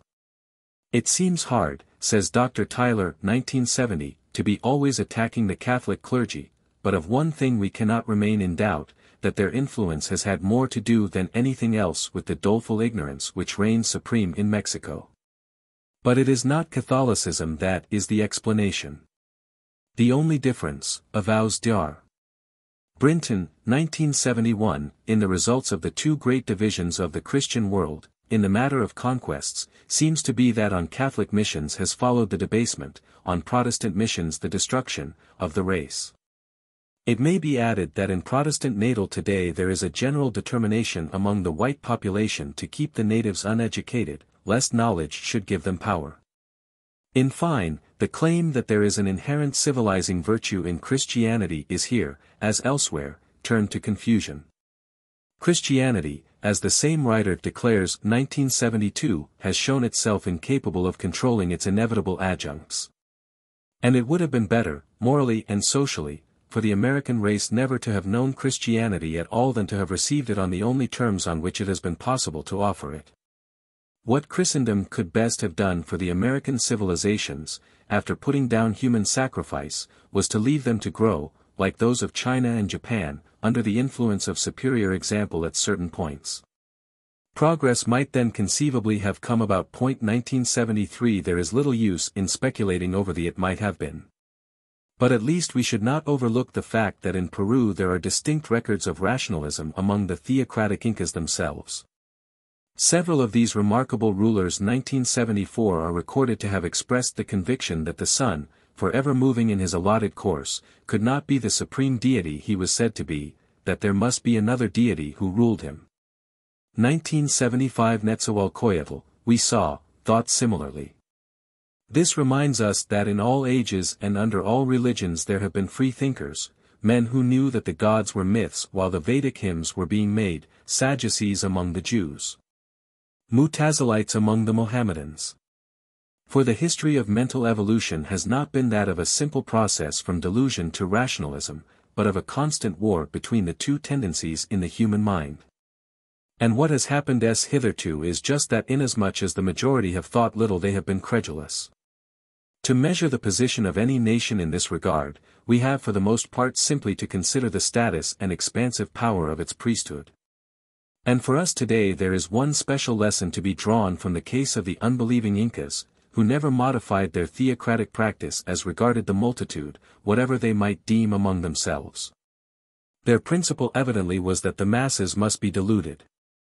Well, we know that when the royal line fell, those masses were wholly unable to act for themselves, and fell abjectly under the sway of a mere handful of conquerors. Unless the masses also rationalize, they will never attain a worthy humanity. So that the freethinkers had need be more righteous than the scribes and Pharisees. It is the more necessary to insist on this, the final lesson of all comparative hierology, because in the face of all the facts some students contrive, with the best intentions, to invert it. Because supernaturalism has always been associated with ethics in religious history, it is fallaciously inferred that there can be no ethic without supernaturalism. And in order to shield from rational criticism the prevailing creed, emphasis is laid on every point at which in its evolution it has chanced to be associated with the principle of betterment. This was the point of view of one of the first scientific investigators on the comparative principle, Benjamin Constant, whose treatise De la Religion, Consideri don esse source, ses forms, ses developments, published in 1824-34, is still worth attention. Developing the principles of Fontenelle and Des Brosses, he set forth, clearly and insistently, 2 generations before Mr. Lang, the presence of savage survivals in the religions of civilized antiquity. 1976. And while accepting Hume's demonstration of the priority of polytheism 1977, he anticipated Mr. Lang's theorem about the good supreme being who could not be squared, 1978, even as he framed a number of the theses employed by Dr. Jevons for the vindication of religious intuitionism, such as the utility of taboo and the opposition between religion and magic. 1979. Long before it was fashionable to do so, he adopted and developed Lessing's thesis of the progressive development of all religion, 1980. Kant's law of the 3 stages he anticipated by one of 4 stages, which is perhaps better grounded.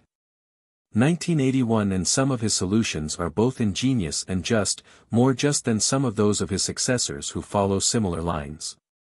Yet by reason of his desire to glorify the religious sentiment, in the abstract and in the present time, apart from all the forms of religion, he repeatedly lapses into crude sophistry. After insisting that the religious sentiment is universal, he speaks of irreligious peoples. 1982. And wherever he has to admit that religion has wrought tyranny and evil, he alleges that just there the religious sentiment has left it, that it has become merely interest, egoism, calculation. 1983. On this very principle, religion is beneficent only momentarily, when it is taking shape as a reform of old religion by innovators, each innovation in turn becoming a matter of form, interest, egoism, calculation. So that, the religious sentiment, so far from being universal, turns out to be the sentiment only of innovators, free thinkers, enemies of traditionalism. After being represented as sweet and consoling for the mass of men, the spirit of religion turns out to be precisely what the mass of men never at any one moment entertain. All the while, it is pretended on a priori grounds that rationalism must always lend itself to fatalistic submission, as if religious reform were not relative rationalism. And the colossal historical facts of religious fatalism, religious tyranny, religious cruelty, religious license, are glossed as phenomena of irreligion. From this long-drawn contradiction there is only one way of escape, the recognition that the sole rational test of any religious credence or usage at any moment is its truth, relatively to the intelligence of the moment. Mechanically repeating that religion is a fundamental sentiment, men lose sight and hold of the truth that veracity is also a sentiment, with inalienable rights. The men who, in terms of religious credences, have reformed religion in the past, have done so in the conviction that the credences they discarded were not true. To argue that, because their credences were associated for a time with moral or material improvement, we must cherish those credences even when we know them to be untrue, is to be false not only to their ideal but to the very principle of development.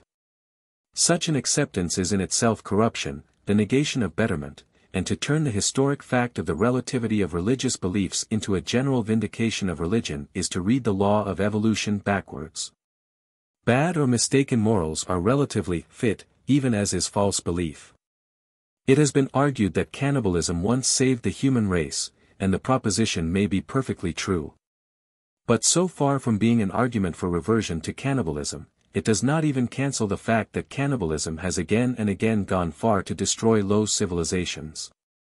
Religious belief has been historically associated with both the progress and the paralysis of civilization. And the just inference is that, so far from its being the principle of betterment, it is simply a form of fallacious mental activity, which may either be countervailed by truer forms or may countervail them. And the beliefs which have the worst concomitants are precisely those certified by the special pleaders as truly religious. The belief in immortality, so often extolled as a great source of consolation, has been the motive for the slaughter of unnumbered millions of human beings, religiously doomed to accompany others to another world.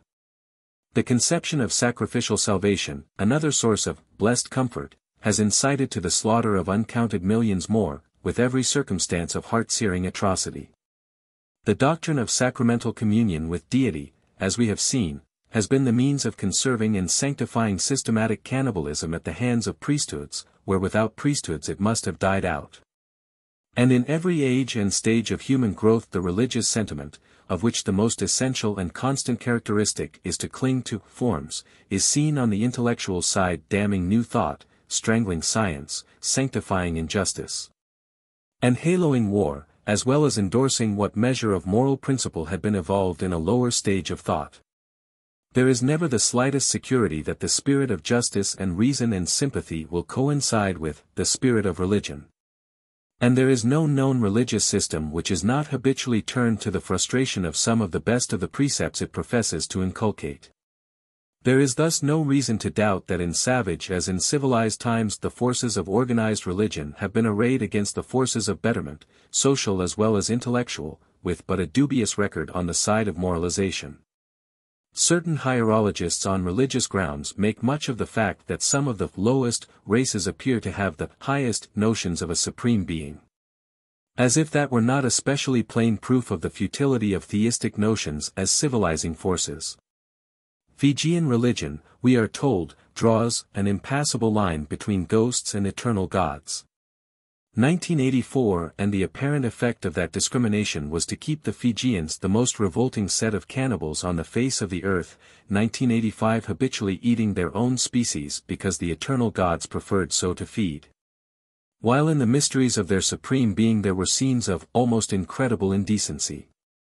Precisely where men drew the least clear distinction between ghosts and eternal gods, that is to say among the Tongans, cannibalism was abandoned till Fijian influence revived it, and the position of women was immensely better.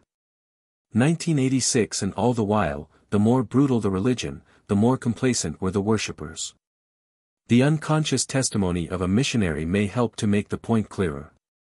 The religious system of the Samoans differs essentially from that which obtained at the Tahitian society, and other islands with which we are acquainted.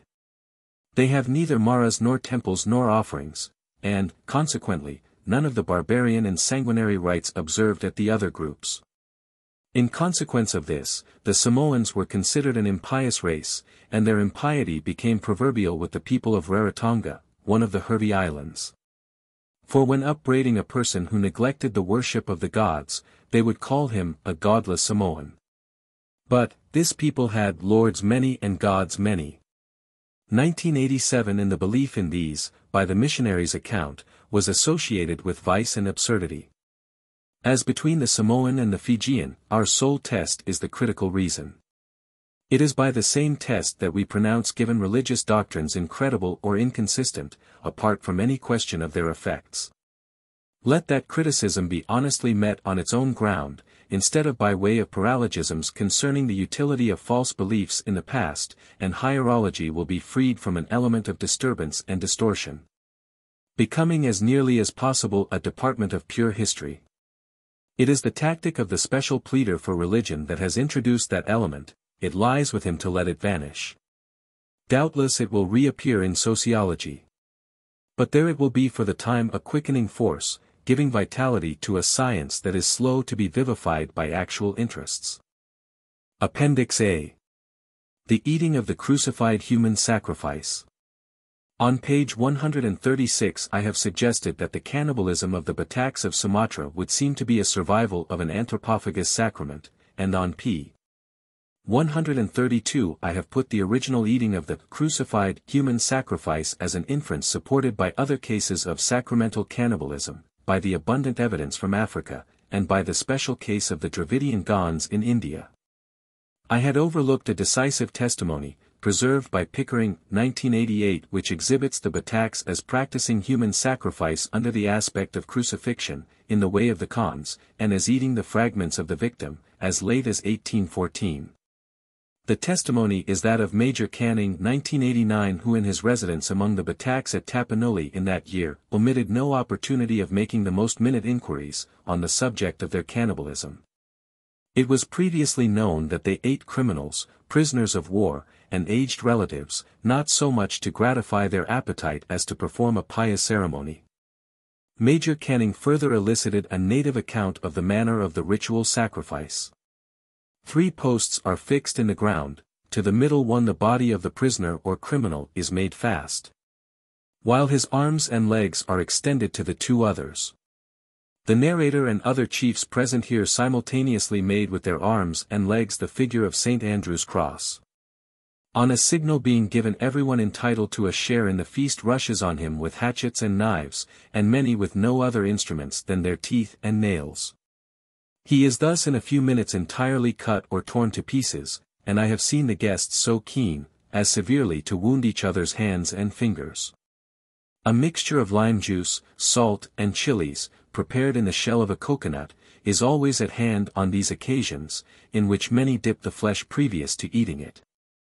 Questioned further as to the mode of killing, the native witness answers, the first wounds he receives are from the hatchets, knives, and teeth of his assailants, but these are so numerous and simultaneous as to cause almost immediate death.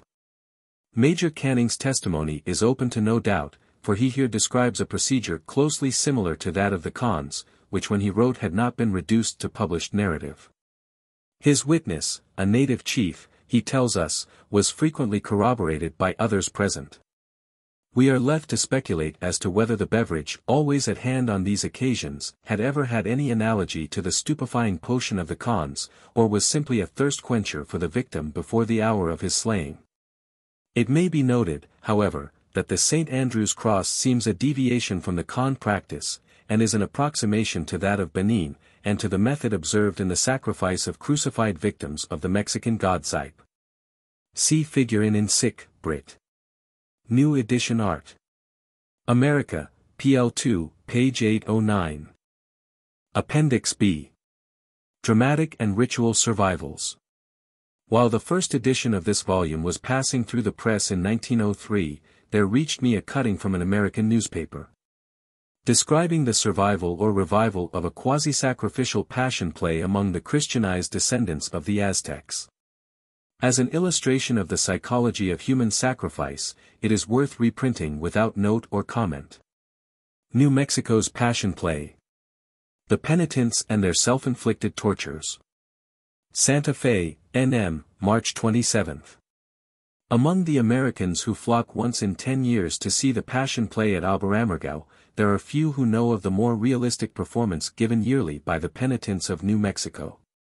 This performance was first adequately described by Adolphe Bandelier in a report issued by the Smithsonian Institution about 10 years ago. The full title of the penitents is Los Hermanos Penitentes, meaning the penitent brothers. The order was established in New Mexico at the time of the Spanish conquest under Coronado, about 1540. The purpose of the priests who accompanied the Spaniards was to form a society for religious zeal among the natives. They taught the natives that sin might be expiated by flagellation and other personal suffering. As time passed, the Indian and half-breed zealots sought to improve their enthusiasm by fiercer self-imposed ordeals of suffering. The idea of enacting the travail of the Master on Calvary was evolved. Hence the Passion Play of the penitents on each Good Friday. Mr. Bandelier learned from the Spanish archives that as early as 1594 a crucifixion, in which 27 men were actually nailed to crosses for a half hour, took place on Good Friday. After several weeks of pious mortification of the flesh with knives and cactus thorns, the penitents numbered some 6,000 at the time of the American-Mexican War in 1848. The Catholic Church has long labored to abolish their practices. So have the civil authorities. 50 years ago there were branches of the penitents in 17 localities in the territory, and crucifixions took place in each of the branches. The organization has since gradually died away. Nowadays the sole remnant of the order is in the valley of San Mateo, 75 miles northeast from Santa Fe. There is no railroad nearer than 60 miles. Some 300 Mexicans still cling to the doctrine that one's misdeeds are to be squared by physical pain during 40 days of each year, finally closing with a crucifixion. Most of the penitents live at Taos, a very old adobe pueblo. They are sheep and cattle herders. Not one in a dozen of them can read and write in Spanish, and they have as little knowledge of English as if they lived in the heart of Mexico. The penitents keep their membership a secret nowadays. They meet in their primitive adobe council chambers, moradas, at night, and they conduct their flagellations and crucifixions as secretly as possible. Charles F. Lummis, of Los Angeles, California, was nearly shot to death by an assassin for photographing a penitent crucifixion a few years ago. The penitents have several night meetings during the year, but it is only in Lent that they are active. They have a head, the Hermano Mayor, whose mandates are strictly followed on pain of death. Adolphe Bandelier has written that up to a half-century ago there were instances of disobedient and treacherous brother penitents having been buried alive. In Lent the penitents have night meetings several times a week at the Morada. One day they will whip one another, on another day they go to El Calvario, the Calvary, a little hill away from the town, where they coat their bodies with ashes, and all the time call in lamentations for a witness to their sense of sinfulness. For several days at a time they go without food, and they spend whole nights in tearful prayer. When Holy Week comes the intensity of the fanaticism increases. They have been seen to thrust cactus spines into one another's naked backs until the flesh swelled owing to the torture caused by thousands of nettles under the skin. They have been known to crawl on all fours like lizards over hill and vale for miles at a time to prove their humility. Self-lashing with short whips similar to cat's own ninetails is common, and young men have died from exhaustion and loss of blood during 2 zealous flagellations. On Good Friday the Hermann Mayor names the ones who have been chosen to be the Jesus Christ, the Peter, the Pontius Pilate, Mary, the Martha, and so on, for the play. Notwithstanding the torture involved in the impersonation, many penitents are annually most desirous of being the Christ. The play is given on El Calvario. While the piper blows a sharp air on a flute the man who is acting the part of the Savior comes forth. His only garment is a quantity of cotton sheeting or muslin that hangs flowing from his shoulders and waist. About his forehead is bound a wreath of cactus thorns. The thorns have been pressed deep into the flesh, from which tiny streams of blood trickle down his bronzed face and over his black beard. In a moment a cross of huge timbers that would break the back of many men is laid upon his shoulders. He grapples it tight, and, bending low under the crushing weight, starts on. On the way a path of broken stones has been made, and the most devout penitents walk over these with bare feet and never flinch. The counterfeit Christ is spit upon by the spectators. Little boys and girls run ahead of the chief actor that they may spit in his face and throw stones upon his bending form. When El Calvario is reached, the great clumsy cross is laid upon the ground. The actor of Christ is seized and thrown upon it. The assemblage joins in a chorus of song, while several penitents lash the man's hands, arms, and legs to the timbers with cords of cowhide. The bonds are made as tight as the big muscular vaqueros can draw them. The ligaments sink into the flesh and even cut so that the blood runs out. The arms and legs become blue and then black under the binding, but not so much as a sigh escapes the lips of the actor. He repeats in a mixed dialect of Spanish and Indian the words uttered by Christ at the true Calvary, and bids his brothers spare him not. When all is ready a dozen men erect the cross. The women weep and the children look on dumbfounded. Some of the men mock and jeer the man on the cross, others throw clods of sun-baked earth at him, and still others, feeling that they must have some part in the physical agony of the afternoon, call upon the multitude to lash and beat them. In several localities in Colorado and New Mexico it was once the practice literally to nail the hands of the acting Christ to the timbers of the cross, but the Catholic priest of this generation put a stop to that. There is no doubt that people have died from the tortures of the Passion Play. Only 2 years ago the government Indian agent in the San Riga Mountains reported several deaths among the penitents, because of poisoning by the cactus thorns and the lashing the men had endured. The penitents believe that no death is so desirable as that caused by participation in the acting of the travail of the Lord. After the first half-hour of noise and flagellation about the cross at El Calvario the excitement dies away. The crucified man, whose arms and legs are now black under the bonds, must be suffering indescribable pain,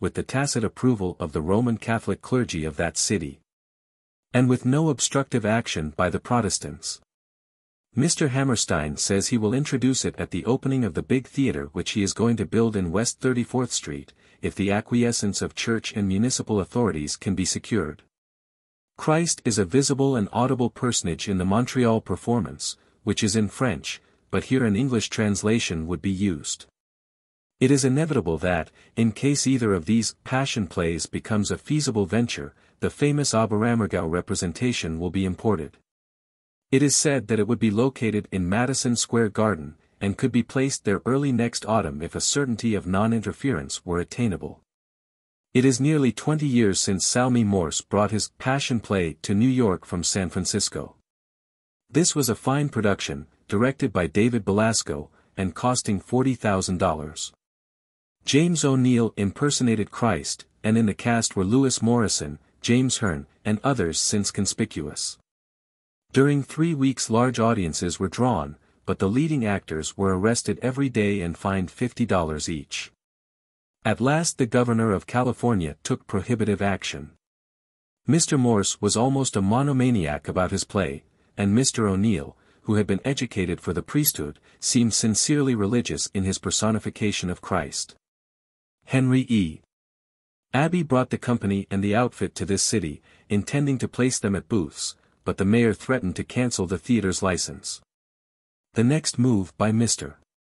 Morse was to lease an old church on the site of the present Proctor Theater in West 23rd Street, and put in a stage, on which a single performance was given to an invited audience.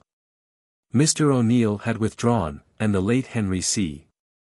DeMille, as the Christ, headed a cast of generally inefficient amateurs. So the venture ended in a fiasco. The present attitude of city and church authorities is not yet ascertainable. Appendix C replies to criticisms. Section 1. General Opposition, the Hibbert Journal. As has been remarked in the preface, the most notable aspect of the body of criticism passed upon the first edition of the foregoing work is the almost complete abstention from challenge of the theses upon which challenge was specially invited by the writer, that the gospel story of the Last Supper, Passion, Betrayal, Trial, Crucifixion, and Resurrection, is visibly a transcript of a mystery drama, and not originally a narrative. And that drama is demonstrably, as historic demonstration goes, a symbolic modification of an original rite of human sacrifice, of which it preserves certain verifiable details. The only attempt I have seen to counter these positions, an attempt made only incidentally by Dr. J. E. Carpenter, was, as I have elsewhere shown, cancelled by the critic himself. For the rest, critic after critic has impugned this or that analogy between Christian and pagan systems, this or that item of historic assertion, and many have broadly flouted the general thesis of the non-historicity of Jesus. But no one, so far as I am aware, has attempted to gainsay the central argument upon which attack was specially invited. I am therefore entitled to infer, so far, that argument has some validity. Though, for sheer lack of debate, I cannot yet count it inexpugnable. That there should be found no flaws of statement or obscurities of argument in a treatise covering so many fields, I was never foolish enough to expect. And to one or two hostile critics I am indebted for corrections of errors of detail. It is to be regretted that critics capable of discovering such errors should put themselves in the wrong by gratuitous misstatements of their own concerning the case they dealt with. Dr. Margoliouth, for instance, pointed out that the legend which makes Joshua the son of Miriam, ascribed by me to the Arabic Chronicle of Tabari, occurs only in the Persian version, a correction of some importance. Dr. Margoliouth, however, saw fit to allege that my long argument for the existence of a pre-Christian cult of Joshua, Jesus, son of Miriam, turned wholly on the reference of the Moslem legend to Tabari. Whereas it was only after putting my main case on other grounds that I wrote, finally, we have to note, a, the remarkable Arab tradition which makes Joshua the son of Miriam. This want of critical rectitude marks nearly the whole of the polemic directed against pagan Christs, and even where some sense of critical principle has been exhibited, theological animus usually deflects the reasoning in an unprofitable fashion. A lady reviewer in the Hibbert Journal, who certainly showed more concern for argument than most of the other critics of the book, embodied her case in such propositions as these. 1. Mr. Robertson, as we have seen, proceeds on the assumption that the historicity of Christ is a myth. 2. His reasons, practically reduce themselves to this, that Paul shows total ignorance of the teachings and miracles ascribed to Jesus in the Gospels. 3. He admits what they, the epistles, imply, the hostility, for instance, to their writer of the Jews throughout the Mediterranean. But if this is granted, the historicity of Christ must necessarily follow. We can hardly believe that the Jews would have been hostile to a myth, they would have retorted that Jesus never even existed. 4. Our author, indeed, refuses to admit the historicity of the disciples. He is clearly inconsistent in so doing, for the epistles imply it, and he admits the epistles. 5. He explains away the reference to the Eucharist in 1 Cor. 11 by assuming that the passage is interpolated. For the rest, he assures us that Paul or the forger believed in a crucified Jesus as to whom he had no biographical record, and he finds him in the person of a certain Jesus ben Pandira. We shall scarcely be guilty of skepticism if we refuse to accept this solution. 6. The author's, theological position requires that he should deny the historicity of the crucifixion. The assumptions in this debate are wholly on the side of the critic. So far from being led by my theological position to deny the historicity of Jesus or the crucifixion, I had come to my present theological conclusions long before doubting the historicity of either. And only after striving for many years, on the normal assumptions, to construct a tenable historical conception of the rise of Christianity, did I find myself reluctantly driven, by purely historical considerations, to give them up. I had in the same way taken for granted the historicity of the 12 apostles, and in abandoning that after an analysis made in the light of the Didache I still held by the historicity of the founder. Even that I only abandoned after an attempt to construct a theorem of a succession of Jesuses. So far, again, from finding Paul's Jesus in the Talmudic Jesus ben Pandira, I have expressly shown that, while bound as historical students to take full account of the apparent possibilities in that direction, we can finally find there no standing ground. I had in fact anticipated the now common conclusion that the Talmudic Jesus, if not in the main mythical, is little more than a name, historically speaking. And I finally found Paul's Jesus in the abstraction of the human sacrifice, named by the name of the ancient Jesus God. There, I should have supposed, was the likely point of attack for negative criticism. But the attacks made at that point, so far as I have seen, take the shape of mere rejection of the thesis. The Hibbert Journal reviewer indeed contended that there is no trace of such a rite as human sacrifice among Palestinian Jews of the later period. I leave the reader to decide for himself, after noting the fuller exposition in the present edition, whether that statement can hold. For the rest, my thesis of the pre-Christian Jesus God has received a remarkable and quite independent corroboration in the work of Professor W. Benjamin Smith, Der Vorchristliche Jesus, 1906. And in the recent discussions in Germany over Professor Arthur Drew's Die Christusmyth, that problem has naturally come in for much discussion.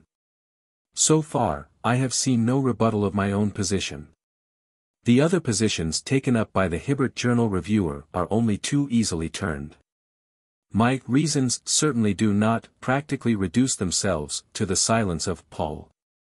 That is indeed a fatal crux, of which the orthodox defense has vainly striven to dispose. But the bulk of the cumulative argument of the examination of the gospel myths in Christianity and mythology remains to be dealt with even if the problem of the Pauline epistles be put aside.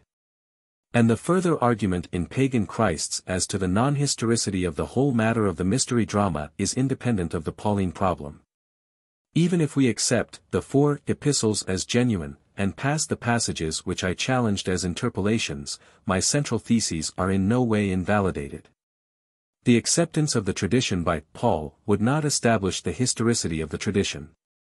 As regards the whole problem of the epistles, the Hibbert Journal reviewer proceeds upon untenable premises. Her assertion that the epistles imply the historicity of the disciples is an error which comes of failure to realize the issue.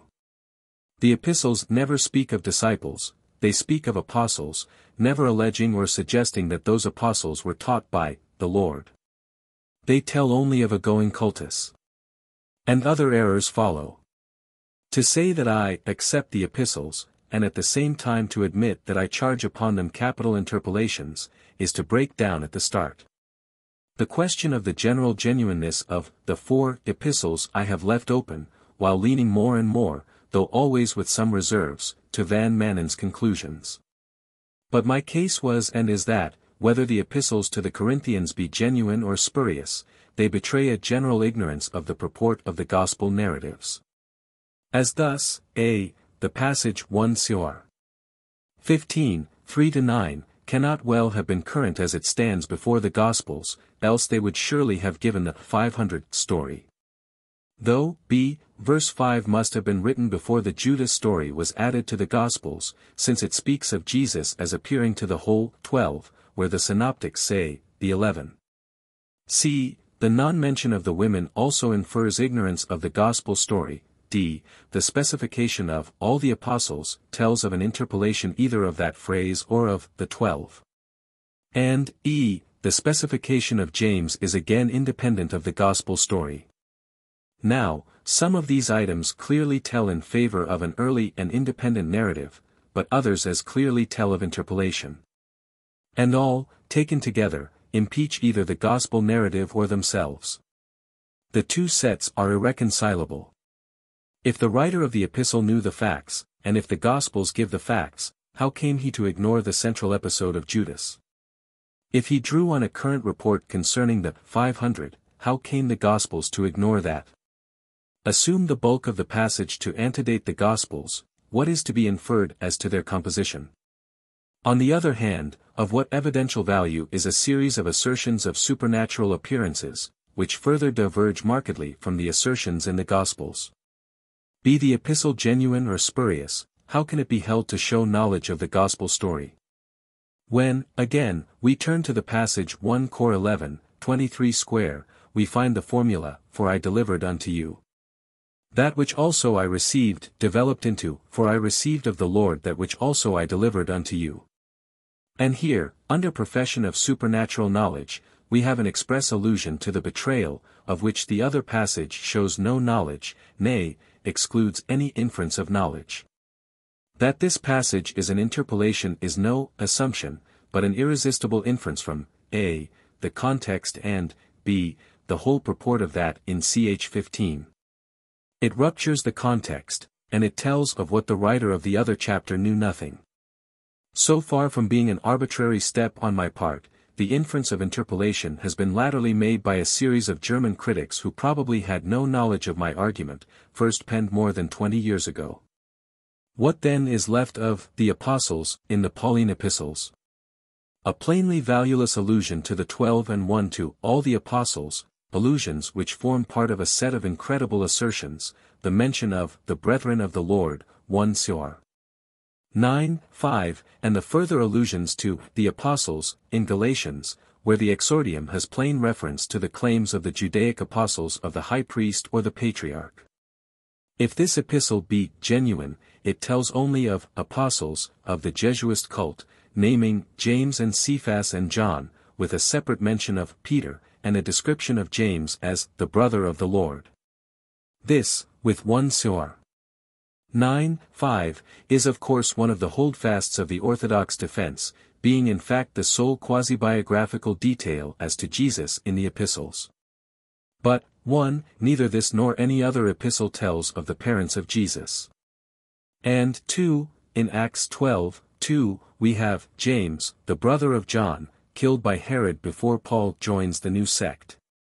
So that if James the brother of the Lord were a brother of the gospel Jesus and a pillar, he was so in supersession of the claims of the survivors of the 12, since the 2 Jameses in the gospel list are sons of Zebedee and Alphaeus. And there is no gospel mention of any discipleship on the part of James the son of Joseph and Mary, any more than of the other brothers named and sisters mentioned in Matthew 13 and Mark 6. Among these are James and Hoseas, and in Matt. 27:56, we have mention of Mary the mother of James and Joses, without specification of her or their relationship to Jesus. Of what historical value, then, is the reference to James the brother of the Lord in the epistle to the Galatians, even supposing it to be genuine? In epistles so often interpolated, by the admission of the revisers who have excised so many later interpolations, such a phrase as, the brother of the Lord, was the easiest of insertions. And even were the phrase primordial, the inference that, brethren of the Lord, in 1 Cor. 9:5, was a late group name is far more tenable than the exorbitant assumption that an actual brother of the gospel Jesus, who never figures as his supporter in the records, had suddenly become a pillar of the cult. And that other brothers had also become propagandists. If these were actual brothers of Jesus, so acting in Paul's day, how comes it that there is no hint of them in the Acts? The whole apostolic list of names and the list of the Holy Family are alike hopeless imbroglios for any reader concerned about historical truth. And if Galatians be not genuine, as even many theologians are fain to surmise, in view of its pretensions to supernaturally acquired knowledge of the Christian doctrine and its wide divergence from the narrative of the Acts, it may still be interpolated at any point. The separate allusions to Cephas and Petros are a stumbling block for any exegesis. Finally, as I have shown in the preface, the passage in which brethren of the Lord are mentioned in 1 Cor. 9 is utterly incompatible with the passage on marriage in ch 7, so that the main mention of the brethren in the epistles must go by the board. It is hardly necessary to argue, in conclusion, against the assumption that the Jews could not be hostile to a myth. Does the reviewer believe that the gods of the heathen were not myths? When the Jews denounced such gods as daimons, did they deny the existence of daimons? Were not the Christians hostile to Mithra? If Jesuit Jews could start a circumstantial Jesus myth in an age of universal credulity, the Jews as a matter of course would in the end take the line of denying, not the existence of the alleged founder, but the genuineness of his mission and his claims. On Van Manen's theory, the epistles belong to the 2nd century. But, on any view of their date, they offered no point of contact to historical criticism. Their Jesus is dateless, speechless, homeless, without a biography. They locate neither his death nor his birth, assign to him no period, quote from him no teaching, specify no miracle. They do but name a crucified Jesus, and there may have been many crucified Jesuses in Jewish history. The Talmudic Jesus would fit that case, to say nothing of the presumptive sacrificial victim called Jesus Barabbas. The very interpolation which tells of the betrayal and the Last Supper names no place and suggests no date.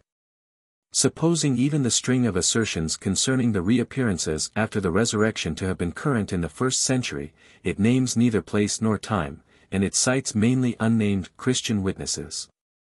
Even if the 500 story were not a late interpolation, it was open to no refutation. A number of Christians could doubtless be got to say they had seen the Lord after his death. And the 12, Cephas, and James were mere partisans, whether dead or alleged to be alive. They too are dateless, the epistles never say whether or not they survive. And while orthodoxy dwells on such valueless evidence, the Unitarian defenders of the historicity of Jesus do not believe in the event so evidenced.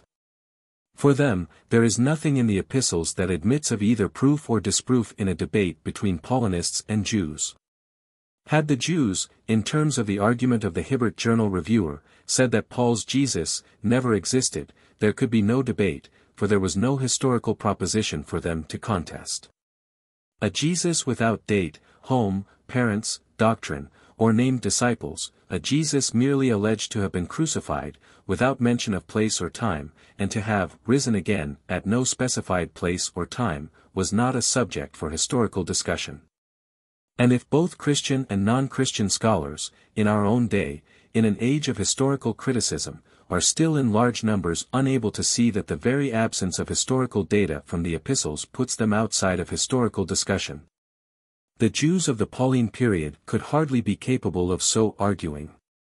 To this, then, the case for the defense reduces itself. The sole quasi-historical datum in the epistles which makes for the historicity of Jesus is the hopeless item concerning James and other brethren of the Lord. The sole events historically posited concerning Jesus are that he was crucified and rose again, which last event the Unitarians admit to be myth. As to the crucifixion, their belief turns on the gospel narrative, the dramatic character of which they have not ventured to deny in detail. But the writer or writers of the first epistle to the Corinthians show in one passage vital ignorance of the gospel story of the betrayal, and give absolutely no historic data for the crucifixion. While the passage in which the betrayal is mentioned is on the face of the case an interpolation, since it imports knowledge which the other passage negates. Solvuntur tabulae. The Unitarian case is in fact only the Orthodox case minus the supernatural. But even the Orthodox case is a compromise. If the early Christians believed anything, they believed in the Ascension. No educated Christian now believes in the Ascension. Yet educated Christians believe in the resurrection on the testimony of an age which believed in the Ascension, and call the legend evidence. Section 2. The Reverend Alfred Ernest Crawley. The work entitled The Tree of Life, by the Reverend A.E. Crawley, 1990, author of The Mystic Rose, is an interesting development of modern Christian apologetic. As an anthropologist, Mr. Crawley is sufficiently familiar with the facts of comparative hierology to know that all the main features of the Christian creed and cultus, divine sonship, virgin birth, crucifixion, resurrection, salvation, baptism, and Eucharist, are common features of pagan religion. And he takes the somewhat bold course of positing the facts in question. He is indeed somewhat imprudent in putting in the forefront of his exposition what he calls the rationalist attack and the anthropological attack, admitting that so far as they go they are unanswerable. As to biblical cosmology, he confesses, p. 141, that the arguments of Huxley and Lang in this matter can no longer be resisted, and he in effect says the same thing of the supernaturalism of the Gospels. It is in the latter part of his book that he proffers his vindication of the faith, in the form of the theorem, 1, that religion in general, howsoever mythical be its basis and content, is necessary to human nature, that is, to the nature of those who need it. 2, that it is the true bulwark of society against radicals and socialists.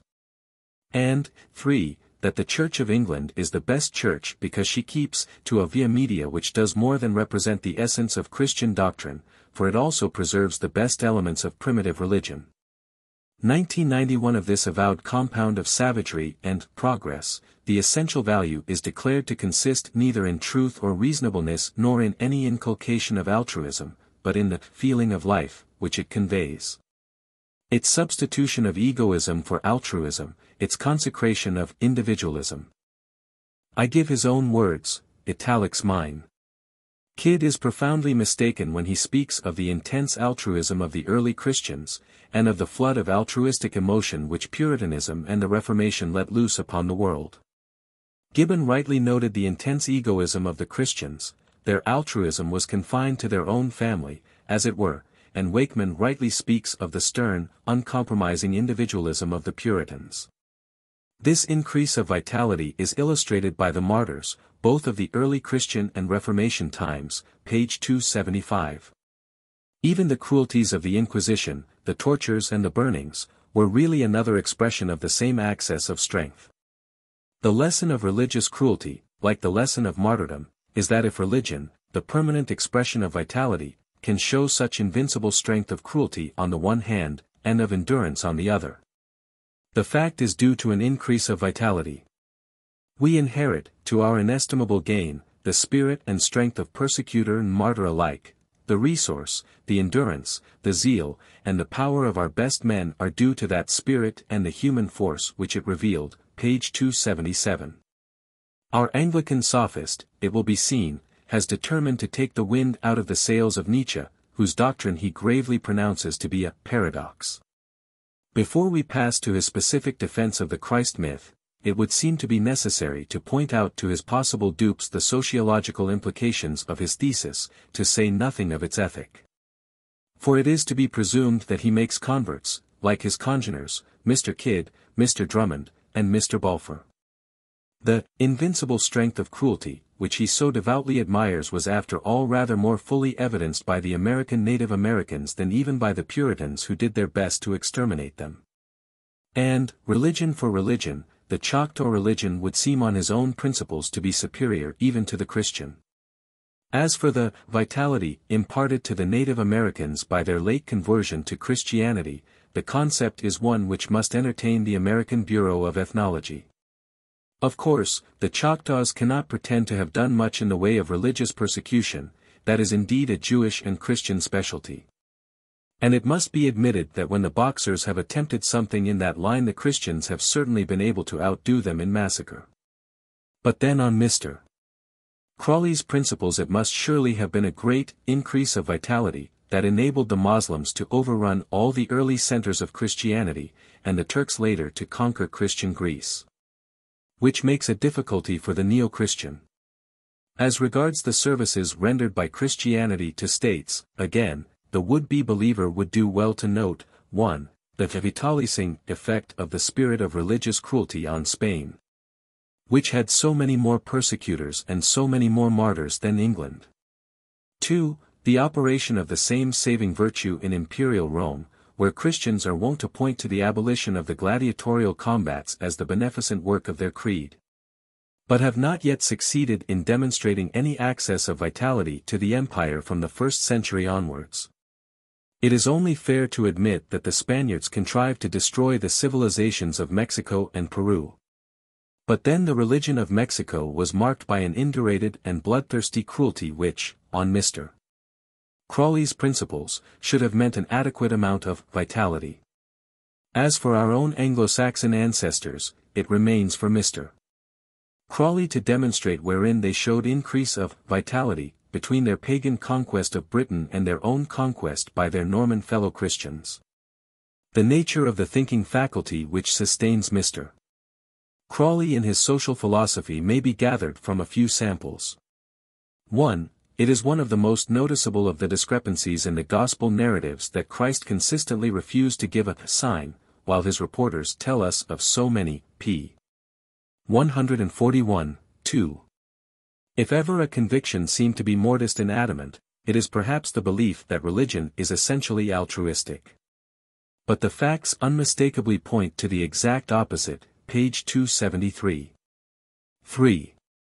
Even the most self-sufficient of rationalists prays to something without knowing it, page 257. In which case Mr. Crawley knows the fact without any testimony. The reader is now substantially prepared to understand and appraise Mr. Crawley's operations in Christian apologetic.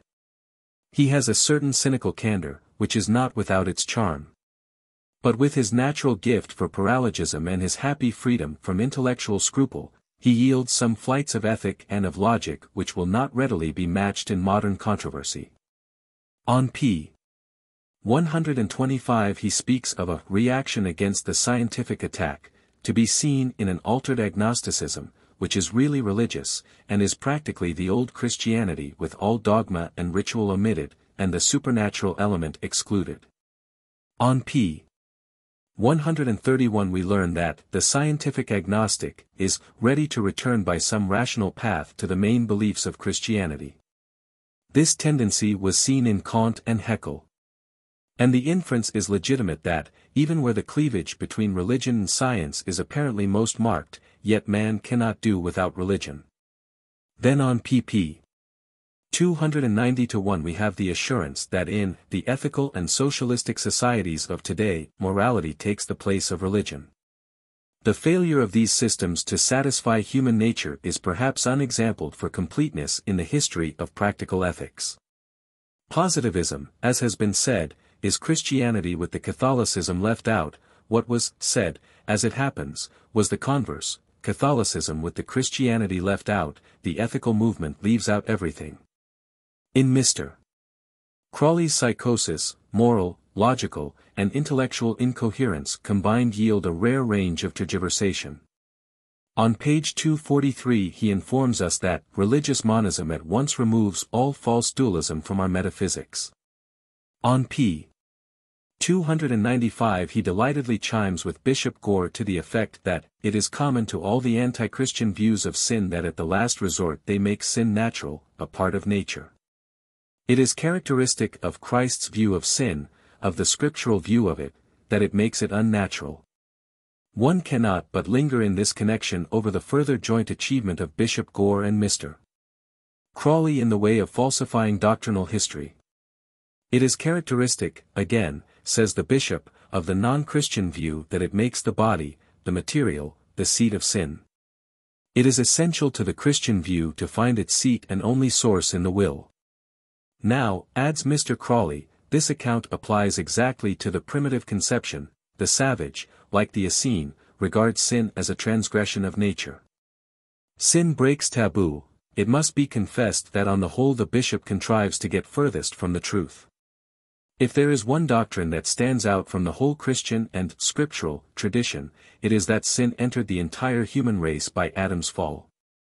And if there is one moral assumption that dominates the tradition in the early, dark, and Middle Ages, it is that the body is by nature prone to evil. The simple doctrine, if thy right eye offend thee, pluck it out, might serve to decide the question for any save a Christian sophist.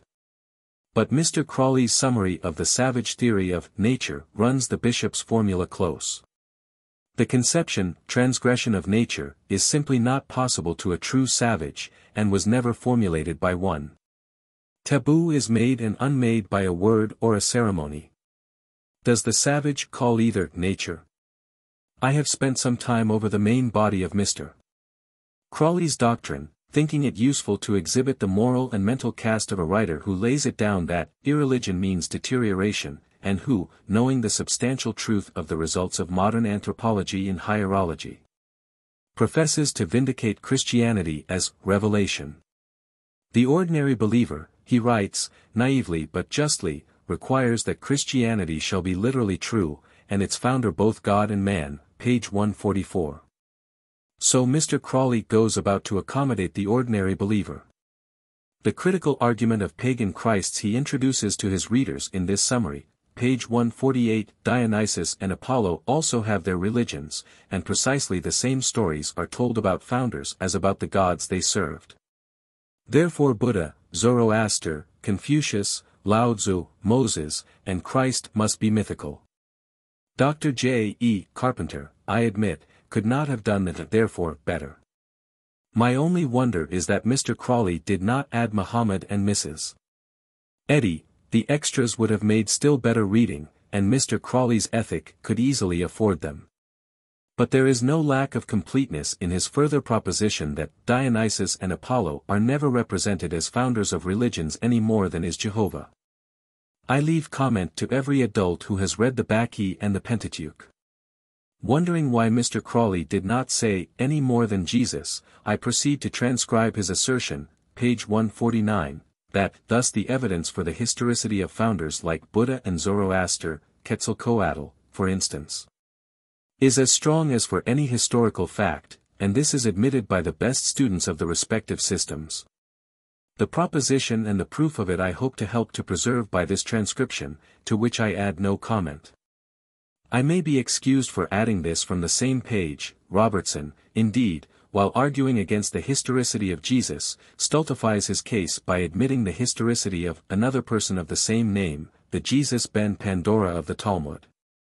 I ought here, perhaps, to make clear for Mr. Crawley's naive readers the full force and scope of his argument. It means that if I deny the historicity of Moses, but admit that of Moses of Chorene, I have stultified myself. And that if I dispute the historicity of John Barleycorn I stultify my own signature. It is a trifle, but it may be worth adding, that I did not admit the historicity of Jesus ben Pandira, about which I expressed serious doubts. But it is true that I admit the more or less clear historicity of a number of the Jesuses mentioned by Josephus, even as I admit the historicity of Mr. Crawley while disputing that of his namesakes in Vanity Fair. Further, I have postulated the probable historicity of an annual human sacrifice of a victim ritually named Jesus Barabbas. With that crushing syllogism ready to launch, Mr. Crawley had just before advanced the proposition that the beginning of the Christian era was a period too late for the free formation either of divine or of historical personalities by the mythopoeic imagination, an inexpensive petitio principii, which had often been put forward before. I might leave him to reckon with those Christian hierologists who affirm the post-Christian appearance of such deities as Balder and Krishna. But it may suffice, even for a naive believer of moderate intelligence, to ask himself when and how freely were formed the personalities of King Arthur and his knights, Prester John, William Tell, the Wandering Jew, Lohengrin, Tannhauser, the Seven Sleepers, St. George, Faustus, and St. Christopher. If Mr. Crawley believed in the worthless argument he has here used, he obviously needed no other. If Jesus cannot be non-historical, the case is at an end. He shows his sense of the futility of his own plea by using a number of others, the argument from the Crestus of Suetonius, which clearly tells in favor of a Christ myth. The argument from Tacitus, who, if he wrote the passage in his history, only repeated what Christians said, and the argument from the passage in Josephus, given up as spurious by most Christian scholars. Then, in utter disregard of the Pauline epistles, he affirms that the Christian tradition itself mentions the humanity of Christ first, and proceeds to found on the hostile Jewish tradition of the Seper Toldoth Jeshu, concerning which he expressly argues that it is plainly framed by way of countering the gospel story.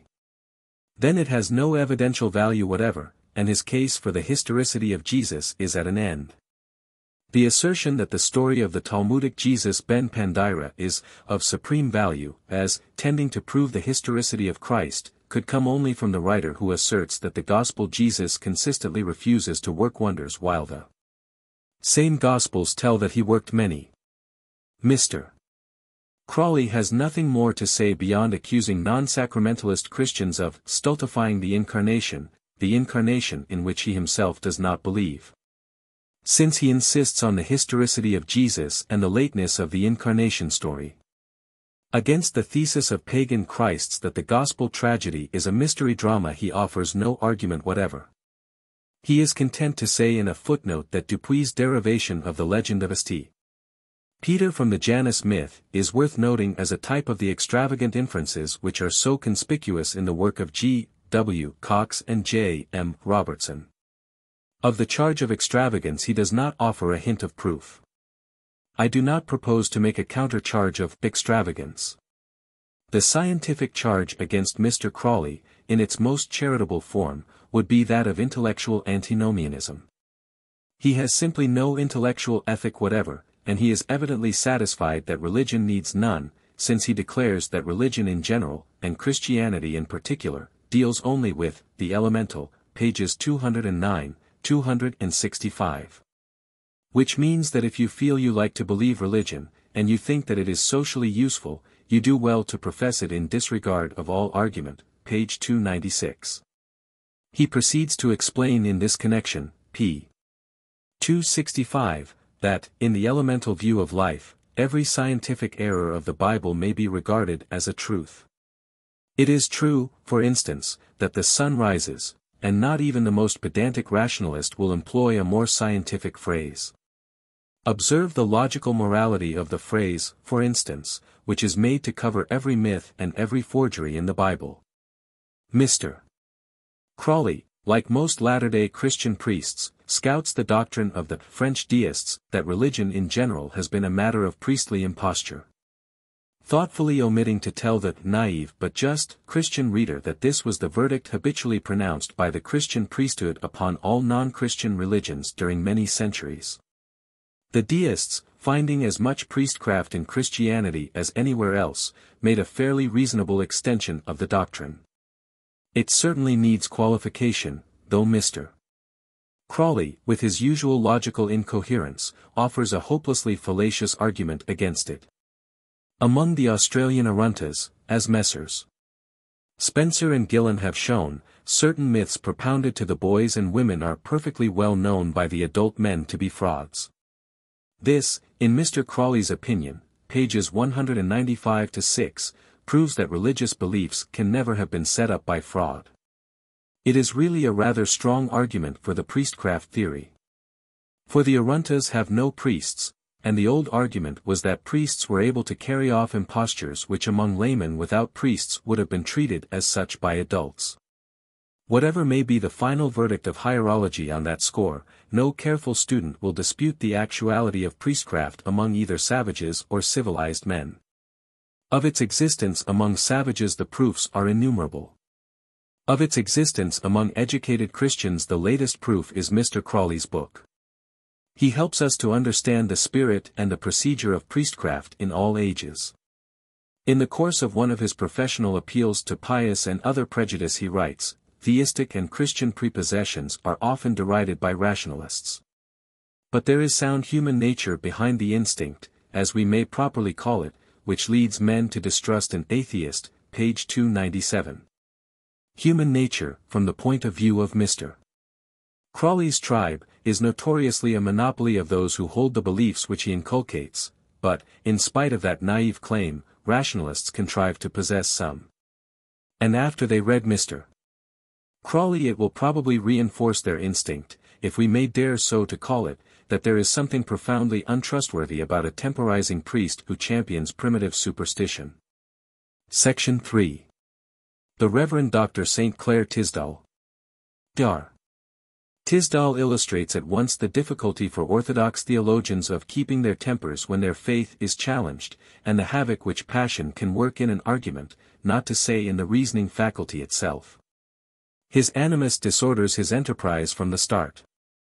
In the opening chapter of his work on Mythic Christs and the True, 1992, dealing with the question of Mithraism, he refers to me as a modern writer on the subject, who tells us that his book challenges criticism above all by its thesis. Pausing at that word, he goes on to charge me with first asserting that we know very little of Mithraism, and then proceeding, as do others, to afford a complete account of the legends and the inmost theology of the Mithraists, together with details of its origin. It will be seen that the phrase first quoted by him is from the introduction to this work, preface in first edition, where the phrasing is not its thesis, but its theses, the reference being not to any general thesis, but to two immediately specified propositions concerning the Christian mystery play. Having quoted its thesis, Dr. Tisdall burks the rest of the passage, thus either willfully garbling the whole or failing in his anger to understand what he reads. To the theses specified he makes not even an attempt to reply. The attack which he goes on to make on me concerning Mithraism is, as the reader will see from its statement, nugatory. Upon that subject neither I nor any one else can give a complete account of the legends and the inmost theology. If we know all this about Mithra, says Dr. Tisdall, quoting some details from another writer and from me, we know a great deal. And he goes on to propound the crushing counter-thesis, there are no Mithraic scriptures extant, as if that settled the question. It is idle to discuss with such a writer what constitutes a great deal. It may suffice, however, to point out that what contemporary documentary evidence we have concerning Mithraism, apart from the Zendavesta, comes from Plutarch, Strabo, Athenaeus, Herodotus, Porphyry, Commodianus, Macrobius, and Julian. The fathers Julius Firmicus Maternus, Tertullian, Jerome, Justin Martyr, and Gregory Nazianzen, and the historian Eliseus of Armenia. Whether we call their information little or much, there it is. When he proceeds to charge me with eliciting from my fancy statements which I quote from the fathers of his own church, he merely raises the question whether it is his scholarship or his ethic that is at fault.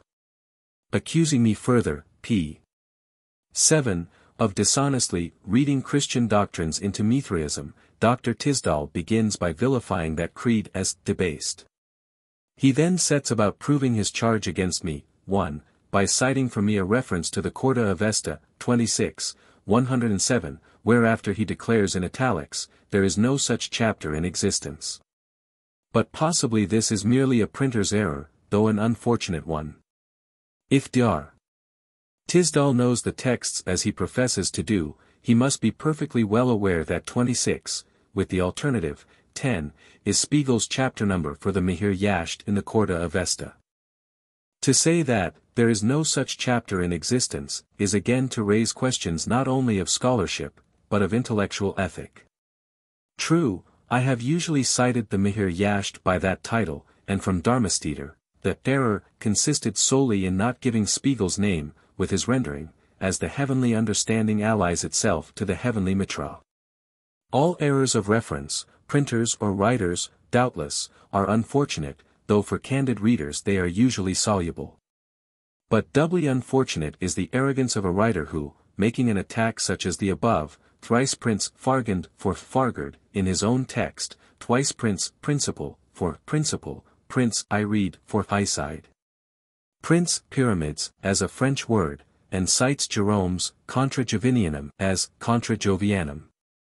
A writer who grounds his attacks upon supposed printers' errors should be more careful about his own proofs. On the real issue, Dar. Tisdall is careful not to mention that in the Mihir Yasht, equals Corda Avesta, 26, 107, Spiegel, the heavenly understanding, is declared to be allied with Mithra.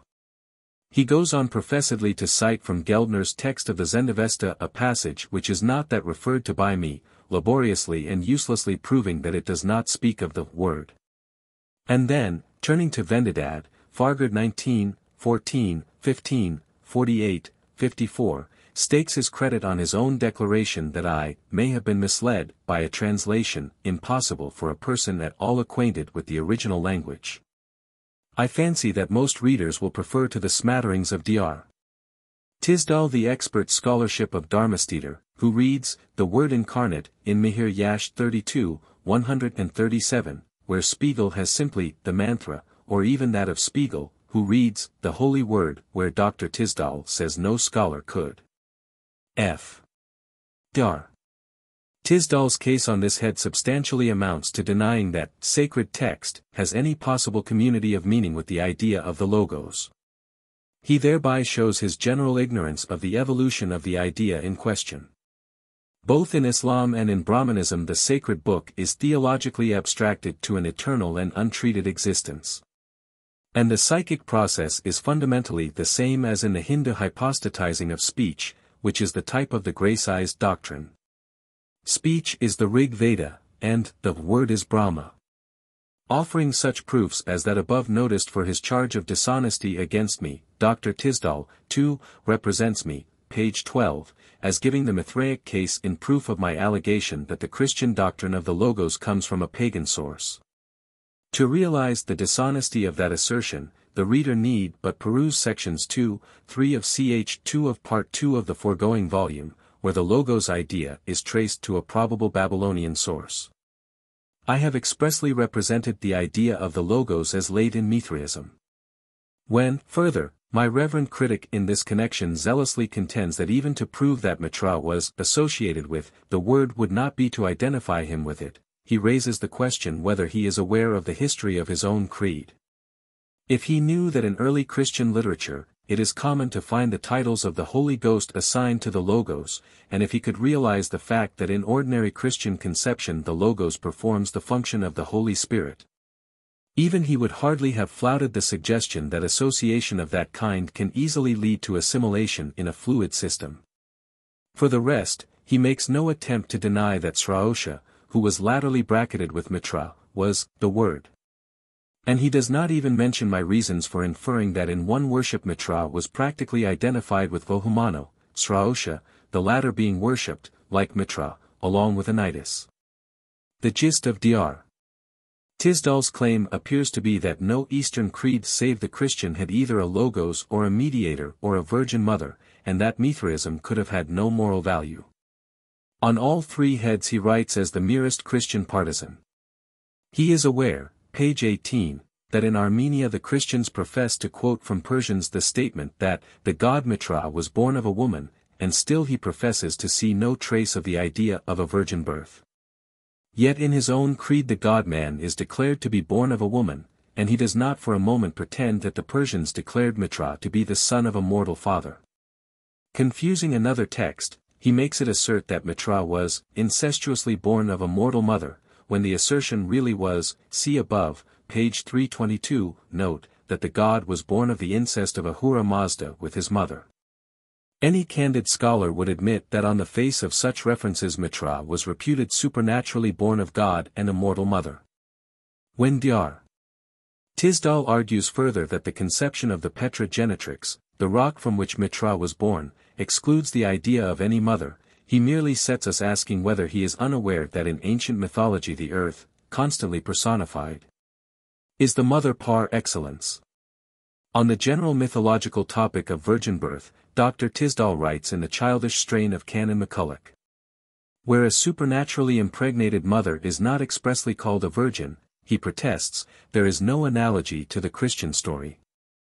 Both reverend gentlemen seem to be unaware that the title of virgin was categorically given in antiquity to mother goddesses and goddesses of many amours. They cannot see that the essence of the idea under challenge lies in the item of supernatural birth, birth without male congress, which is asserted by Hesiod in the case of here. In the heat of his partisanship, Dr. Tisdall angrily attacks Dr. Fraser for accepting the overwhelmingly strong testimony of Messrs. Spencer and Gillen as to the belief of certain Australian tribes that all births are caused by the entrance of ancestral spirits, and that male congress is not the cause of conception. On this head he advances the futile argument that the tribes in question have strict marriage laws, as if these were not intelligible in terms of mere sex instinct and property, and he has the hardihood to affirm, p. 89, that there is no proof that savages hold or have ever held the doctrine of spiritual conception.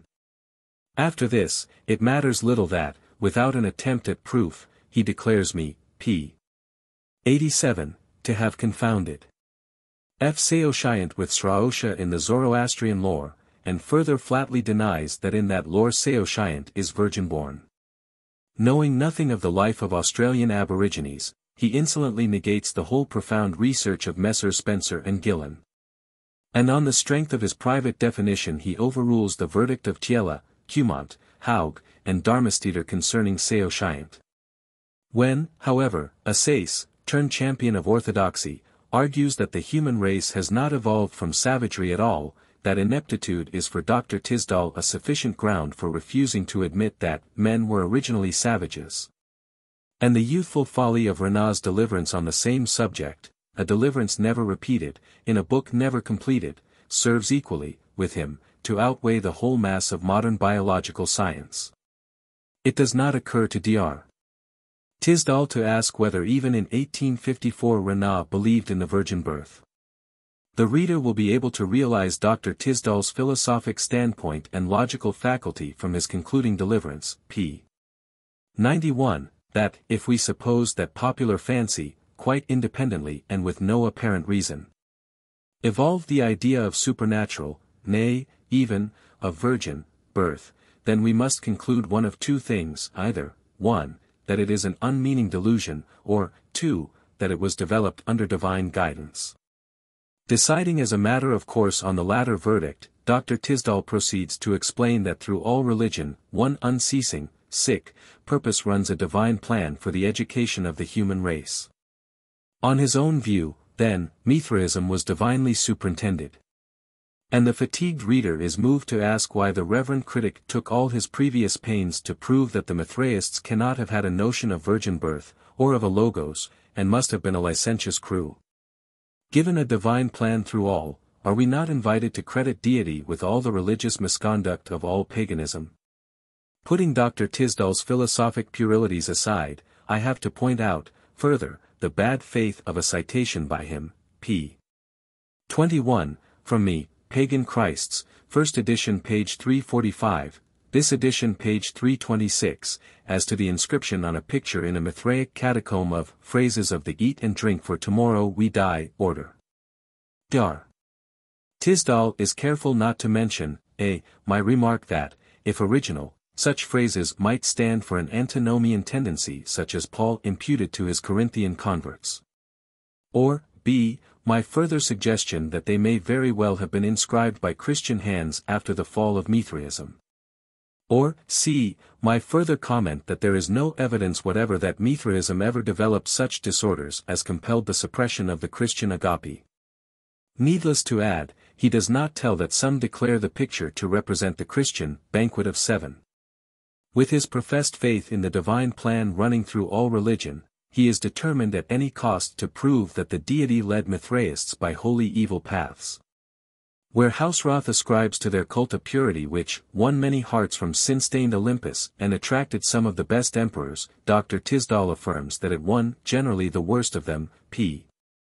17, naming Aurelian, Diocletian, Galerius, and Licinius, as well as Julian the Apostate.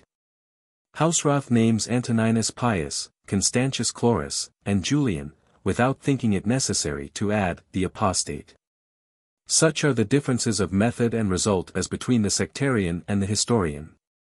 If one were to comment on the charges brought by Paul the Apostate against his Corinthian converts, or on the characters of the common run of the Christian emperors from Constantine the Apostate onwards, Dr. Tisdall would presumably fall back either on his candid theorem, p.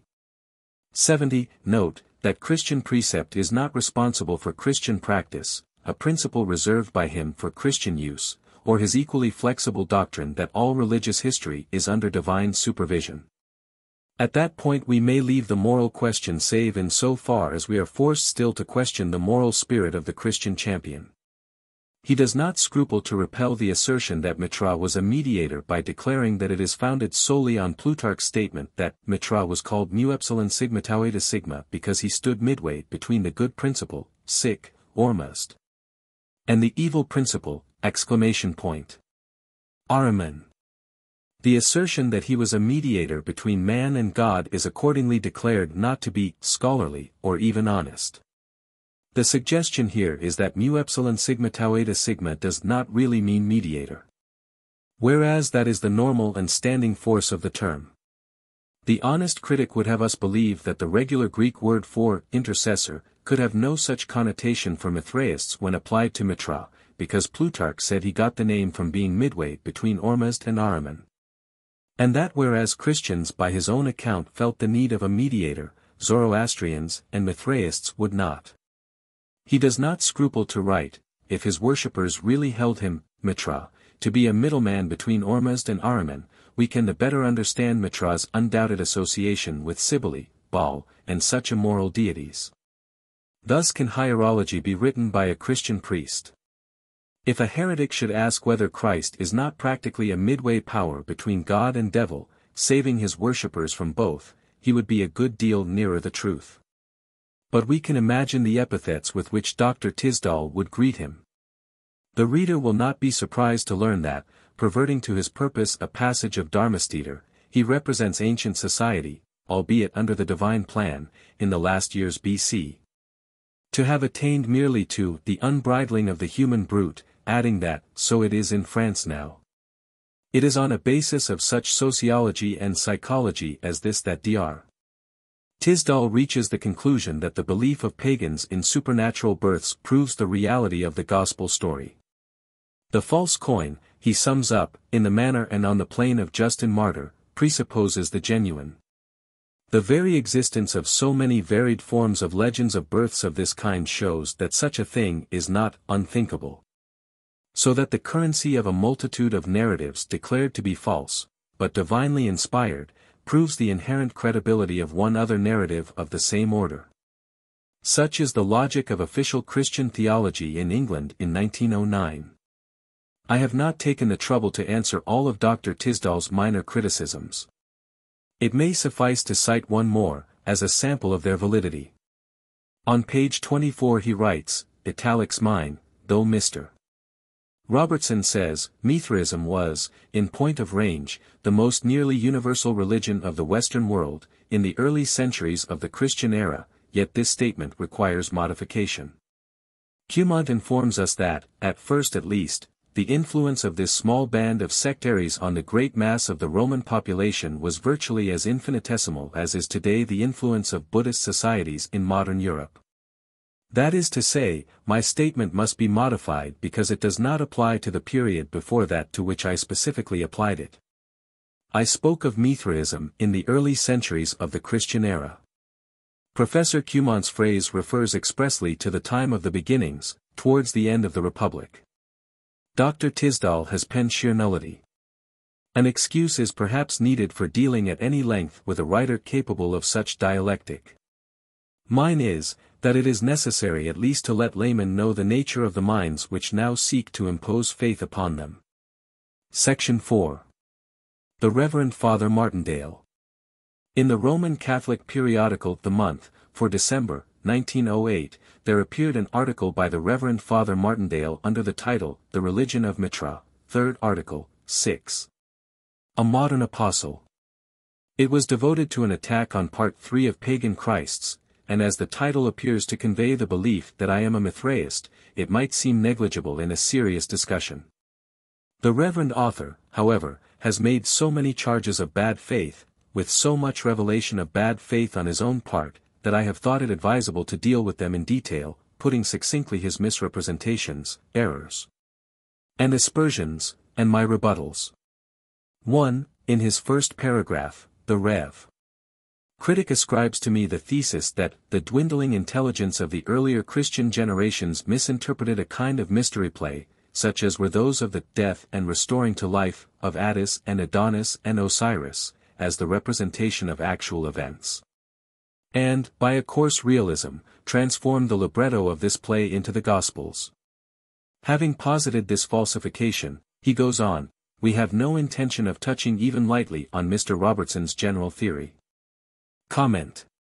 My thesis was that the mystery play was closely transcribed, and added to the Gospels, an extremely different statement. The refusal to face the theory was to be expected. It is normal among defenders of the faith. 2. Before dealing even with Mithraism, the Rev. Critic seeks to inflame his fellow Catholics by describing me as having made an attack upon that which is the spiritual life of so many millions, and from which they draw comfort in sorrow and strength in moral stress. Comment. The critic ought really to have added that my attack endangered his own income. In that way, the question of the truth or untruth of the statements under discussion might have been still further obscured. A picture of the happy state of human life under the Inquisition might further have helped his polemic. 3. Dealing with my section on Mithraism, the Reverend Father proclaims that the list of Mr. Robertson's authorities astonishes us. He goes on, after the respectable names of Thiele and Boissier we find cited, without discrimination, H. Seal's Mithraism, 1823, of the first part of which work M. Cumont says that it has but the remotest connection with the cult of Mithra, etc. Saint Croix's Recherches, etc., are next cited, he continues, and Saint Croix also is little valued by M. Cumont. Saint Croix makes no use of the monuments, nor does Windishman, an author of far higher merit, however, whom Mr. Robertson also quotes. Kreutzer and Lagerd constantly recur as authorities, and M. Cumont dismisses these likewise as valueless. Comment. Any reader of this paragraph, not having seen my essay on Mithraism, would be nearly sure to take it for granted, unless he knew something of the controversial methods of Father Martindale, that the disparaged authors in question were cited by me as authorities for my facts and theories. True, the underlined passage about Lagerd and Kreutzer might puzzle him, for why should the critic now say, constantly, after asserting generally that I cited the authors as my authorities? But he concludes the passage by asserting that Mr. Robertson's imposing list of authorities is singularly diminished in impressiveness when we see that it includes names like these. A careful student, of course, might detect in the includes a sign of consciousness that the critic had been playing fast and loose with his readers. But the general impression conveyed to most readers of the month would be that I relied on exploded authorities. It is my disagreeable duty to point out that Father Martindale knew he was deceiving his readers. The list of authorities, of which he speaks is not truthfully to be described as a list of authorities at all. It is given as a footnote in support of one sentence, as to this. Students are agreed, this being the proposition that Mithraism was in point of range the most nearly universal religion of the Western world in the early centuries of the Christian era. The list of references from which he cites a few names is compiled solely to bear out this assertion. I call Seal and Saint Croix and Kreutzer and Lagerd students, whatever be their shortcomings. If they are not so describable, what, I wonder, is Father Martindale? Besides those named I cite Bunat, Ozanam, E. Meyer, Roscher, Canet, Renat, Jean Reville, Hertzberg, Gardner, Hausrath, and Smith and Chatham's dictionary, all which authorities he is careful not to name. But I cite them only to show how well-founded was my general historic assertion concerning the vogue of Mithraism. Even after categorically representing me as resting my case upon untrustworthy authorities, the Rev. Father writes, yet, even when he quotes these authorities only to deny their worth, we are often left with the curious impression that, be they right or wrong, the quoting of them should be held to have somehow damaged the Christian tradition. That is to say, the Reverend Father knew that the imposing list of authorities was not a list of authorities at all. He knew that I did not rely for my conclusions on the writers he disparaged. He knew that I repeatedly dissented from their views, and that more than once I censured their misstatements. And still he elected to leave standing the original untruth. If the Rev. Father had censured me for putting together such a list of references at all, on the score that the assertion they are offered to prove is one which probably no competent scholar would now dispute, I should have admitted that his blame had some color, and merely replied that my essay was first written 20 years ago, when, so far as I knew, there was no treatise on the subject in English. And I had to acquire my information from many sources. Had M. Cumont's great work been then in existence, I should probably never have planned my sketch. Even when it was republished in Pagan Christs, so far as I knew, no English study of the subject had appeared. I wrote for an uninformed public. But at least my list has served to elicit a not unmemorable exhibition of what a Christian priest will stoop to in the way of prevarication against one whom he ostensibly supposes to be an apostle of a non-Christian cult. 4. After recounting his curious impression, as above cited, the Reverend Father proceeds as follows. Thus, on page 322 seek, the degrees of Mithraic initiation are discussed. Mr. Robertson believes them to have numbered 12. He relies for proof upon a mutilated and incomprehensible text of Porphyry, who is quoting Pallas, and upon an important citation from Elias of Crete, who, with Nicetas, asserts the degrees to have been 12. But Mr. Robertson does not notice that Elias and Nicetas, whom, indeed, he does not mention, are both of them using Nonnus, a fantastic mythographer of the 6th or 7th century, whose witness Mr. Robertson has himself, just above, abandoned. Comment.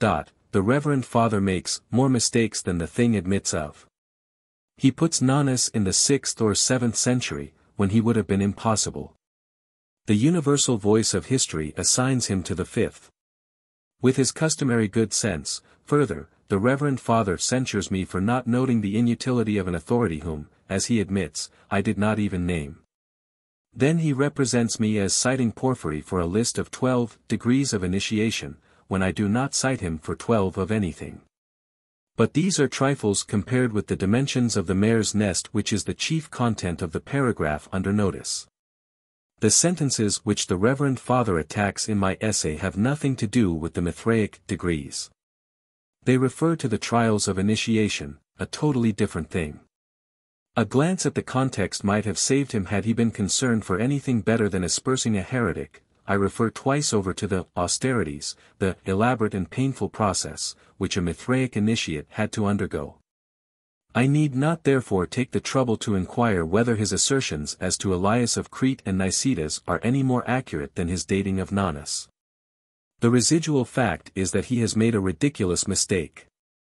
His very phrase, degrees of initiation, is a triumph of confusion. 5. All the before-mentioned exploits occur within the space of 2 pages of the month. And still the exhibition continues. After confusing the trials with the degrees of Mithraism, the Rev. Critic goes on. M. Cumont, however, makes it quite clear that we may trust St. Jerome's formal evidence that the degrees of initiation, italics mine, numbered 7. Monuments and inscriptions amply bear this out.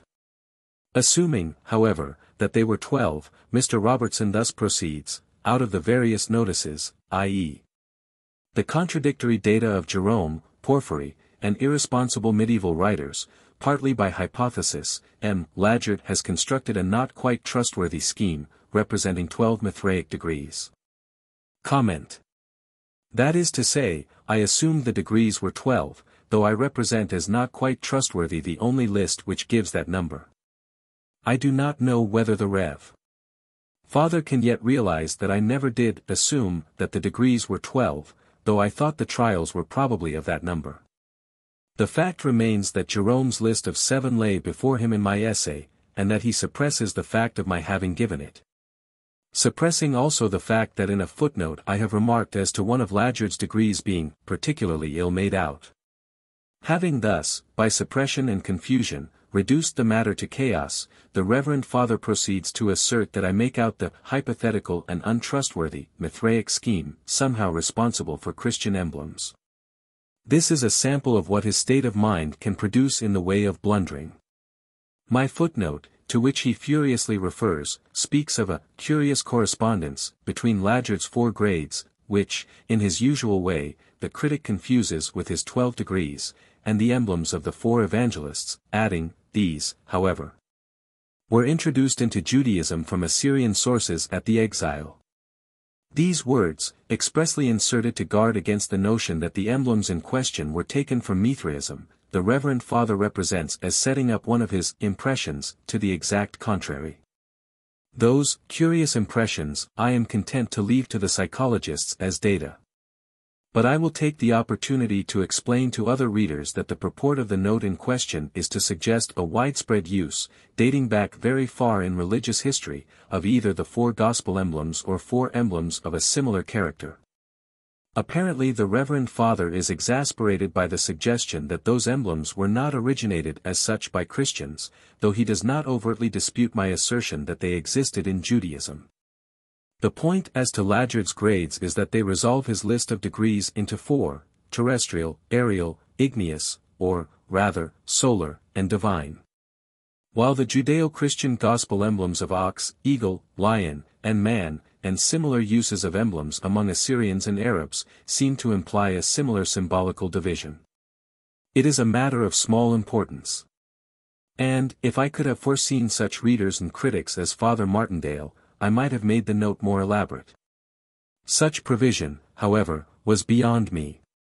He calls the list of degrees in Ladgard preposterous. I had already called it grotesque. But it is not more grotesque than his blunders, his curious impressions, and his misrepresentations. 6. And still the Reverend Father contrives to continue blundering. Up to his 4th page he has not once deviated into accuracy, and in the paragraph following on that last quoted he asserts that on pages 302-3 I wrongly identify Chronoservan with Mithra. Comment. Knowing that I never for one moment did any such thing, I reread in blank astonishment the pages to which he refers. Only on the first is Chronoservan referred to. And the statement is that from Armenian Mazdaism Mithraism borrowed its enigmatic, supreme god, Chronoservan, the time spirit, a Babylonian conception. Represented in the mysteries by the lion-headed or demon-headed and serpent-encircled figure which bears the 2 keys. And this deity, in turn, tells of Babylonian influence. With a sense of moral relief, I surmise that the critic actually did get his idea from the elliptical beginning of the next paragraph, which runs, of the deity thus shaped through many centuries, by many forces. It seems warrantable to say that his cult was normally in an ethically advanced stage. I suppose his intelligence could infer that by this deity was meant the enigmatic Chronoservan. But I fancy I need not explain to any other reader that, as the whole sequel shows, the reference is just to Mithra. Any reader not primed by malice would realize this in a moment, even if for a moment he had been misled. 7. In the next paragraph the Reverend Father asserts that in my essay monuments are declared to prove the identification of Mithra with Anahita in a twice-X personality. Comment. Once more he has blundered. What I have said is that Herodotus is accused of blundering in combining Mithra with Melita, it being shown, that is, by M. Cumont, from monuments that the goddess identified with Mithra was Anytus or Tanit. But, I add, that the Armenian Anytus and Melita were regarded as the same deity seems clear. As usual, the Reverend Father has misunderstood the argument. And when he goes on to say that, Mr. Robertson next identifies Mithra with Strabos Omanos, equals Vohumano, equals good thought, he as usual distorts my words. What I have written is that, there is reason to suppose that ominous, or the Persian form of the word, was a name of Mithra, and that it is an adaptation of vohumano, Bahman, equals good mind, a divine name with a very fluctuating connotation. I am not concerned to discuss the problem of the sexual duality of Mithra, as to which the Rev. Father, as usual, is careful to conceal from his readers the relevant data, such as the case of men, the moon god, and the parallels in the Babylonian pantheon. It is a matter on which his opinion counts for nothing.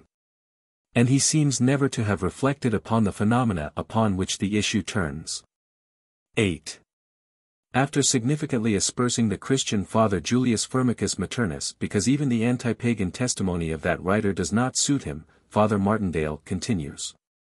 The other author quoted as making Mithra two-sexed and threefold, or three-formed, is Dionysius.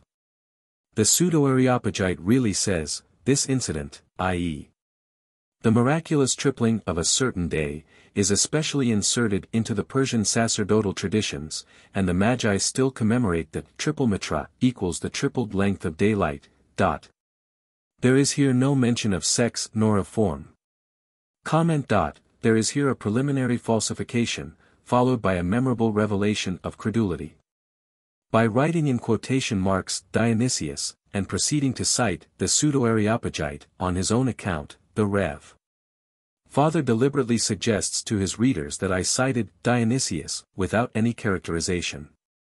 My reference is actually to Dionysius the Pseudo-Areopagite, the usual way of referring to the writer in question. Not content with such a perversion, he adds another. He explicitly asserts that I quoted Dionysius as making Mithra two-sexed and threefold or three-formed. I did no such thing. I expressly speak of the statement of Julius Firmicus, i.e. Maternus, and later writers, that the Persians make Mithra both two-sexed and threefold or three-formed, and, giving a reference specifically to Maternus, add, compare Dionysius the Pseudo-Areopagite, etc. The Rev. Father professes to be correcting me when he had to falsify my words in order to make them seem to need correction. As for the use he makes of Dionysius' testimony, I could not have believed, until I read him, that even in his church there could be found at the present day such medieval credulity. Not for 200 years, I should think. Has any English scholar been found to attach the slightest credit to the absurd proposition that Mithra's epithet of triplasius referred to the miracle story of the turning back of the shadow on the dial for Hezekiah, whereby the day was almost triplicate? Over 200 years ago, Cudworth could write that learned men, Vossius and Selden to wit, have already shown the foolery of this conceit. It has been reserved for Father Martindale to reincarnate the credulity of the Pseudo-Areopagite and his scholiasts. He evidently takes the Hezekiah legend as a historical fact, recorded by the Persians. Though the very text he accepts tells how Apolophanes the sophist denied all such assertions. Selden, after quoting the comment of Georgius Pachymerius about the triple extension of the day, adds, Ita eti maximus scholiasts. And for himself, nec in Graeculorum verba juravi. But such verba seems to be Father Martindale's authorities. The Rev. Father had set out with a flourish against me as one who might be expected, in an attack on the Christian religion, whether from respect for his adversary or from fears for himself, to be very careful in his choice of weapons. He is truly a precious authority upon choice of weapons. But his textual escapades are hardly more amazing than his hierological ideas. I have still a difficulty in conceiving that any man who pretends to write upon Mithraism could seriously assert that triplasios means triple length, thereby making the Magi identify Mithra with one case of protracted daylight. Or could allege that the word tells nothing of form. I suppose it is in all seriousness possible to him. Though even among Christian priests and scholars, and in his own church, there have been many with more insight into the symbolism of alien faiths. Such scholars as Vossius, Selden, Schedius, Hute, and Cudworth could all see that the triple Mithra meant something more than 3 days on end. Hute, a Catholic bishop, could avow that the triple Mithras of the Persians, spoken of by Dionysius, seems to be a certain image of the Trinity. Mosheim, balking at such speculation, despite Julian's phrase on the triple function of the god, prefers reasonably to say with Macrobius that the three faces of the sun and moon denoted the threefold relation of time, present, past, and future. That simple conception, had Father Martindale considered it, might have withheld him from translating triplasios as triple-lengthed. And from his added nonsense to the effect that the phrase may indeed have applied to the twin torchbearers who flank Mithra Torictonos. But enough of his interpretations, it is sufficient to deal with his textual exploits. 9. Coming at last to some central issues, he says, concerning my thesis that Mithra was virgin-born. Mr. Robertson would prefer to assert, in view of a primary tendency, that such a myth must have developed. He recurs, however, to positive argument. Mithra, he says, is identical with Sabazios. Strabo says Sabazios is as it were the child of the mother, Mithra must therefore have had the same relation to a mother.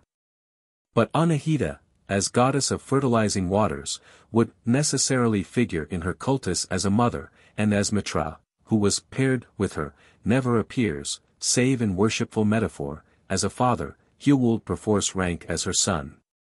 Comment. To the words, primary tendency, in quotation marks, he appends the reference, p. 96. No such words occur on page 96 of my book, they occur on page 338. I here refer, of course, to the first edition. For the closing words in the above-cited passage, again, he refers to page 337, whereas they occur on page 339. I should not have dreamt of noting such slips were it not that, finding in one place a wrong figure in one of my references, a 7 turned by the printer into a 9, the Reverend Father says that such correction is too often necessary in reading this book. Felicitous and scrupulous to the last, he attempts to fasten discredit upon me for a kind of error that occurs twice upon one of his own pages. Turning to more serious matters, I have to note that his reference to my thesis of a primary tendency is one more misrepresentation. The tendency in question is explicitly indicated both on page 96 and on p. 338 as that to make the young god the son of the supreme god. Then I add that, when Mithra became specially identified, like Dionysus, with the Phrygian god Sabazios, who was, for Strabo, the child as it were of the great mother, he necessarily came to hold the same relation to the mother goddess. There is nothing primary here, the process is specifically secondary. Only thereafter do I argue that in all likelihood, judging from the legend of the birth of Cyrus, there were ancient Persian forms of the virgin birth myth. Having duly obscured the argument here, the Reverend Father proceeds to allege that I identify the miraculously born Saoshyant with Mithra, which is one more falsification. My statement is that as Sraosha equals Vohumano, came to be identified with Mithra, so would there be a blending or assimilation of Mithra with Saoshyas or Saoshyant, the savior and raiser of the dead. This he calls identifying. And then where I wrote, as a result of all these myth motives we find, etc., he drops out the words I have italicized, and quotes me as saying, as a result, we find, etc., thus sedulously garbling and perverting still. 10. I shall not occupy myself in discussing with such a critic the question of the virgin birth in the legend of Mithra. With M. Cumont I might argue it, with due diffidence, with a cultist who cannot get into a scientific relation with such a problem, it were trifling to reason upon it. I have simply to note that when Father Martindale devotes a paragraph to explaining that some Pi Alpha Rho Theta Nu Omicron divinities were anything but virgin, he is again throwing dust in the eyes of his readers. Inasmuch as he implies that my argument does not recognize all this. I have repeatedly pointed to the duality of the Asiatic and other goddesses, who were on the one side virgins and on the other mothers. The Reverend Father garbles to no purpose, he simply does not understand the problem he is discussing. 11. It remains to notice the Reverend Father's characteristic handling of my thesis concerning a descent into hell in Mithraism. With equal pluck Mr. Robertson determines to show that Mithra died, descended into hell, and rose again. He has but one piece of evidence. It is a long passage from Firmicus Maternus, which relates a mystic representation of a divine death, followed by an exultant return to life. Comment. The unfailing inaccuracy of Father Martindale might almost suggest among his fellow believers a theory of obsession. To the first sentence in this passage he appends a reference, pp. 319 square. That section is a discussion of the ceremonial death and resurrection of Mithra, and when, on p. 321, I have remarked upon the descent into Hades of Heracles and Apollo, I go on to allude to the astronomical explanation in these cases, and in the case of the descent of Mithra to Hades, noticed later. If he had taken the slightest pains to do anything worthier than raise reckless cavils, he would have found on pp. 340-1 the full account of the Persian legend upon which, without the slightest reference to Firmicus Maternus, who knows nothing of it, I found my thesis. As usual, he has blundered hopelessly. At the close of the paragraph under notice he proclaims that he is left wondering at the conclusions to which the will to disbelieve can guide an argument. Any reader of these pages, I fancy, will be left wondering more profoundly at the tissue of error, absurdity, and prevarication through which the passion to defend the faith can conduct a Christian priest. In a footnote to the sentence last quoted he contrives to insert yet another falsity. 12. On the question as to Justin's view of the Mithraic Eucharist, the Reverend Father writes, referring first to Justin's passage, tryph. 70, as to the devils imitating the prophecy of Daniel in the Mithraic doctrine. Notice, first, that Justin does not say this diabolic travesty of prophecy was pre-Christian in date, and that he does positively say, Apol. I. 66, that the devils imitate the Eucharist itself in the Mithraic mysteries. Mr. Robertson should have quoted that passage. If the Mithraists had simply imitated the historic Christians, he argues, the obvious course for the latter would be simply to say so. And that, indeed, is simply what Justin, in this passage, does say. Comment. Then, devils, in Justin, means for the Reverend Father Martindale just Mithraists. If he could only understand things occasionally, my task would have been lighter. The passage he says I ought to have quoted I had quoted, textually, on pp. 321-2, giving the reference, and adding similar passages from Tertullian about the devil's doings. The Reverend Father has not even read through the essay he seeks to discredit. Not once can he contrive to pass an accurate censure. But on p. 331, from which he quotes, I explain my contention by quoting from Justin the further passage, when I hear that Perseus was begotten of a virgin, I understand that the deceiving serpent counterfeited also this. And I add, nobody now pretends that the Perseus myth, or the pagan virgin myth in general, is later than Christianity. Does the learned father suggest that Justin thought it was? Had he read this passage? If so, why did he not at least try to meet the argument? 13. In the next paragraph he avows that in Justin's days, the historical sense was practically dormant. And in the same breath he affirms that the divergent pedigrees of the historic Mithraic and Christian meals are so well known as to render quite unnecessary and, in our day, perverse, any theory of borrowing on either side. So well known. Known, that is, in an age without the historic sense, as the Reverend Father knows the dogmas he has assimilated, with about as much historical sense, relatively to the problems of his day, as Justin had for his. But though I have called Justin perhaps the most foolish of the Christian fathers, I never thought him so inane as to say, the devils have counterfeited, when in his own opinion he could truthfully say, these tales and usages have all come into existence since the propagation of the religion of Christ. Comment. As usual, Father Martindale entirely misses the point of my estimate of Justin, which is that, foolish as he was, his line of argument is followed by Tertullian. That is to say, it may pass as common and typical. Upon my characterization of Justin, Father Martindale makes an exquisitely pointless retort. But he thinks fit to abuse Maternus as notoriously and constantly unreliable, and guilty of grotesque misdescription, this because he does not avail for the Reverend Father's polemic purposes. 14. I have but reached the 10th page of his essay, and still I am occupied with his misstatements. He represents me, in a hopelessly incoherent passage, as saying that, much of the Song of Moses and Zechariah's mystic stone prove the irremediably Mazdean character of ancient Judaism. Another falsity. On p. 382 I argued that the parallel between the arrow seen on the monuments and the story of Moses striking the rock suggests rather a common source for both myths than a Persian borrowing from the Bible. And that, as the story of the babe Moses is found long before in that of Sargon, so, probably, does the rock story come from Central Asia.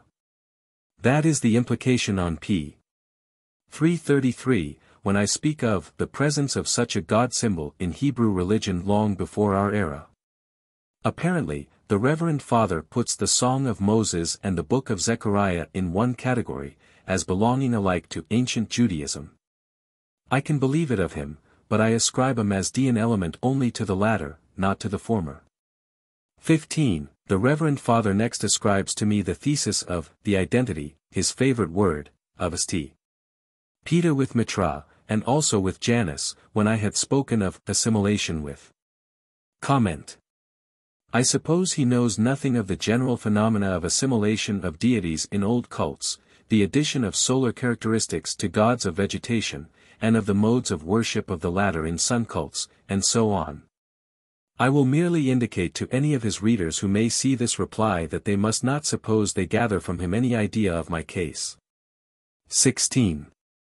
Nor shall I spend more time over the rest of his garbled quotations, his citing me as saying, entitled to assume, when I wrote, conclude, his dropping out of an even, when it qualified the context, and so on. I must say a word, however, on one of his later futilities, his laboriously facetious attempt to demonstrate that my remarks on the probability of the chair of St. Peter being a Mithraic relic amount to a self-contradiction. The Rev. Father writes that my argument amounts to this: there is strong reason to suppose it is X. It may well be, however, Y. There is at least a possibility that it is Z. Comment. What the Rev. Father, with his strange gift of fallacy, calls Z, as any other reader will see, is just X, and the argument runs, there is strong reason to suppose that it is X. It may well, however, be Y. Any reader but himself, or one of his type, would see that a relic of a pre-Christian cult means simply a relic of Mithraism. And he blunders even worse than usual when he argues that my phrase, it may well be that the whole thing is a fortuitous importation, like so many other ecclesiastical relics, amounts to saying, I may be quite wrong. But the Church shall have her slap. I need hardly point out to any other reader that, whether the chair be Mithraic or not, the Church stands convicted of a legendary imposture, not only by the verdict of every archaeologist, but by the simplest application of common sense. With his customary strategy, he evades making the acknowledgment which every honest inquirer has made, that, whatever it may have been, the chair can never have been constructed as the episcopal chair of St. Pester, or of any early Christian bishop. 17. Upon one point at least the Reverend Father might be expected to be right when he accused me of erring on it, the question of the wording of the litanies of his own church. I stated that, in listening to the Roman litany of the holy name of Jesus, Mithraists who joined the Christian church knew they were listening to the very epithets of the Sun God, and I cited 6, God of the skies, purity of the eternal light. King of glory, Son of justice, strong God, Father of the ages to come, Angel of great counsel. Upon this the Reverend Father asserts first that the litany in question did not exist at that period. If this were true, it would be a valid rebuttal, but the Rev. Father offers no evidence whatever, and I will merely say that I believe the epithets cited by me, which are in the opening portion, are as old as the 4th century in Christian worship. Having made his historical assertion, however, the Rev. Father goes on to declare that the epithets cited are not Mithraic, and that some of them are not in the litany. That point may be easily settled. I have before me a Catholic Hierology, in Latin and French, apparently published in the first half of last century. It gives the litany of the holy name of Jesus, beginning with Kyrie eleison, a pretty good sign of antiquity in a Roman litany, and among the earlier epithets are these: Pater Decilis, Deus, Candor Lucis Eterni, Rex Gloriae. Sol Justitiae, Deus Fortis, Pater Futuri Seculi, Magni Concilii Angeli. I leave it to Catholic authorities to state whether they repudiate the manual of devotion from which I quote, or whether Father Martindale is here wrong as usual. On the significance of the epithets, my readers can judge for themselves. 18. I am willing now to leave Father Martindale's readers and mine to judge which of us has been guilty of the mortal sins against history and good sense, with which he so pretentiously charges me. If any of my errors approximate to some of his, they are grave indeed. He speaks of my work as a compilation of facts, tending to the destruction of the hated system. If I thought myself capable of hating any opinion in his fashion, I should indeed reconsider my work with concern. But he is of the tribe who, hating Galileo for presenting an unwelcome truth, accused him of hating Ptolemy and the Holy Ghost.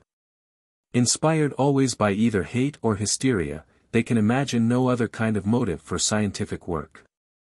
To the last, Father Martindale strives to envenom his readers by quoting me as disparaging the early Christians when I write that an unwarlike population, for one thing, wants a sympathetic and emotional religion.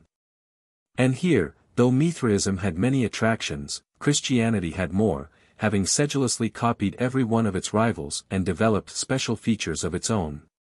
This he calls malevolent disparagement.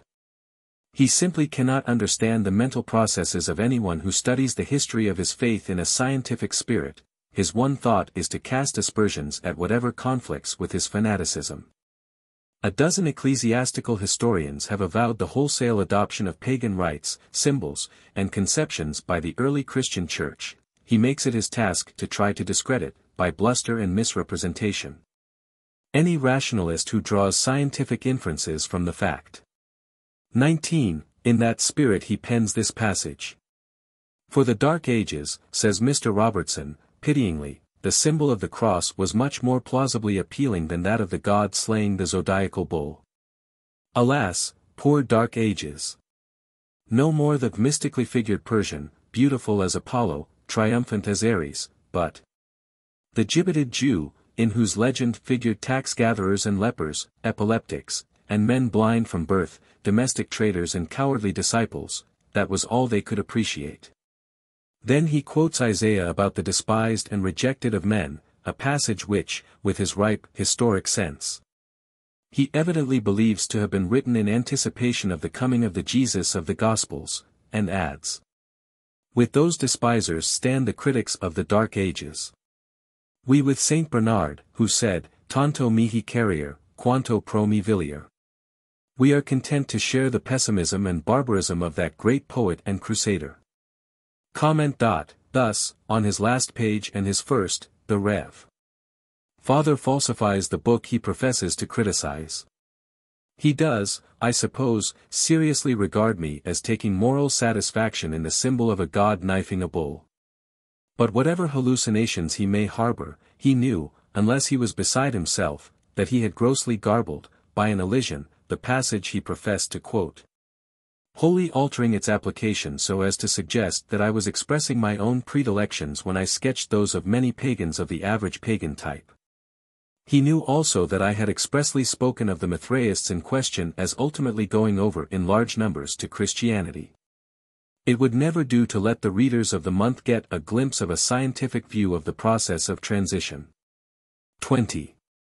As if all that were not enough, Father Martindale ends his essay, as he began it, with an explicit untruth. In the last sentence he speaks of the derivation proposed by Mr. Robertson for the Massachusetts. Comment. I have proposed no derivation. The sole derivations for Mass that are mentioned in my essay are indicated in the passage. There, the Mithraists, mizd, or sacred cake, was preserved in the Mass, which possibly copied the very name. And in the footnote, after referring to king and seal as the sources of the suggestion, I add that the word missa might come, however,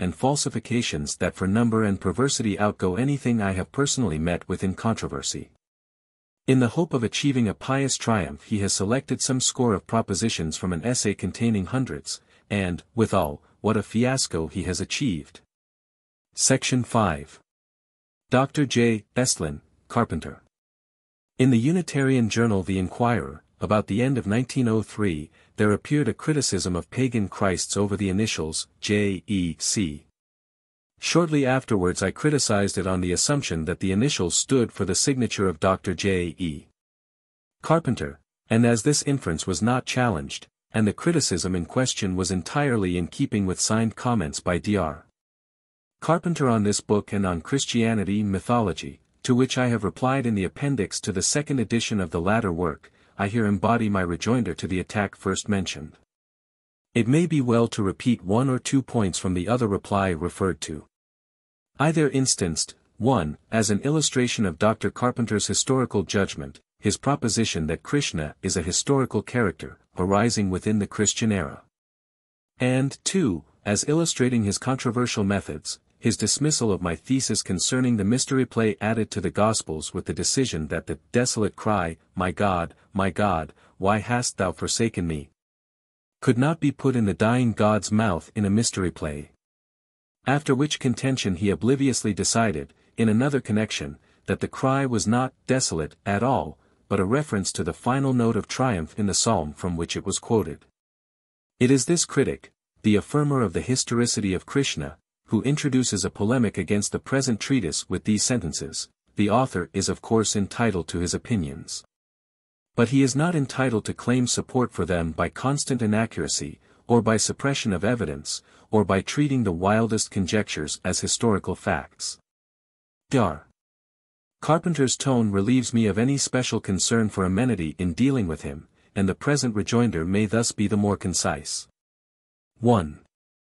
At the outset, after charging me with treating the wildest conjectures as historical facts, my Unitarian critic asserts, by way of opening illustration, that my thesis of the pre-Christian Jesus cult and ritual of human sacrifice is justified by me in a passage of 3 sentences, Pagan Christs, 1st ed. Pages 153-4, present edition page 162, which he quotes. Then he writes, well, may the author look on his work and find it very good, for he concludes, as a hypothesis the present solution must for the present stand. Thus by his own showing the wild conjecture is put, not as a proved historic fact, but as a hypothesis. Further on, I remarked, page 158, beyond conjectures we cannot at present go. Dr. Carpenter has not taken the trouble to follow the argument he asperses. The 3 sentences which he represents as my sole justification of it are simply the broad preliminary indications of the nature of the hypothesis. And after the clause last quoted my text goes on, but the grounds for surmising a pre-Christian cult of a Jesus or Joshua may here be noted. And here again the critic confusedly confesses that the next step is to prove that there was a pre-Christian cult, etc. He appears to have written in a state of mind which precluded even the semblance of accuracy or consistency. 2. Of the 8 paragraphs which constitute the alleged step, the critic refers to 2 only, which he thus discusses. This is done by identifying the successor of Moses with the angel of Exodus 23:20, who is again identified in the Talmud with the mystic Metatron, who is in turn identifiable with the Logos. And the triumphant conclusion follows, thus the name Joshua equals Jesus is already in the Pentateuch associated with the conceptions of Logos, Son of God, and Messiah, page 155. No historical student needs to be warned against these preposterous assertions. But the unwary reader may easily be dazzled by the wide array of references, many of which are useful to the collector of critical curiosities, the legitimate product of extensive reading. The mischief is that Mr. Robertson does not understand what evidence is, and is the easy prey, therefore, of Talmudic vagaries.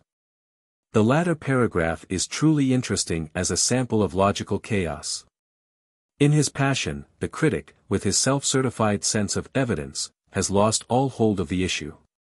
He describes as a preposterous assertion 1. My statement that the angel leader is, in the Talmud, identified with the mystic Metatron, who is in turn identifiable with the Logos. For this proposition I give references to Cohen and Herzhahn. As the critic offers for his angry language no excuse beyond the passage I have cited, it will be seen that, through sheer excitement of temper, he supposes himself to be convicting me of absurdity when he merely describes as a Talmudic vagary what I have represented as a Talmudic proposition. Unless the learned professor supposes me to have considered the angel leader and Joshua historical characters, as he considers Krishna, his outbreak thus far does not even amount to a proposition. It is sheer verbal incoherence. The other assertion, specified as preposterous, is my contention that the mythical successor of the mythical Moses is identified in the Pentateuch with the mythical angel leader. In justification of that statement I point to the parallelism of the texts, Exodus XX, 20-23, and Joshua 24:11. In the former text it is promised that an angel, in or on whom is the name of Yahweh, shall lead Israel to triumph against the hostile tribes. As Joshua in the other text claims to do this, he is pseudo-historically identified with the angel. I should indeed have said Hexateuch instead of Pentateuch, but I cited the texts. Non-theological minds will probably see some plausibility in an argument so borne out, but the readers of the Inquirer will not gather from the article of Dr. Carpenter that any such justification was put forward. It is by such instinctive economies that he establishes his epithet preposterous. 3. After this I may perhaps be pardoned if I meet with a simple rejection the critic's charge that in my estimate of the age of the bulk of Buddha lore I am flying in the face of the evidence gathered in recent years from inscriptions in different parts of India. I am content to say that, when he asserts the inscriptions of the 3rd century BC to contain the titles of the collections in which the teaching was grouped, making no qualification, he shows himself unqualified to speak on the subject. 4. There is somewhat more semblance of scholarly circumspection in the critic's attack on my remark that the first day of the week, Sunday, was apparently from time immemorial consecrated to Mithra by Mithraists. And as the sun god was preeminently the Lord, Sunday was the Lord's day long before the Christian era. He contends that Mr. Robertson's statements require him to show, 1. That Mithra was called Kurios 1993 and, 2. That his worshippers gave the name Kuriak to the first day of the week before the Christian era. The first statement, he observes, I do not attempt to prove, and there is, he contends, no record of the application of the epithet Kurios to Mithra. In regard to the second statement, he alleges that I have misunderstood Deisman's exposition as to the pre-Christian use of the word Kuriakos, since I cite him, though he cites no instance of its application to designate a day. That, continues my critic, is the unwarranted inference of our author, who ascribes its use to the Mithra worshippers long before the Christian era, without a shadow of justification. It is painful to write thus of a student who is undoubtedly in earnest. The general impression which his work produces is that his mythological combinations applied to Christianity are worthless and misleading, and that no single statement can be trusted without verification. I confess to being astonished that even an angry theologian, making pretension to a competent knowledge of this question, should thus exhibit a complete ignorance of the decisive fact that the expression Kuriak in Curia, Lord's Day of the Lord, in the teaching of the 12 Apostles, proves the term Kuriak to have had a pre-Christian application to a day. Either the reviewer knew this detail or he did not. I am not concerned to point the alternative inferences. It is true that I had not thought it necessary to cite this fact, long ago discussed by me, in my notes in Pagan Christs. I had in fact taken it for granted that the point was no longer contested, which was clearly a miscalculation on my part. But even Deisman's demonstration of the normal use of the word is quite sufficient to show that it cannot have been spontaneously applied by Christians for the first time to their holy day. As to the epithets of Mithra, the reader will observe that I did not say that the title Kurios was applied to him on the monuments, the critic's own quotation shows as much. That the sun god was the Lord in the Roman Empire is admitted even by my critic. Cumont gives only 3 Greek inscriptions, there are no more to give. The war god of the Persians was not likely to have shrines and devotees in Greece. But my study on Mithraism showed, 1. That Mithra was in Latin inscriptions called Sanctus Dominus, besides being separately styled Dominus, 2. That in the Zendavesta he is Lord of all countries. 3. That he was associated with Adonis and with Attis and with Dionysus, all of whom were called Kyrios. 4. That, like them, he was called Father. 5. That in the Persian period he already had his day. 6. That his birthday was Christmas Day, associated with Lord Adonis and the sun gods in general.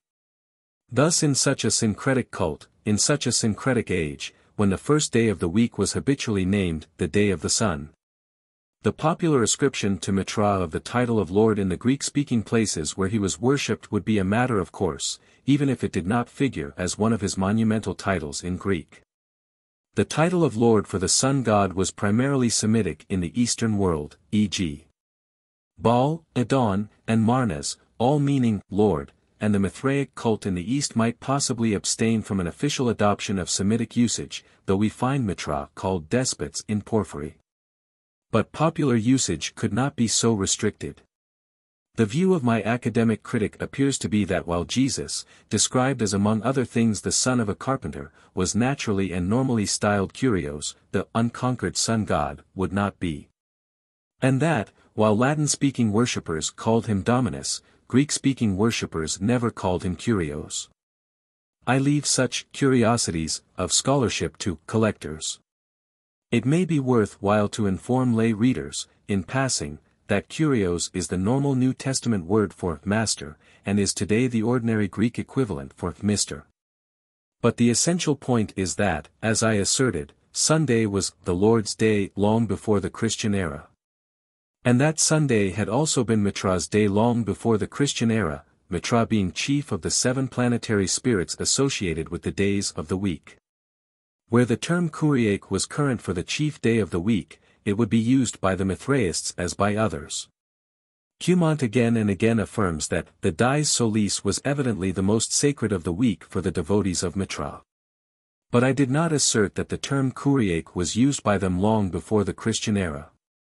That is the unwarranted inference of our critic, proceeding without a shadow of justification. The pain which he gave himself in discrediting me was thus quite pathetically gratuitous. And he himself commits another gross blunder, without a shadow of justification. In asserting that, the sun god, without Mithra's name, is called Dominus, he either suppresses or proves himself ignorant of the fact that one inscription reads, Sancto Domino Invicto Mithri, Cumont 2, number 60. This from an expert who understands what evidence means. And now I have to ask the reader to note that these blundering strictures, which come to absolutely nothing on examination, are the sole proofs offered by my Unitarian critic for his account of me as claiming support for my opinions, by constant inaccuracy, or by suppression of evidence, or by treating the wildest conjectures as historical facts. The great mass of my argument he has not even attempted to indicate, much less to answer. It would really not pain me particularly to say what I think of such criticism, but I forego the indulgence. What is worth noting is that Unitarianism should thus once more be exhibited as making a worse show in its criticism of new views of Christian origins than is made by almost any Trinitarian critics. The ill-supported pretension to comprehensive knowledge, the startling deficit of candor, the substitution of mere bluster and invective for argument, would almost seem out of date in the rock. After all, there is something painful in this. And I regret it. In a book such as Pagan Christs, traveling over many obscure fields and raising many difficult issues, there must needs be oversights, inadequacies, and errors. And I take it as a matter of course that its central thesis in regard to the Christian cult should be regarded at first sight as extravagant. Any argument to that effect I should cheerfully examine. And when, as sometimes happens, a fellow student sends me a note of questionable passages or errors of reference, I am sincerely grateful. It is a pity that the Unitarian professor, for his part, should proffer hardly anything beyond mere futile aspersion. I must not, however, omit to note one correction by Dr. Carpenter of a statistical statement of mine. At the beginning of my essay on Mithraism I had stated that the late Professor Robertson Smith wrote in the Encyclopaedia Britannica some hundreds of pages on certain books of the Bible. I did not possess a copy of the encyclopedia. And I had written on the strength of recollection of early reading in libraries. My Unitarian critic has taken the trouble to count the pages of Professor Smith's articles, and finds that they amount only to 48. I shall here take his word without checking him, and acknowledge that the passage should have run to the effect that the last edition of the encyclopedia contained some hundreds of pages, about 300, on biblical matters, as against the 1/2 page given to Mithraism. This statistical correction is almost the only one I have thus far received from any theological critic of my book, which counters the whole historical doctrine of the current religion. My Unitarian critic pronounces the error in question a characteristic inaccuracy. I fear I must pronounce that a characteristic assertion. If he had done nothing worse, I should not have had to pen 2 exposures of his critical methods. They have certainly had no corrective influence so far as he is concerned, for in 2 recent reviews of the translation of the German work of Professor Arthur Drews on the Christ myth, Dr. Carpenter exhibits the old temper, the old unscrupulousness, the old incapacity for a broad view of a great problem. He has evidently sat down to the book with the sole object of finding errors of detail which may enable him to seem to discredit the whole, never once seeking to meet the main line of argument, or even to indicate it. No one could gather from his reviews the drift of the reasoning he professes to confute. He can never see the wood for the trees, and in hacking blindly at particular trees he oftentimes wounds himself. Where there is the faintest opening for a verbal misinterpretation, he ascribes the most irrational meaning the words could suggest. Where, for instance, Drews in the translation, p. 241, remarks that all the details in the Passion are mythologically given, from the derision and flagellation to the rock tomb and the women at the place of execution, and the sentence ends, in just the same form in the worship of Adonis, Attis, Mithras, and Osiris, Professor Carpenter asks, in a review in the Christian Commonwealth, who has ever heard of the execution of Adonis, or of the grave in a rock, in the Egyptian delta of Osiris, adding, page after page in this book are disfigured by these reckless assertions. Even an ordinary reader might, after one perusal of his criticism, be able to suggest to the infuriated Unitarian professor that the passage in Drews must have meant not that all the 4 cults and myths mentioned were exactly the same, a suggestion impossible to the most ignorant tyro, but that in one or other were to be found all the details in the Christian narrative. The critic himself indicated a suspicion that something had gone wrong in the translation, but he let his censure stand. In a later review by Dr. Carpenter in the Unitarian Inquirer the same passage is thus handled in a footnote. The reader may be directed to the amazing statement, p. 241, the derision, the flagellation, both the thieves, the crying out on the cross, the sponge with vinegar, the soldiers casting dice for the dead man's garments, also the women at the place of execution at the grave in a rock, are found in just the same form in the worship of Adonis, Attis, Mithras, and Osiris, italics mine. Which of these deities was crucified? In this passage Dr. Carpenter has joined serious garbling of his own with an error on the part of the translator. The passage he cites from Drews is preceded in the text and translation by the words, everything was given, which he suppresses, and references are given to the Old Testament as regards 3 of the details. Any candid and competent reader would see at a glance that something was wrong with an interpretation which assigned to the Gentile cults named a series of details well known to be items of Jewish tradition and symbolism, and actually indicated as such by the references. Even without reference to the original, such a reader would divine the misconstruction on the part of the translator. Where he has written, after a comma, also the women at the place of execution are found, the translation should have run, after a semicolon, further, the women, who are found. Drews wrote, Ferner, die Weber, die. The whole passage means, and can only mean, that in addition to the other given items in the crucifixion and burial scenes, most of which are Judaic, the mourning women are found in the pagan cults mentioned. And the case against Dr. Carpenter is clear.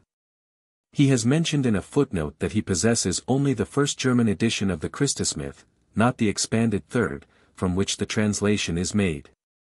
But the first, had he examined it, would at once have enlightened him, had he wished to be enlightened. There the context is different, the Judaic items are not mentioned in the same sentence, and we have this, Ferner das Felsengrab, de Highlands, die Weber im Grabe, die sich ganz ebenso auch im Cultus de Mithra and Adonis finden, USW. Even here he would doubtless exclaim that both rock tomb and women are not found in both cults, that is his critical way. But between the first edition and the translation he could not fail to see that Drews was not asserting a fourfold crucifixion myth, of which each form contained all the details specified. For the rest, he shows his own ignorance of hierology by scouting the execution of Adonis, concerning whom he might learn from Dr. Fraser that the Adonisian ritual originally centered round an annual human sacrifice to the vegetation god, and by denying all connection between the cross myth and Osiris, who actually figures in a quasi-crucified form. But the essential point is his utterly disingenuous way of covering the real issue by mere Old Bailey cavils and misrepresentations, to the end of keeping it out of sight. In all his columns of splenetic cavilling there is not one argument which really affects the fundamental question. Doubtless a reviewer can protest that he is not responsible for the slips of a translator. But the business of an honest reviewer, and surely of a theological teacher in the position of Dr. Carpenter, is, first and foremost, to bring out the main positions and arguments of a work which he professes to discuss and dismiss as a whole. And a reviewer who pretends to dispose of an elaborate theorem, supported on many historical lines, by alleging merely error of detail at subsidiary points, is not morally fitted to be a public teacher. Our Unitarian professor, however, has done worse than this. In his first review, Dr. Carpenter showed that even in his malice he surmised at least an error of punctuation in the translation. In his second review, instead of clearing up the point, he suppresses not only his own surmise, but an essential part of the text, deliberately reducing it to a different syntactical construction, to make it carry an impossible assertion. If I, in a review of Dr. Carpenter's first three Gospels, had simply cited his astonishing self-contradiction in regard to the cry on the cross, with some other self-contradictions only less flagrant, and had thereupon pronounced the whole book the work of a man who either did not believe what he said or chronically forgot what he had written, his more careful readers would certainly have pronounced the verdict grossly unfair as a general judgment. But Dr. Carpenter has himself gone further than this. He has taken a plainly involved passage of a translation, where the very references showed him that the meaning could not be that which seemed to lie on the surface, and, confessedly suspecting an error of construction on the translator's part, has in a second article positively aggravated the translator's slip by leaving out, in quotation, an essential clause. Political debate notoriously abounds in misrepresentation and in unfair criticism. But I do not believe that such a process of perversion as Dr. Carpenter has indulged in would be successful on a political platform or in the House of Commons. Such trickery, once perceived, would there discredit the performer once for all. And, trickery apart, the spirit in which the theological defense is conducted by Dr. Carpenter and his friends would be felt to be scandalous in a serious debate among truth-seeking laymen. In the Christian Commonwealth, to which he contributed his first review, there appeared an editorial on Drews's book, in which the sole rebutting arguments, as distinguished from blank declamation, were a pair of protests against, 1. A passage in the translation in which the disciples of Jesus were spoken of as having known him through many years of wandering, and, 2. A passage which overstated the force of a proposition by Dr. Shane concerning Nazareth. Now, the first item in this case also turned on a slip of the translator. Drews had written mergerig, which means, of several years, not many. The critic, of course, was entitled to his cavil. But here again an honest critic would have dealt with the force of the argument as apart from the mere detail of the number of years. No such attempt was made. The theological journalist never hinted to his readers that Drews was putting a consideration which, with a mere substitution of several for many, told very strongly in support of Druse's case, and against the received tradition. In fine, an indictment of Druse's treatise in a popular yet pretentious Christian journal offered no further confutation of his case than an outcry against a phrase which happened to be a mistranslation, and against one overstatement of another critic's opinion. A short letter by me to the journal in question, pointing out the facts and suggesting the moral, was suppressed, and a bare summary given, from which the moral was carefully excluded. These dialecticians do not want truth, do not want full and fair discussion, do not want elucidation. Their ideal is to discredit those who assail their beliefs, and there an end. Thus the defense of tradition goes on. Neo-Unitarian theologians and journalists handle disturbing theses with as little concern for candor or for patient comprehension, as much reliance on aspersion and vituperation, as was ever shown by Trinitarian critics of Unitarianism. And the Unitarian Inquirer, I observe, indignantly resents any return of censure, apparently claiming for its own chief pundit a monopoly of that. I regret to be unable to comply with the requirement. Section 6. Professor Karl Klemmen. The Religionsgeschichtliche Erklärung der Neuen Testaments of Professor Lick. Dar. Karl Klemmen, Gießen, 1909, would probably not be certified as orthodox by theologians claiming to be such, inasmuch as it admits the non-historicity of the virgin birth and the pagan derivation of a certain number of Christian doctrines. It strives, however, to do all that can be done without avowed renunciation of scholarly critical principles to minimize die Abhängigkeit der Altessen Christentums von nicht jüdischen Religionen und philosophischen Systemen. The reader will note the Altessen. Claiming to examine thoroughly the measure of dependence of the oldest Christianity upon non-Jewish religions and philosophic systems, Professor Klemmen implicitly admits later pagan influences. His treatment of the data as to the primary influences, however, invites drastic criticism. Undertaking to deal with Gentile influences not only upon the dogmas but upon the narratives of the Gospels, Professor Klemmen leaves absolutely unmentioned a whole series of explicitly posited precedents for Gospel narratives, while dealing, often laboriously, with others, often of less importance. In his opening chapter he thinks fit to dismiss my volume on Christianity and Mythology with an extract from a querulous account of it given by Professor Reville. In the preface to the second edition of that work I have shown that Professor Reville cannot have given even a cursory attention to the bulk of it, else he would be open to a charge of simple false witness. And now Professor Klemmen, not having seen the book himself, 1994 disposes of it by a citation from another professor who had not read it. He has thus by a wise economy of research taken no account of a score of the asserted parallelisms which it is the professed object of his book to deal with. At the same time, and on the same principles, he dismisses as exhibitions of parallelomany English writings which he admits he has not before him. To the first edition of the present work he has, however, given some little attention. Inaccurately enough, he cites as the Grundgedanke of the book the two theses as to the mystery drama on which criticism was specially challenged. They do not constitute the Grundgedanke. The Grundgedanke is the naturalness and interconnectedness of all religion. The two theses in question represent the central result of the investigation as regards Christian origins. But the real issue, of course, is as to whether they will stand scrutiny.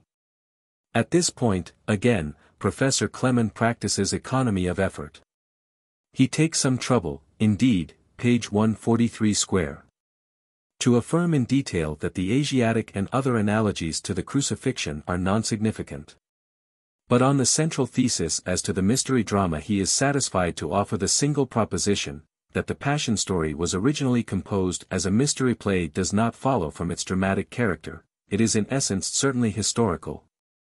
The reader of the foregoing pages is aware that the contention thus ingenuously evaded is not merely that dramatic origin is to be inferred from a vaguely dramatic character, but that the main story is historically incredible.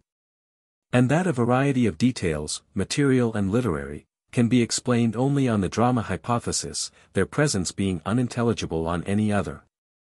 Upon this argument Professor Klemmen has not a word to say, he simply falls back on a petitio principii, not even explaining what it is that he is denying. This is of course in the ordinary way of orthodox and semi-orthodox apologetic. And I dwell on it here because Professor Clemen, in his introduction, section 2, professes to observe scrupulously a critical method. As he states it, it is simply an adherence to the ordinary principles of historical argument and evidence. But we now see what such a profession of principle is worth. In the first place, Professor Clemen ignores a multitude of the data with which he ought to grapple. That is to say, he disparages a book which he has not read, but of which not only the title suggests but a cited description tells him that it affirms many myth parallels between Christianity and other systems. After making that citation, in proceeding to describe his method, he remarks, p. 10, that it would be superfluous to disprove propositions which are seen to be untenable, or to deal with popular works which do not once make the attempt to establish their astounding propositions. Either these two rules of exclusion are meant to include Christianity and mythology or they are not. If not, he makes no excuse for evading its examination. If they are meant to exclude it, he has been unscrupulous enough to asperse and dismiss a book which he has not seen, and whereof he cites only one splenetic hostile description, which I have elsewhere shown to be written without perusal.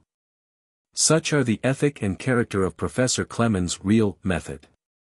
When, finally, he does profess to deal with a capital thesis with which he is avowedly bound to reckon, he burks the entire argument, assumes without discussion the point in dispute, and passes on to other issues.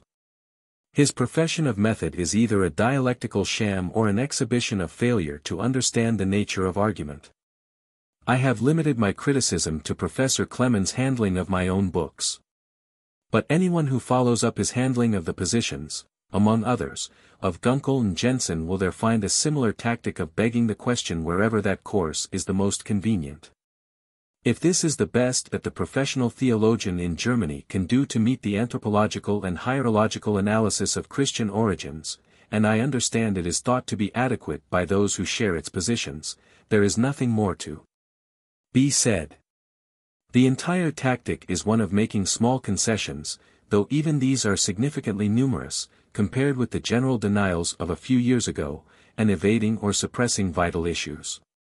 What Professor Clemen surrenders are the points already surrendered by many liberal theologians. His ostensible defense of other positions is mere asseveration.